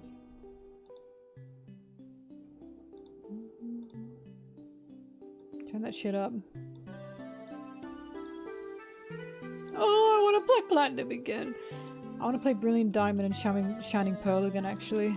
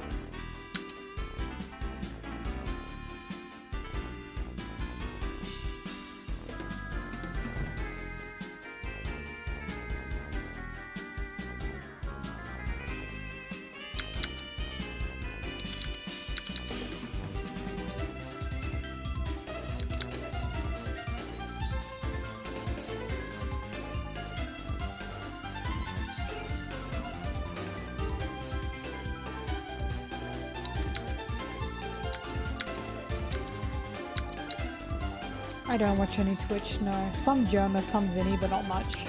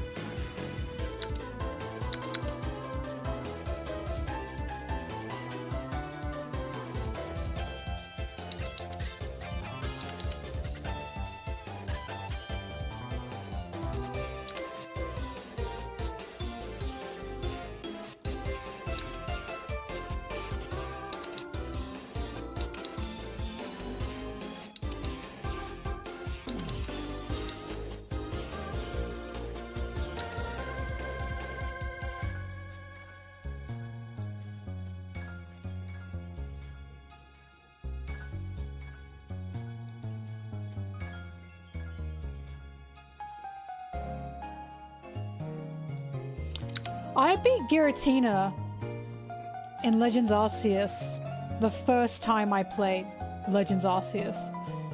And apparently that was huge. I just know people were screaming at the fact that the first time I versed him, I beat him. I forgot the guy's name. And, I thought it was cheap, because all I did was use, like, super potions and shit just to keep my Pokemon alive and revives and stuff.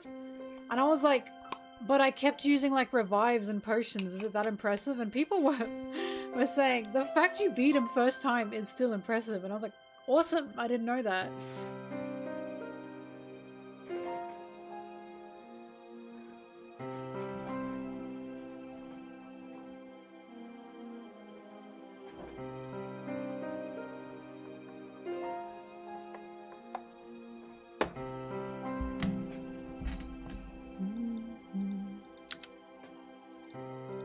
I could never do a Nuzlocke, by the way. I get way too attached to my Pokemon. If I had a Pokemon die and I had to get rid of them, I'd start crying. I just can't do it. It hurts too much.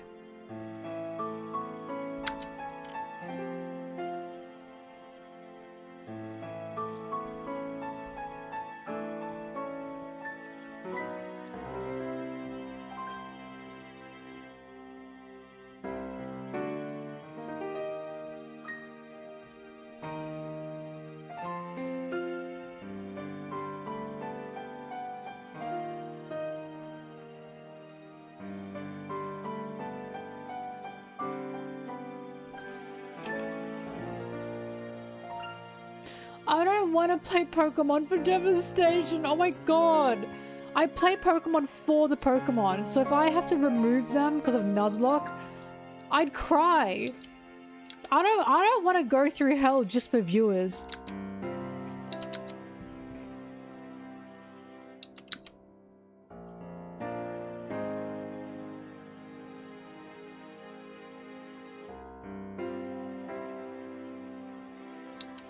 By the way, I was never someone that named my Pokemon when I was a kid, ever. Because in the anime, they didn't. So I just didn't do it either. I was like, no, this Pokemon's special to me already. I don't need to give it a name. And I would always get booed for that. I got booed for it on stream, and then I get booed for it by my other friends who played Pokemon.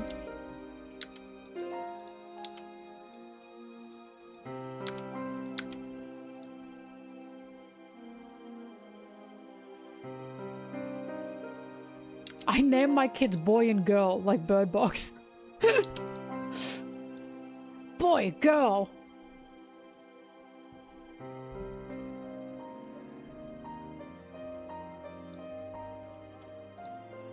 Remember when everyone was obsessed with Bird Box? What happened to that?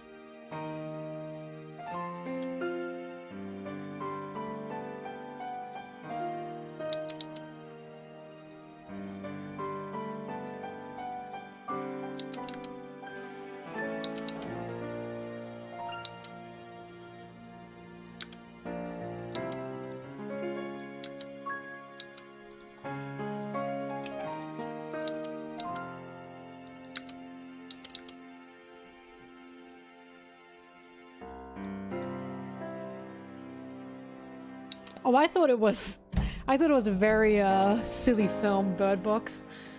But fun facts, one of my the Bird Box came out when I was doing my degree. So we're talking about transmedia franchises, and we're trying to find something to make a transmedia franchise of. And my team picked Bird Box for the hypothetical. And now I know so much about that film because I had to make a transmedia franchise out of Bird Box for an assignment. We got like a high distinction, by the way, if anyone cares.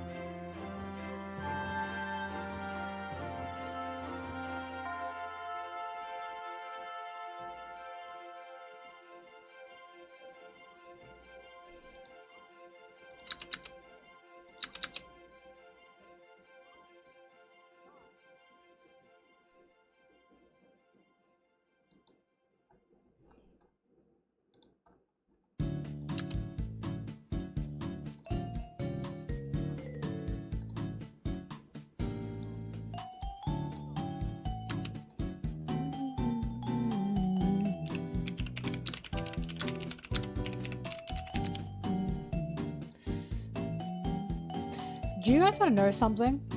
When I was little and I played Pokemon Heart Gold and Soul Silver, I had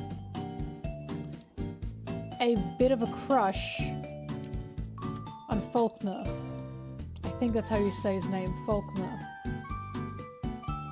Now, do you guys remember what he looked like?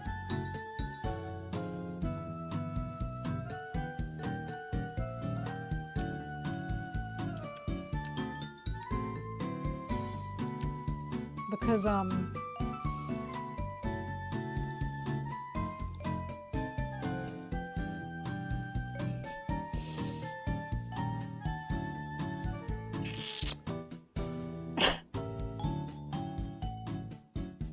sensing something. I might be sensing something here.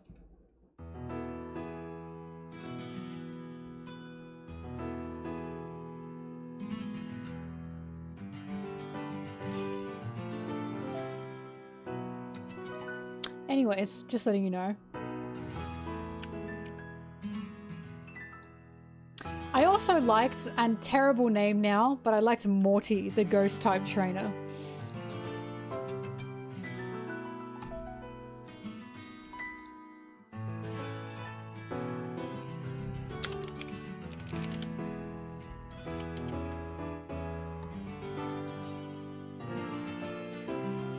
Morty's redesign was so much better though. It was so much better.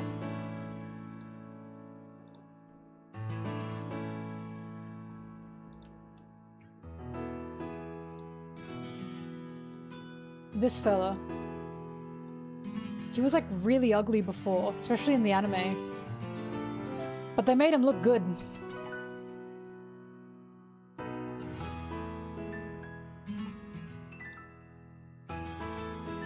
I like ghost types. I love ghost types, and I really like ghost type gym leaders. Fantina, I love her. I adore her. She was one of my favorites ever. Fantina is like why I love Miss Drevis so much, or Miss Magius I should say. Because I thought she was just beautiful and powerful, and she had a Miss Magius, and I was like, I kind of need a Miss Magius immediately.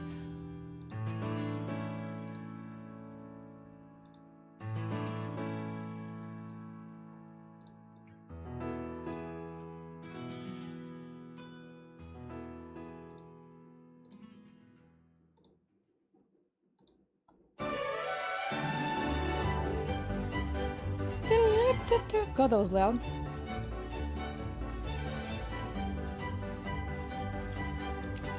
I also love Aaron as well.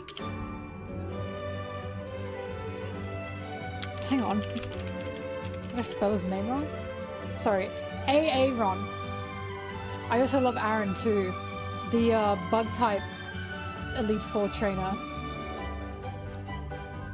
Because first of all, the fact he was a bug-type gym leader in the Elite Four was fucking crazy to me.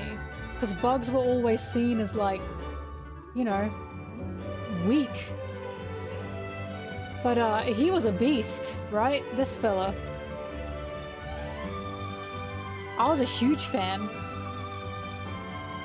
And he's why I love Drapion so much as well. Because he pulled out that Drapion and I was like, this is the coolest fucking Pokemon. I thought it was awesome.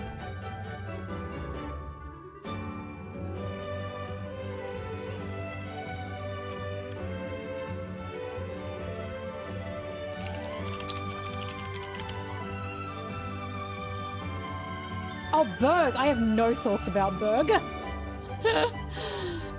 I apologize, he was kind of not on my radar at all.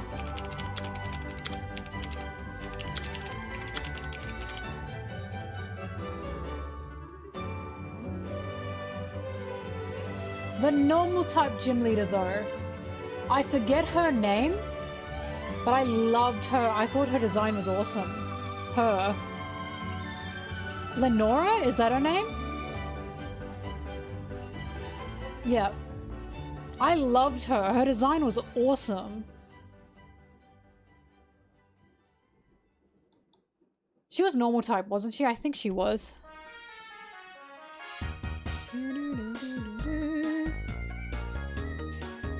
I don't know. Berg just looked too much like a Beatles member. That's the joke, I assume, but he was just not on my radar. There were much better human characters for me than him. Like the dark type Elite Four member. He was awesome. I liked him. The ghost type girl, I also liked her. I forgot who else was in the Elite Four.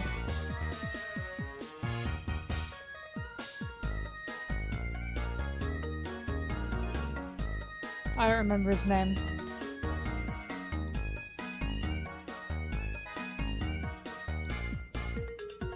Oh, the psychic girl! Her name was like Caitlin, I think.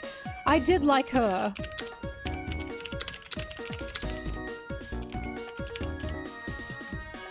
Caitlin, yes, I did like her.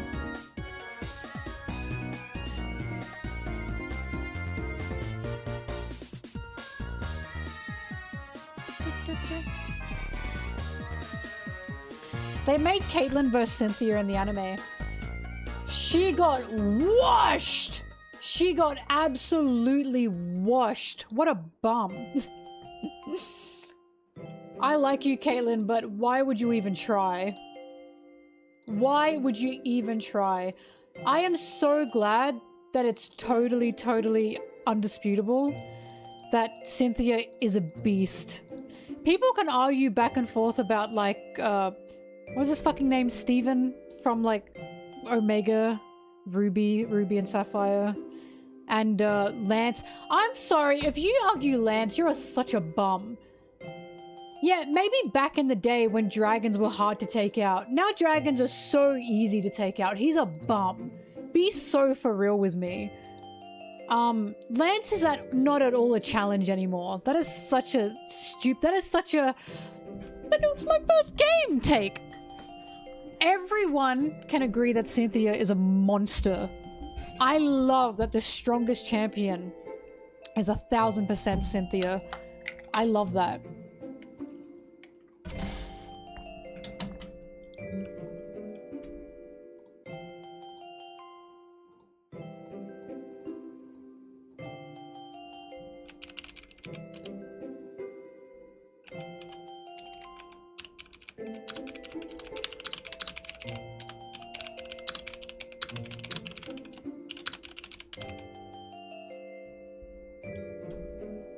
Iris was not hard. Are you kidding me? You're just saying that because you like the game. Iris was so easy to take out. Anyone who uses dragons, I'm sorry, they are the easiest to take out. Dragons are not difficult anymore. Yeah, but I'm talking about how hard it is to beat the champion. Iris is not hard. I'm talking about skill level. I'm talking about who a beast is. Cynthia's a beast. I apologize, Iris is not on her level.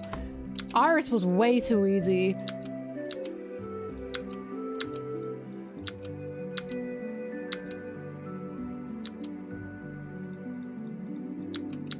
But I'm right! I wasn't talking about who's iconic. I'm talking about who a beast is.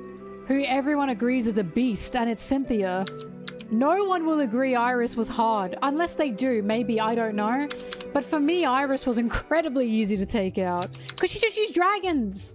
And when all you use is dragons, you are easy to take out. At least to me, anyways.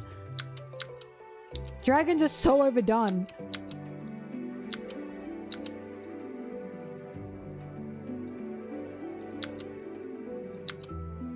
She mainly just used dragons, yeah.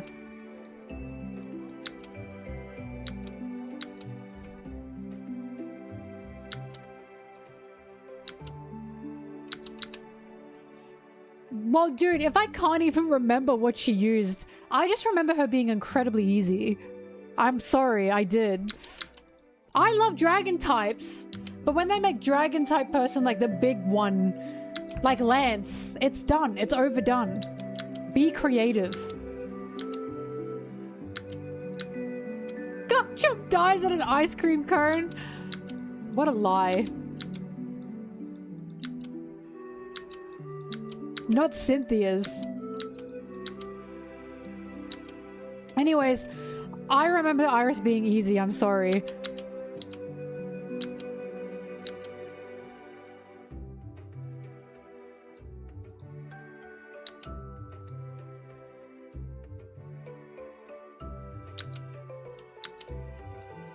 So you guys say this, and then it just takes one fucking move from Cynthia's Garchomp and your ice type is gone. Frail ice types. You can easily prepare an ice type against Cynthia and you're fucked.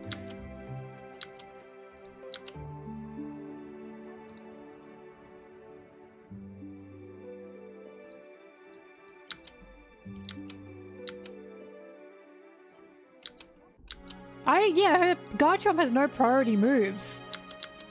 But her Garchomp is still a beast. It still takes out ice types like it's nothing. That frickin' Garchomp.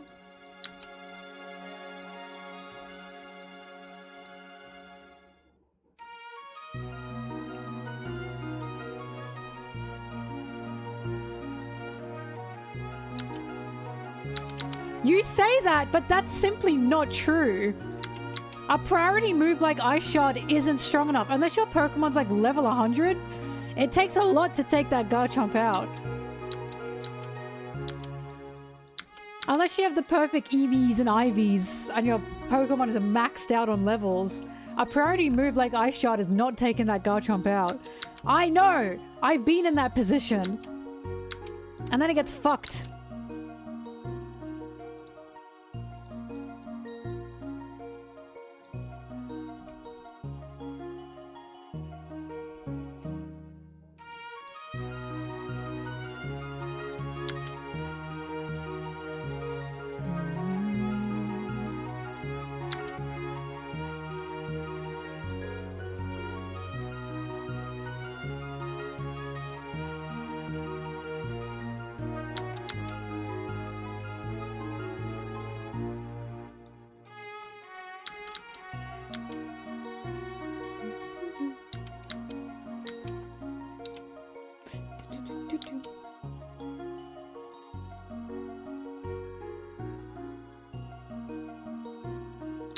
Anyways, point is, it is totally undisputed Cynthia's a monster.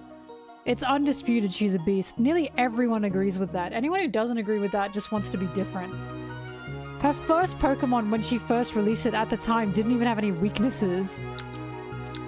Now it does, of course. Spiritomb now does. But when she pulled out Spiritomb, that's when everyone went, fuck! Fuck! What is this?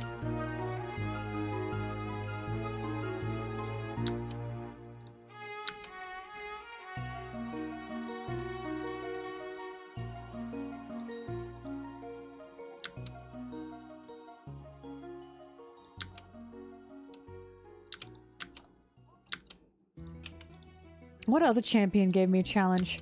I must admit the Elite Four in Black and White gave me more of a challenge than the champion itself, both of them. Both of them didn't really do much for me. Steven and Wallace both semi kind of gave me a challenge, Steven especially. Diana. No, God! Do you mean Diantha? Diantha? Is that who you're talking about?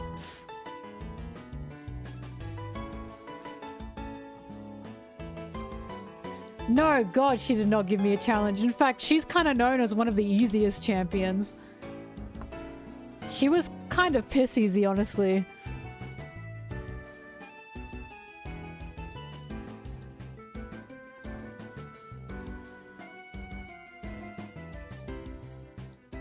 Yeah. I just remember when I was like going through threads about this, about the champions, she was kind of one of the ones that everyone was like, yeah, she was kind of really easy.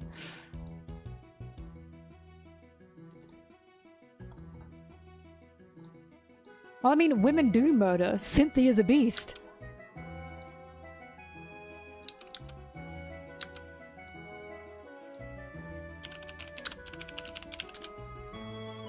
No, Geeta was so easy. She was like, honestly, disappointingly easy.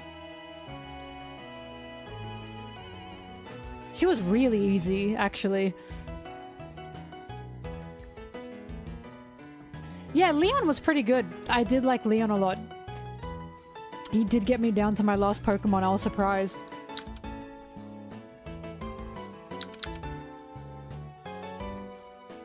For me, it goes Cynthia, Steven. I want to say Wallace. I'll put Lance in there for good measure. But I definitely put Mr. Gary Oak over Lance. I would definitely say that. Red, obviously. Fuck, Red's a beast as well. But he's not officially a champion. And, Leon.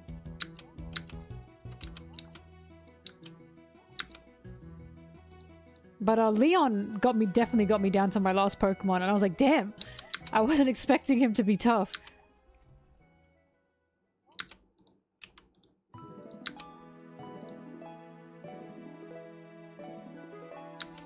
No, Steven was fucked because of his Metagross.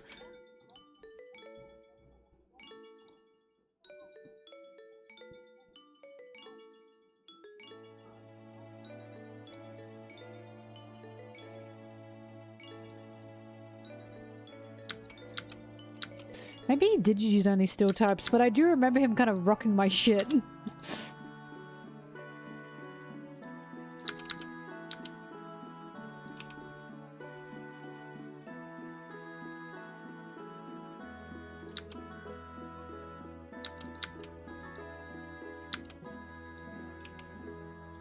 I do remember Wallace was pretty good though.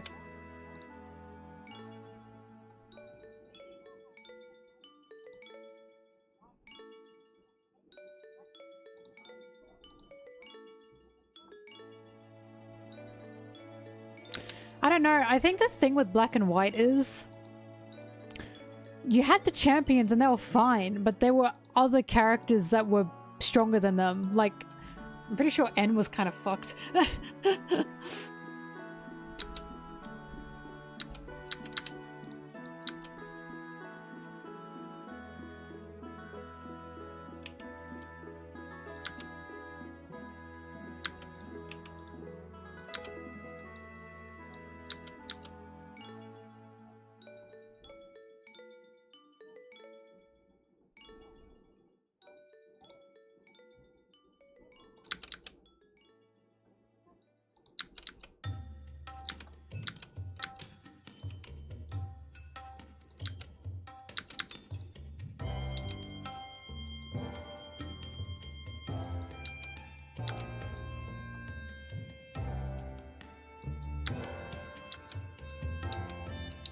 But yeah, Cynthia, undisputed champion.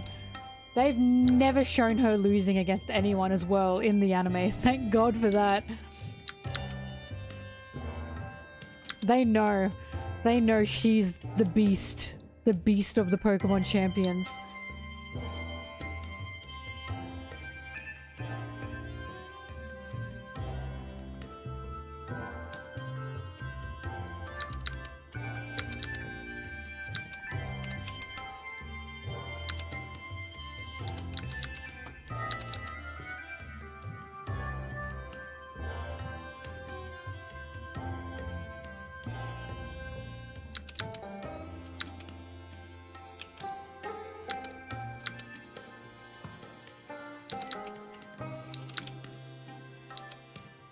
God, I kept fucking this one up.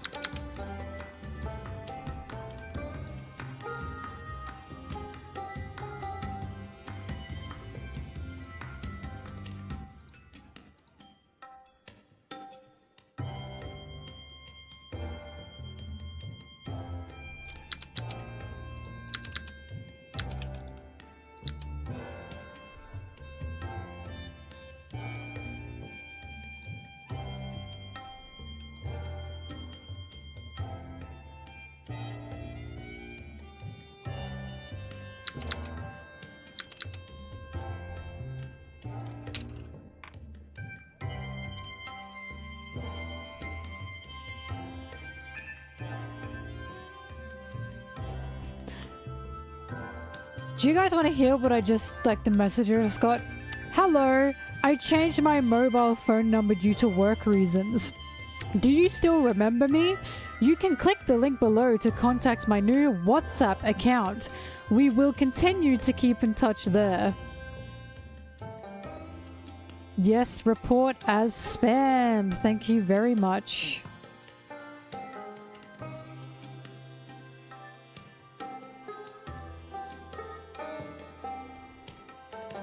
I should click the link. Oh my god, I know them. I know them. I should click the link. I want to keep in touch.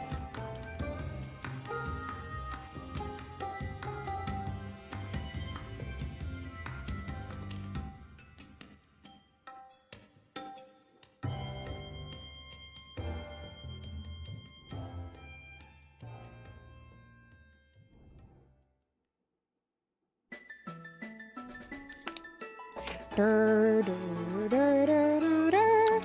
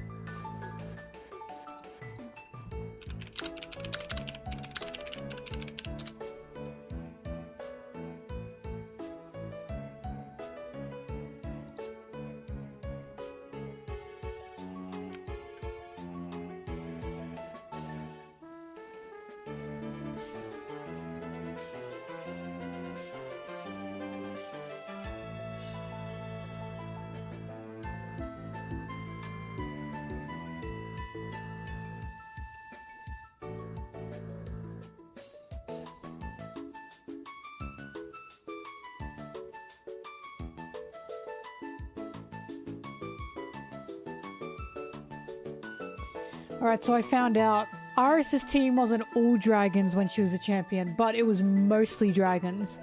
And that's probably why I didn't have an issue with her, because dragons are just very easy to take out.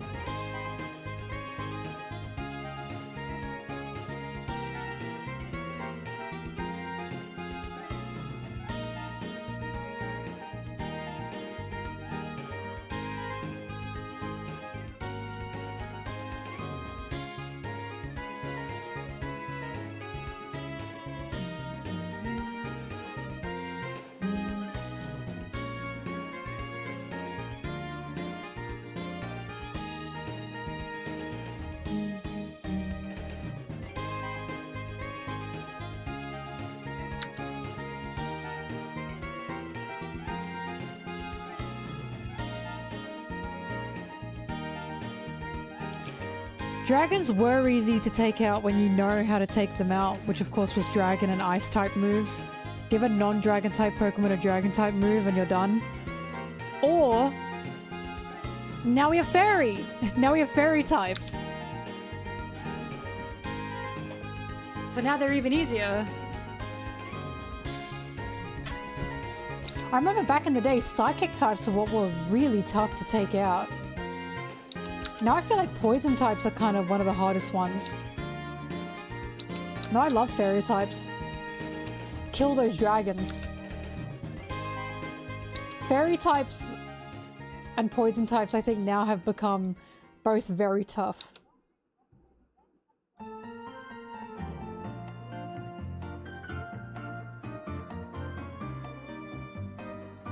I'm glad the new beef Pokemon has become fairies. I think that's awesome.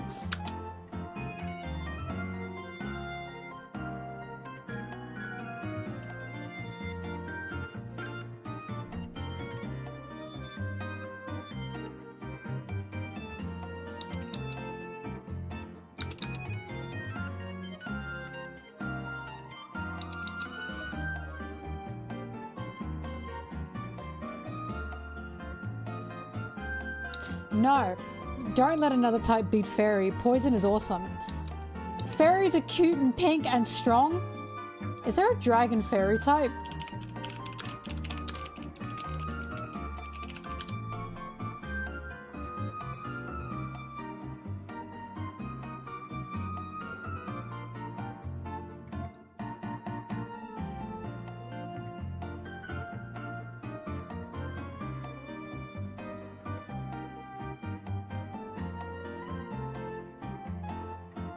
Mega Altaria is the only dragon fairy type.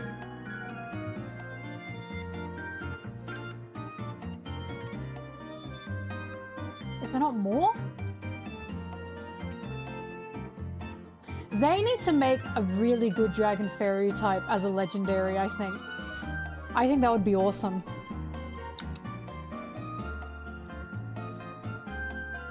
I'm a big fan of the fairy types. I was so excited when they introduced them.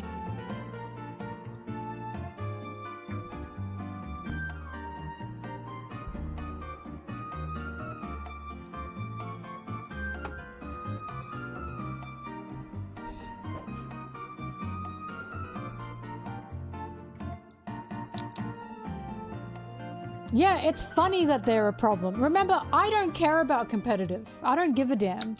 I think it's hilarious that they've introduced a type and it's fairy type and that has become a problem. I love that. That is hilarious to me. Every time they introduce something that fucks over the competitive side of a baby game, respectfully, I laugh. I understand competitive's a big thing for people. It's a baby game. I can't help it, I'm gonna laugh. These fairy types! They're too strong. Like, it's funny. It's funny. They're complaining about fairy types. Think about it. These fucking fairies. It is balanced. Just get a poison type, dum-dum. One of my favorite Pokemon is Drapion. My Drapion's a beast now. A beast. Just get a poison type.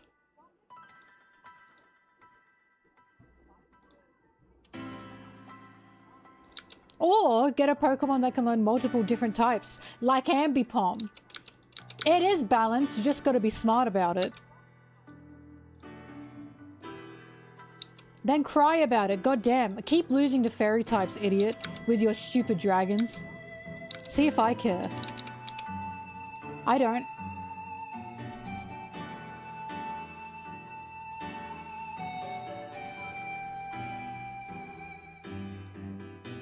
It is funny they made the fairy type to try and combat against dragons. And fairies just became now the new dragon type.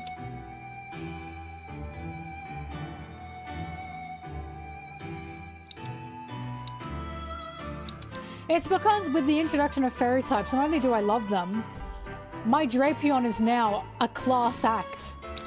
My Drapion is now feared. Feared, I tell you. You pull that bad boy out and people go, ah! Yeah, and it's a poison type as well. They get ruined, mate. Ruined.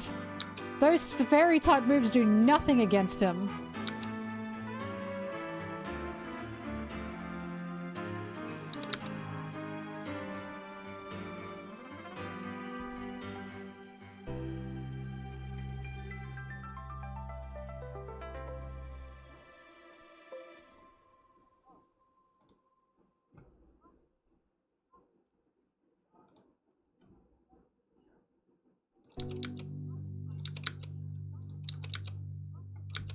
Use a Drapion in your next Pokemon run with fairy types in it.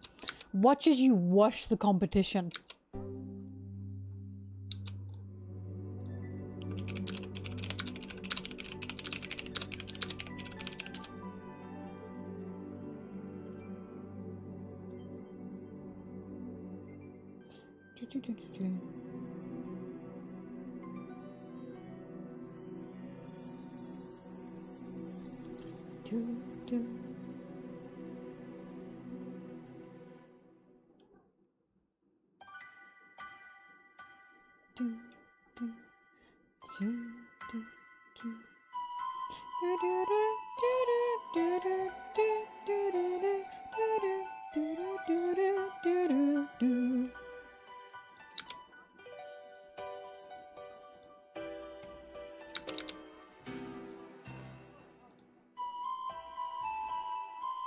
Mimikyu is also a surprising beast of a Pokemon.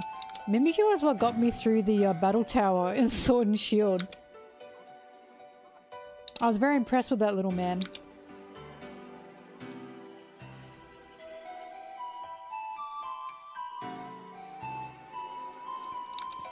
Yeah, 'cause it's a fairy.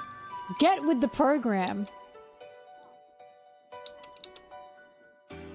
You're just salty because your favorite type is no longer the beast type. You're just salty because your favorite type now gets washed by fairies.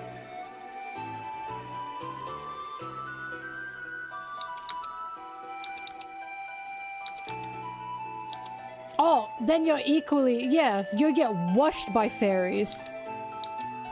Both of your favorite types get washed by fairies.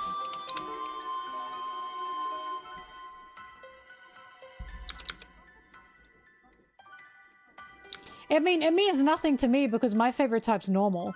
And the only thing super effective against normal types is fighting.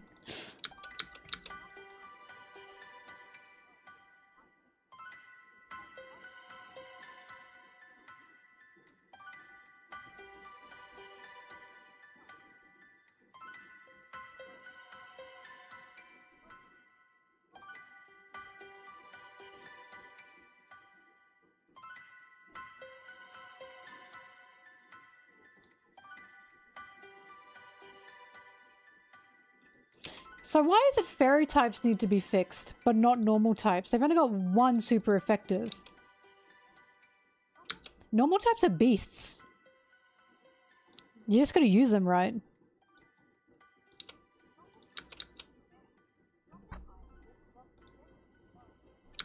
Yeah, they can, if you give them the right moves.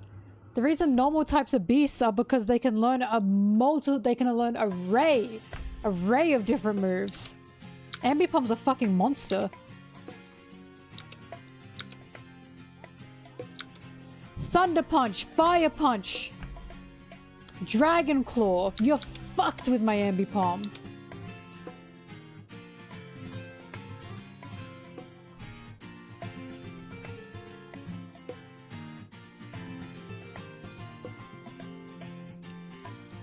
I could take out your precious ghosts and your precious dragons with my normal type.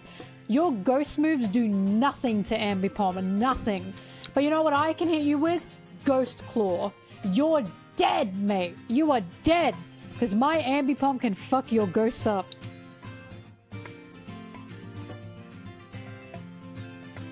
You laugh, but you can't touch him.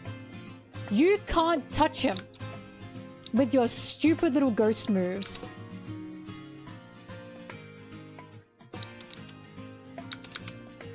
Go on, use a ghost type move on Ambipom. See what happens. You'll be shocked.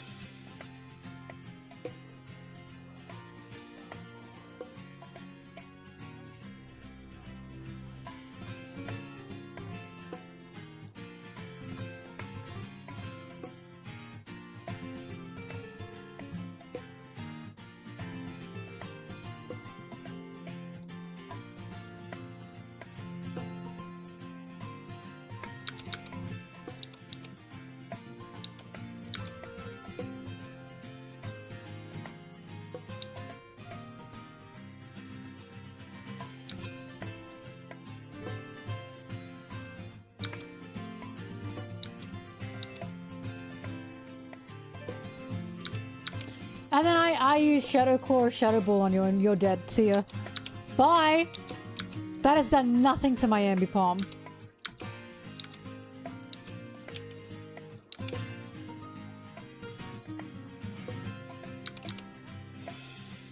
You're gonna hit him with fucking poison type moves? Do you think it's gonna do anything? Nice try, loser.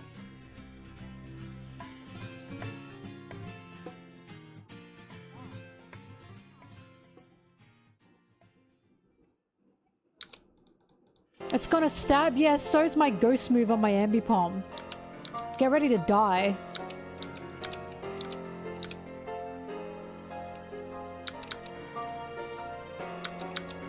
Yes, you will. Ambipom gets hit by poison type. Oh, oh, oh! Nothing. Nothing.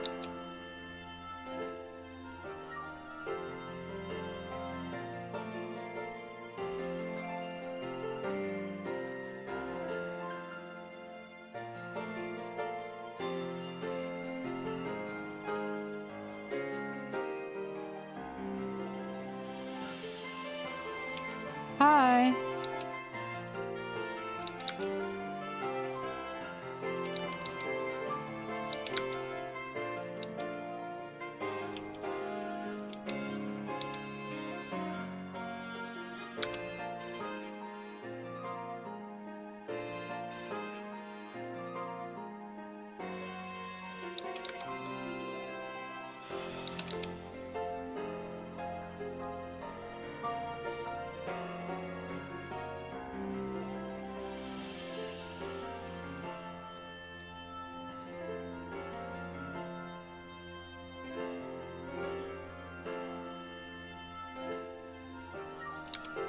Basically, Zims thinks their bum Gengar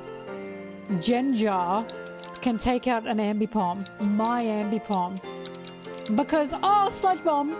Oh, it's a poison type too. Can you imagine? Can you imagine?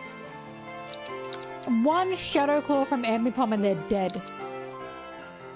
One Shadow Bull from Ambipom and they're dead. Nothing they can do.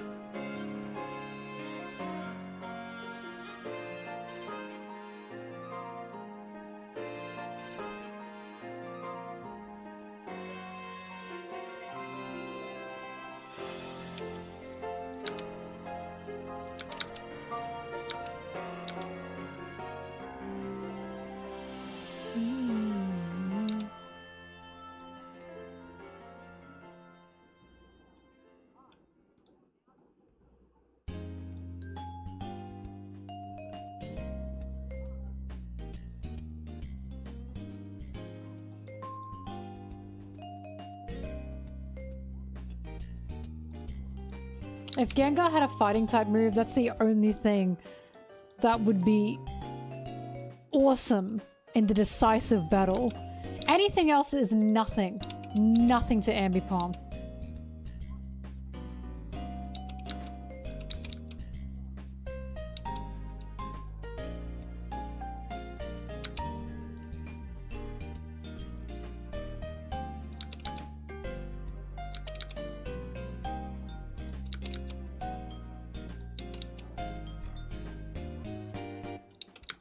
Right? The only fighting move it gets is unreliable.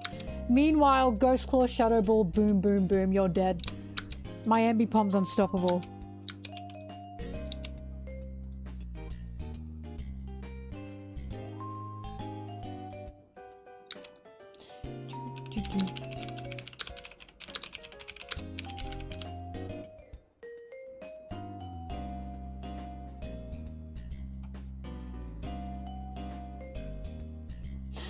The AI is wrong. AI just said Ambipom does not have access to ghost type moves. Yes, it does.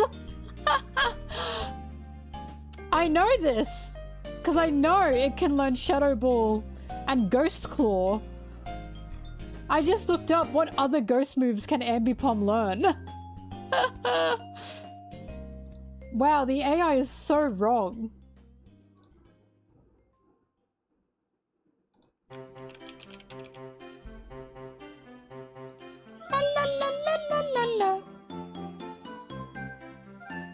I said Shadow Claw, you dum-dum.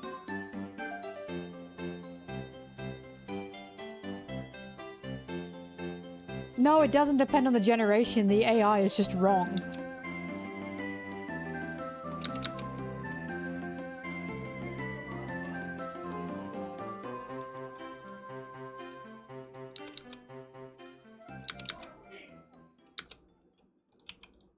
Aaron's having his own fight.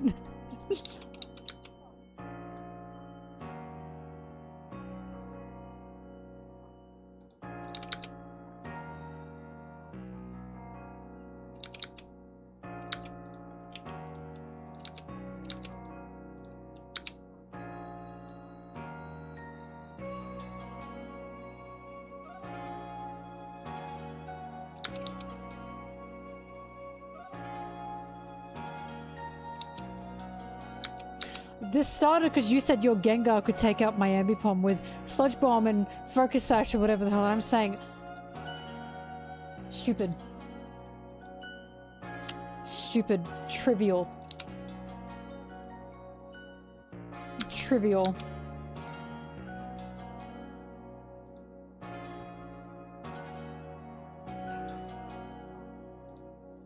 Well, stop hypothesizing. Because I win. You are hypothesizing a losing scenario.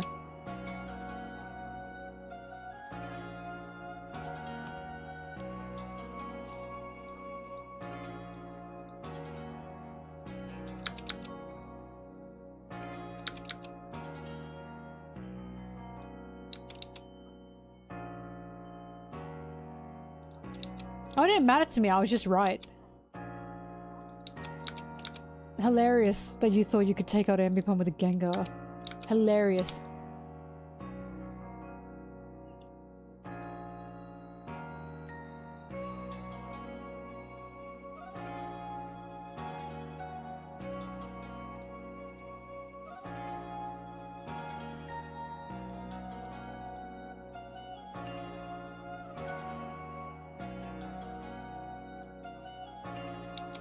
I don't want to hurt Zim's feelings.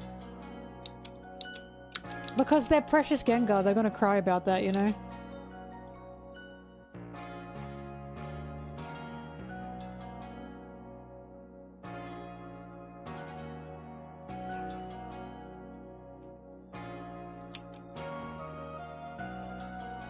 Well, there's also I don't play games with people that much is true.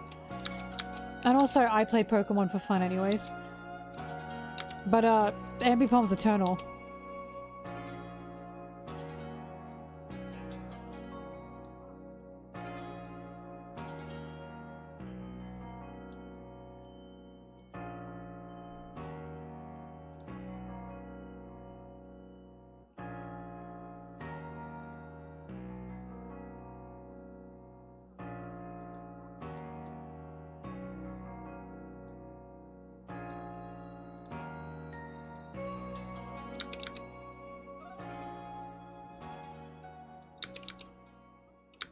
Hi. Mario Party is the only one, because Mario Party is made for that. It is the only one. Have you ever seen me play a game with anyone else before? But also Mario Party's like chill as well.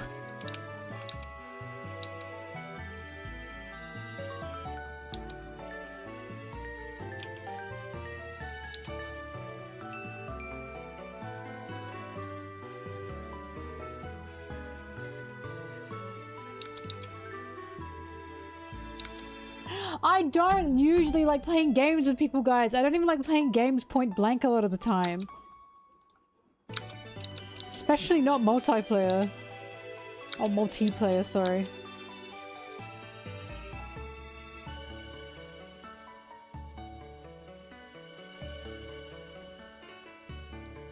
Mario Party is good fun. Like specific versus games, like Super Smash and Mario Party, yeah, that's fine. But not games like Stardew and Pokemon. I enjoy those on my own.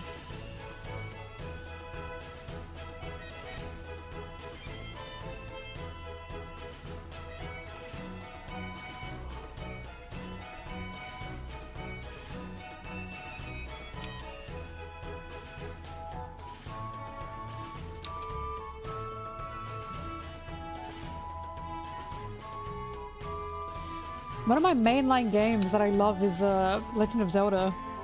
And that is literally not made for co-op.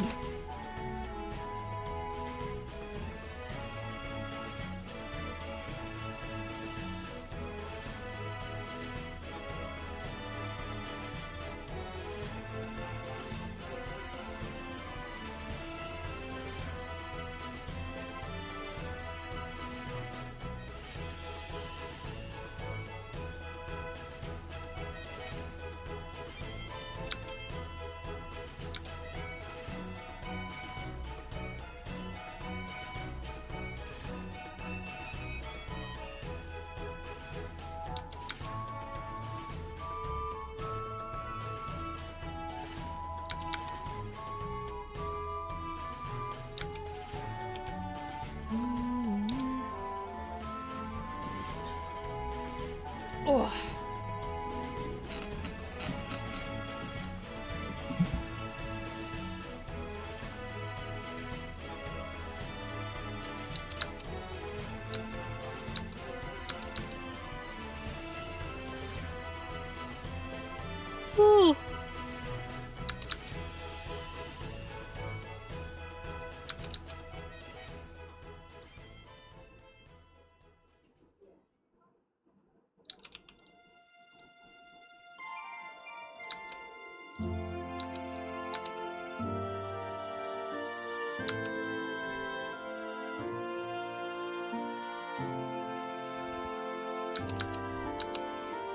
Also, someone said the only move Ambipom can use now, Ghost type, is Astonish. Is that actually true? Or are you saying, like, learn, like, on its own? Because I'm talking about TMs.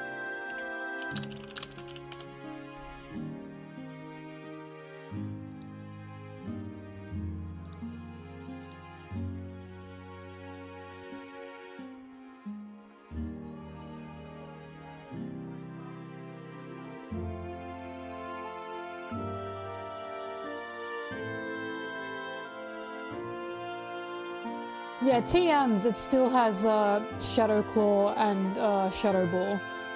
Yeah, on its own, all it can learn is Astonish.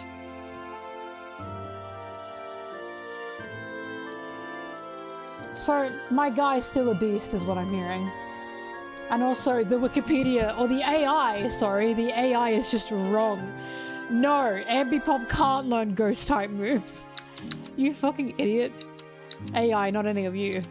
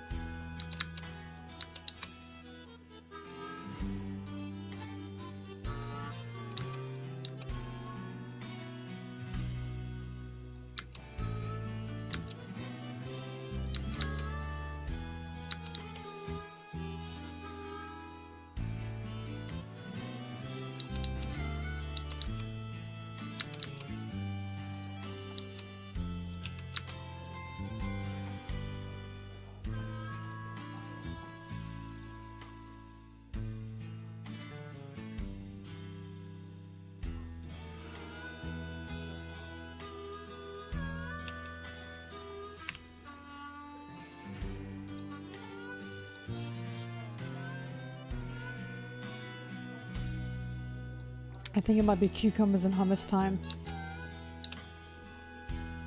I'm craving it.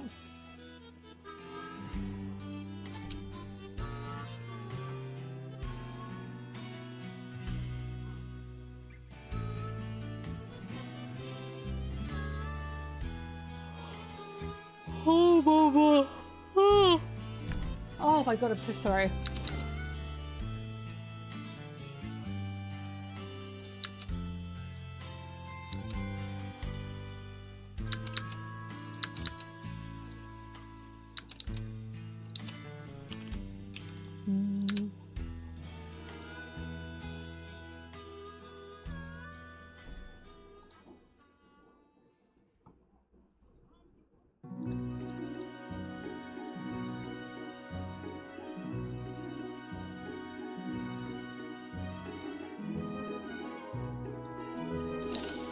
absorb the celestial dragon, absorb their energy and their status.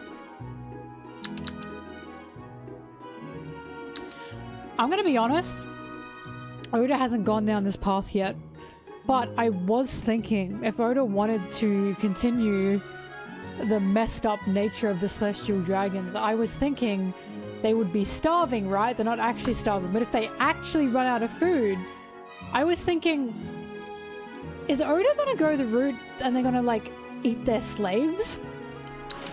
I wasn't sure, and I didn't say anything because of that. So far, no. But I was thinking, if they run out of food, they're not gonna starve. They'd probably eat their slaves.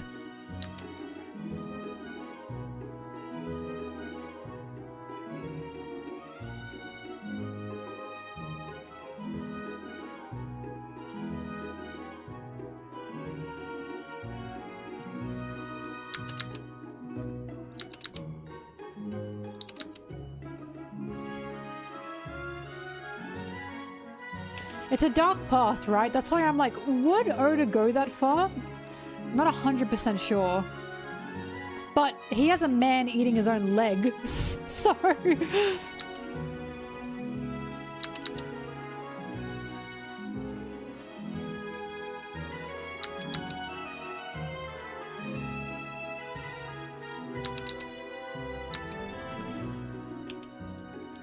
I'm genuinely excited for the, like, cloned meat industry.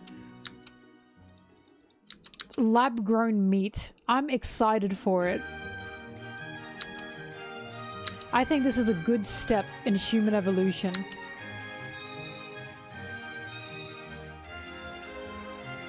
I would not eat my own meat.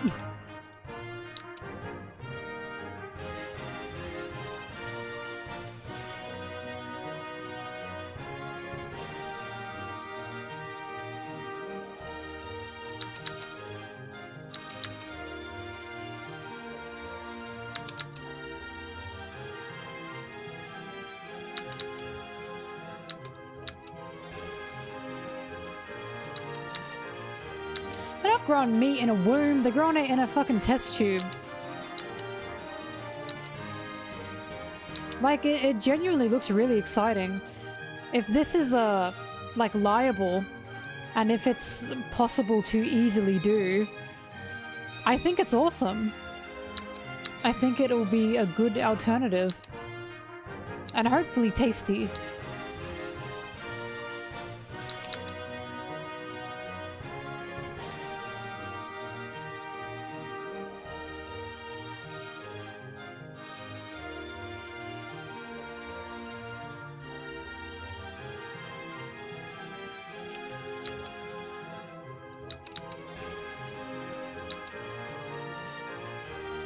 Test tube Wagyu.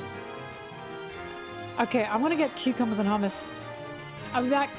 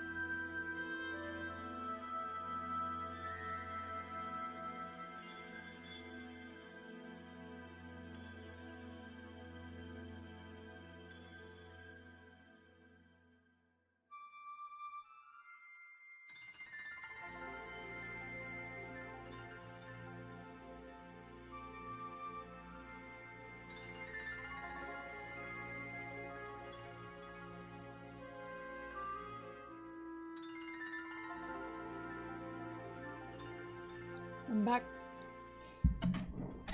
with my cucumber and hummus.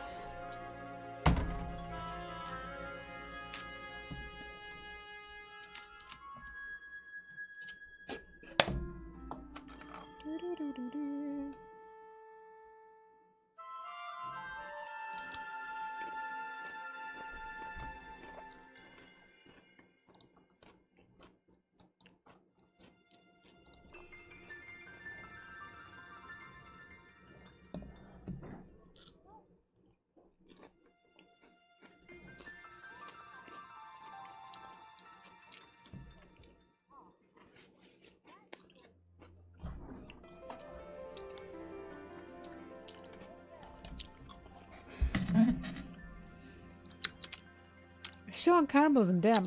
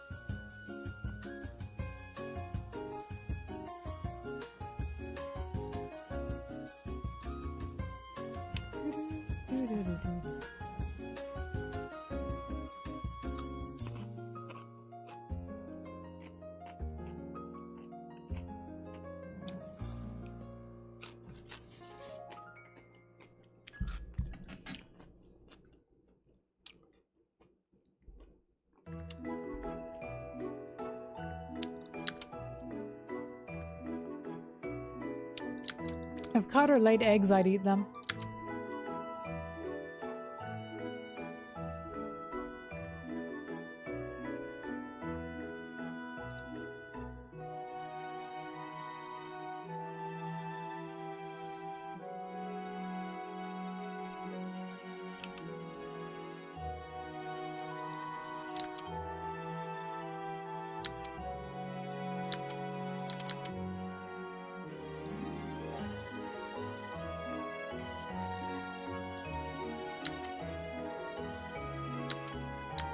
I would, yes. Now, I asked Brittany this question, and I didn't ask you guys this question. Because I thought maybe this was a bit too crude, but now I want to know. Caviar, right? We know what caviar is. Caviar is fish eggs. Well, apparently it's delicious. I've yet to really try, like, super fancy caviar in my lifetime, but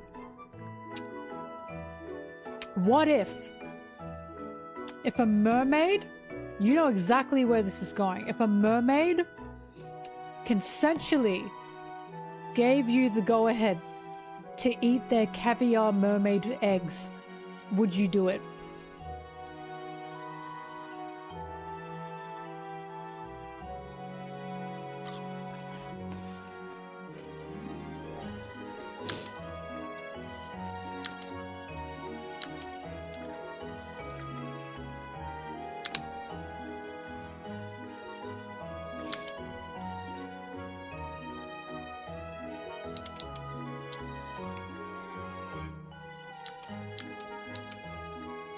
They look exactly like fish eggs. They're just from a mermaid. Mermaids would lay eggs, yes.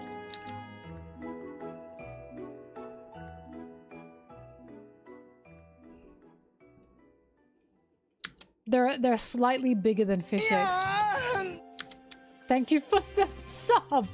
Damn, they went. I love this conversation. Okay, mermaid with a fish lower body. God.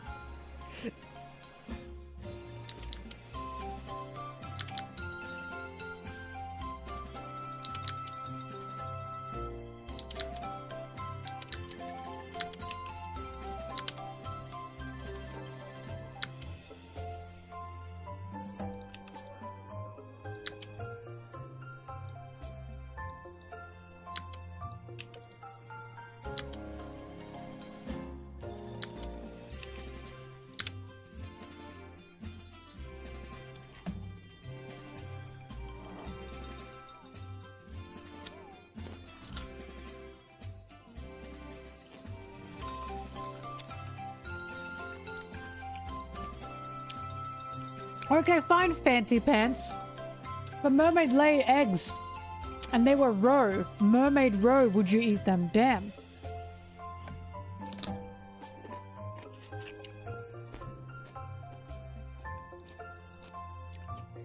And it was all consensual. The mermaid said, hey, I'm not using these anyways. Go ahead.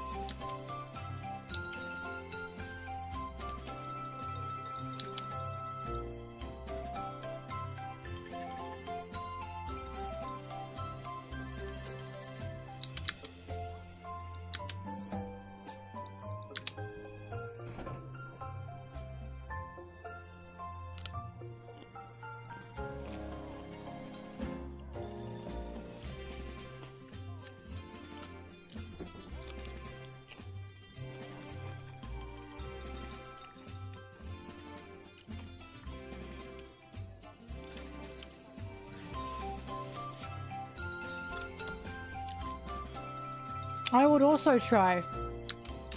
It's not a problem. It's just, would you try it?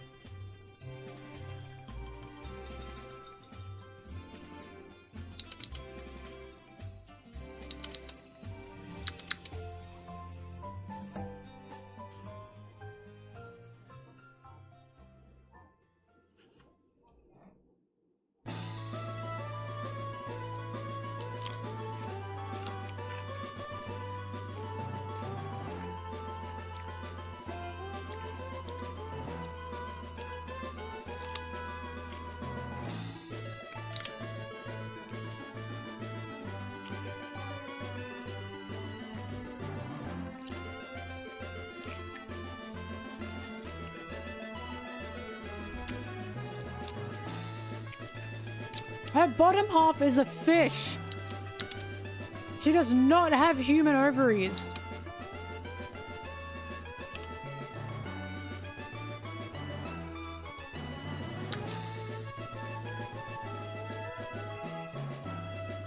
She can't possibly have human ovaries if her bottom part's a fish.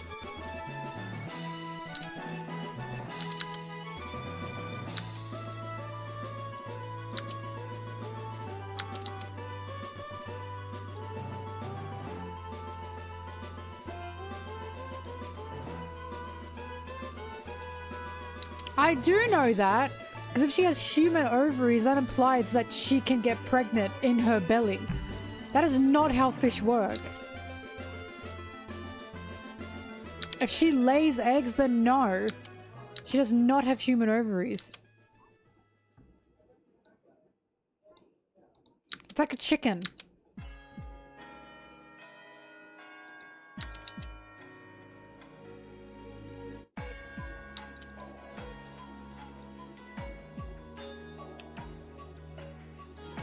I hate shark pouches. Do not remind me of shark pouches. My jaw dropped when I watched that fucking Natural Geographic documentary.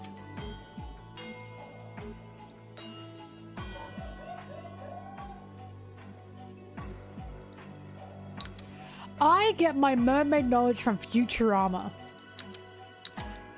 where Fry and that sweet little mermaid are about to have some fishy fun. And he's like, damn, what do I do? And she says, I don't know. I would lay my eggs and then leave.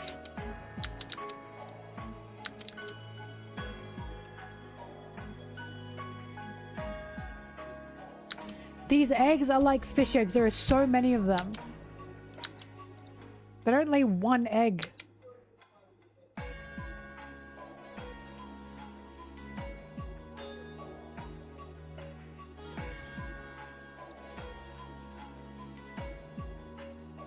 They are not mammals. They can breathe underwater, you ding-dongs. Apart from sharks. Wait, sharks aren't mammals? What the fuck am I talking about?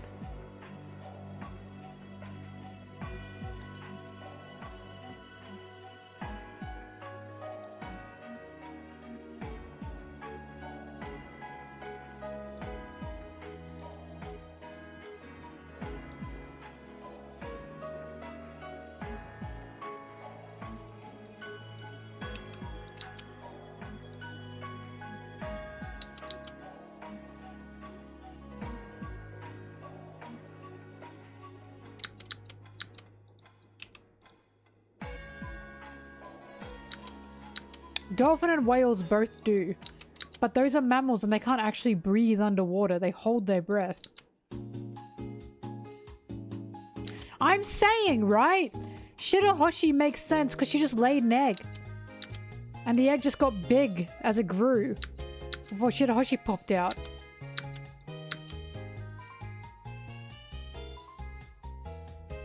Also, yes, Ariel had sisters. Oh my god, you don't even remember the opening of the movie. They're like, I'm the Red Sea, and I'm the Pink Sea, and I'm like the Blue Sea. I forgot all their names, but they're names of like different seas. Ariel was the youngest sister. She was the youngest sister of a batch of eggs.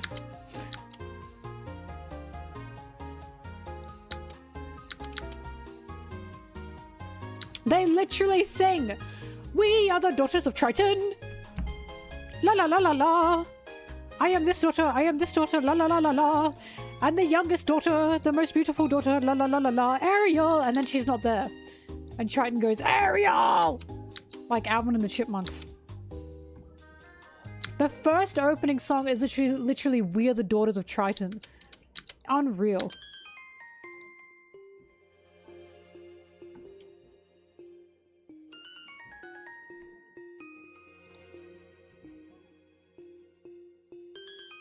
Yeah, the seventh daughter, don't they say? Yeah. Chimney probably came out of an egg. Human probably fertilized it. This is getting into horrible territory.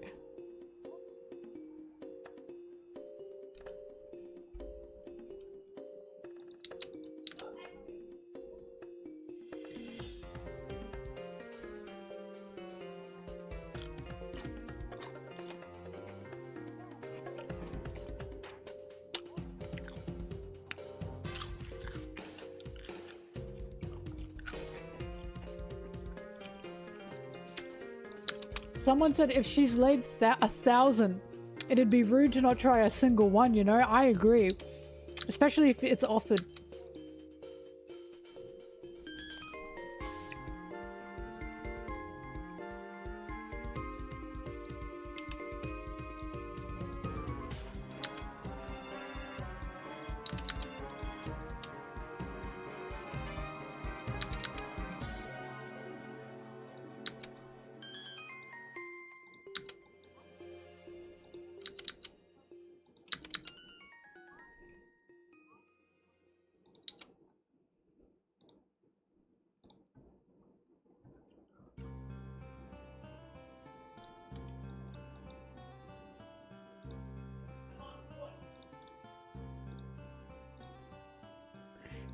do do do do do do do do do do do do do do do do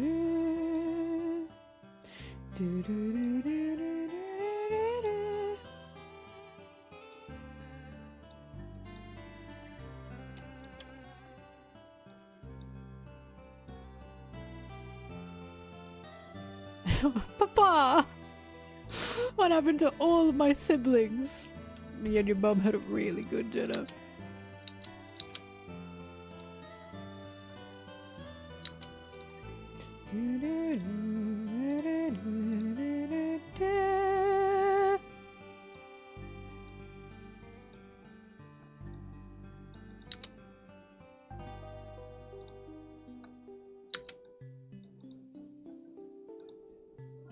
Oh my god, my pathetic man shirt.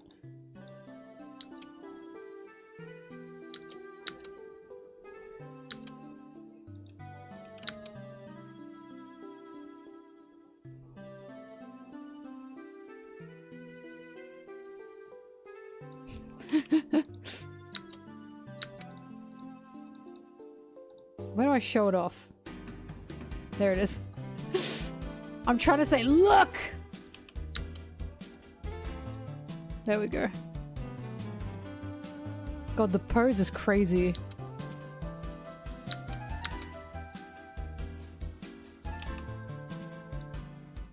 My biceps!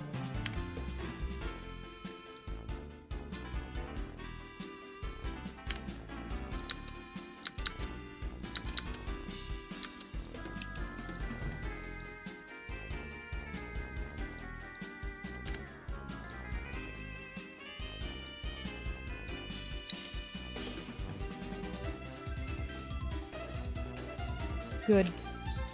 This is the ending of the video, so I am allowed to have fun.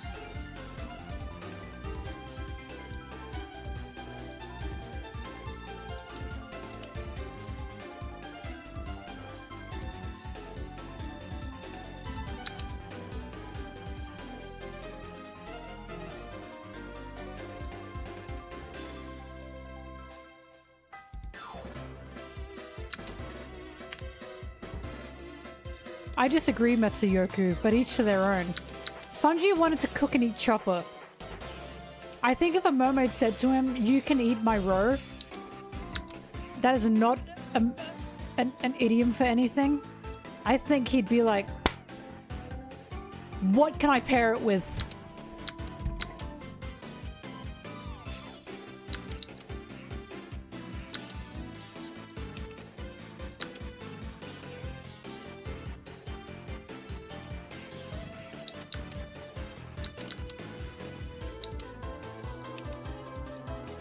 He'd pull out his recipe book and see what he can do with it.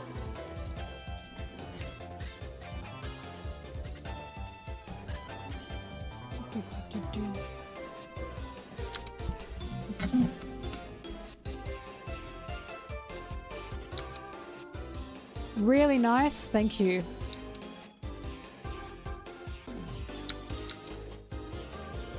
I should zoom in on that.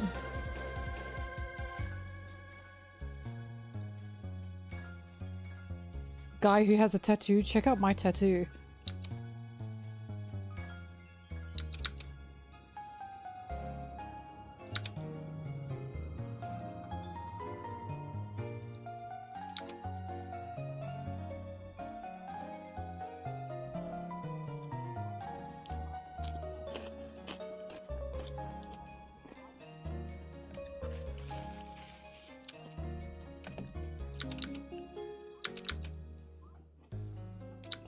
Look, what I've learned about Sanji is, if it's edible, he will cook it.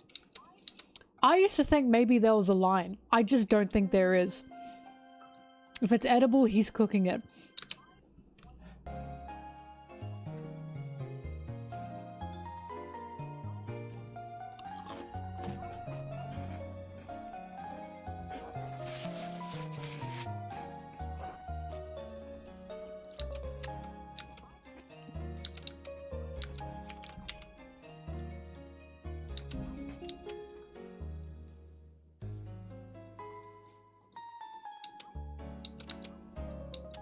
No, the other side's reserved for Vivi.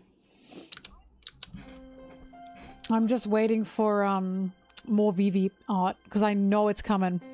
I know Vivi Oda's gonna make a banger Vivi panel or Vivi color spread, and I'm gonna go nuts for it.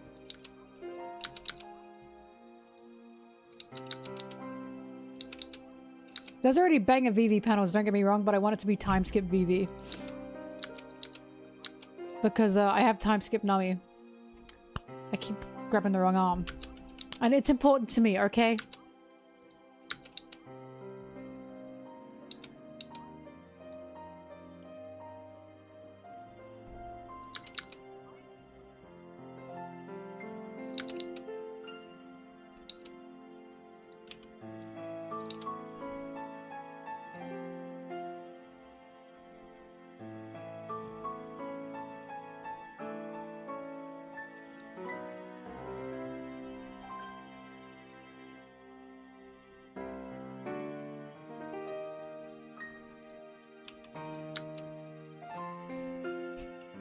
Carly, shut up!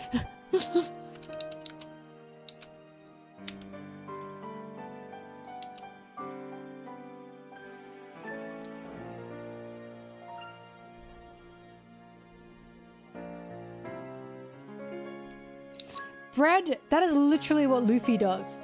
Luffy will grab anything, find anything, and say, Sanji, can you cook this?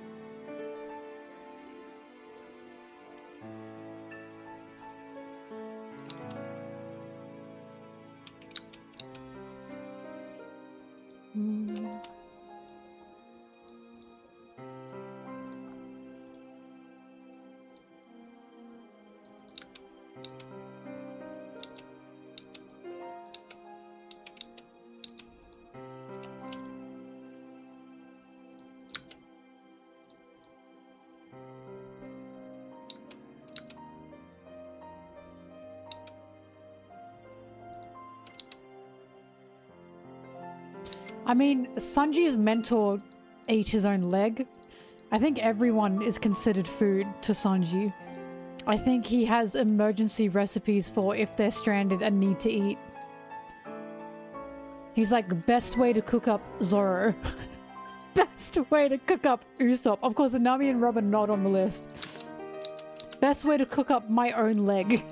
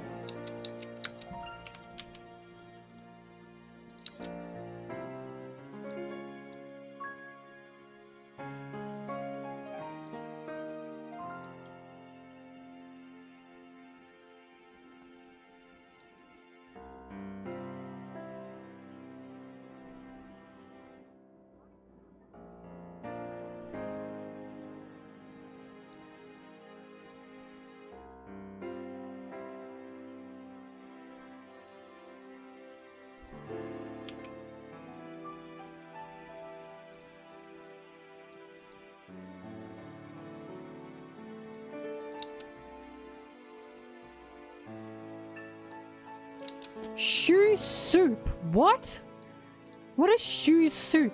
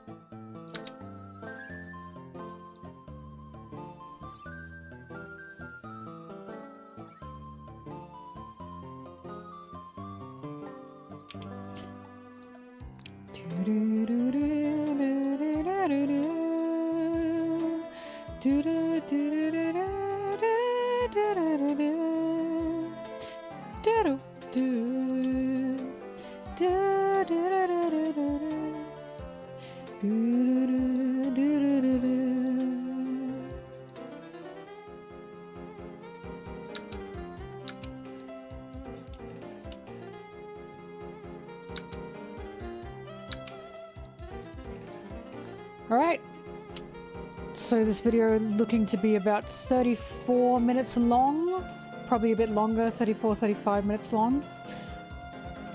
Nice, that's a nice and reasonable length.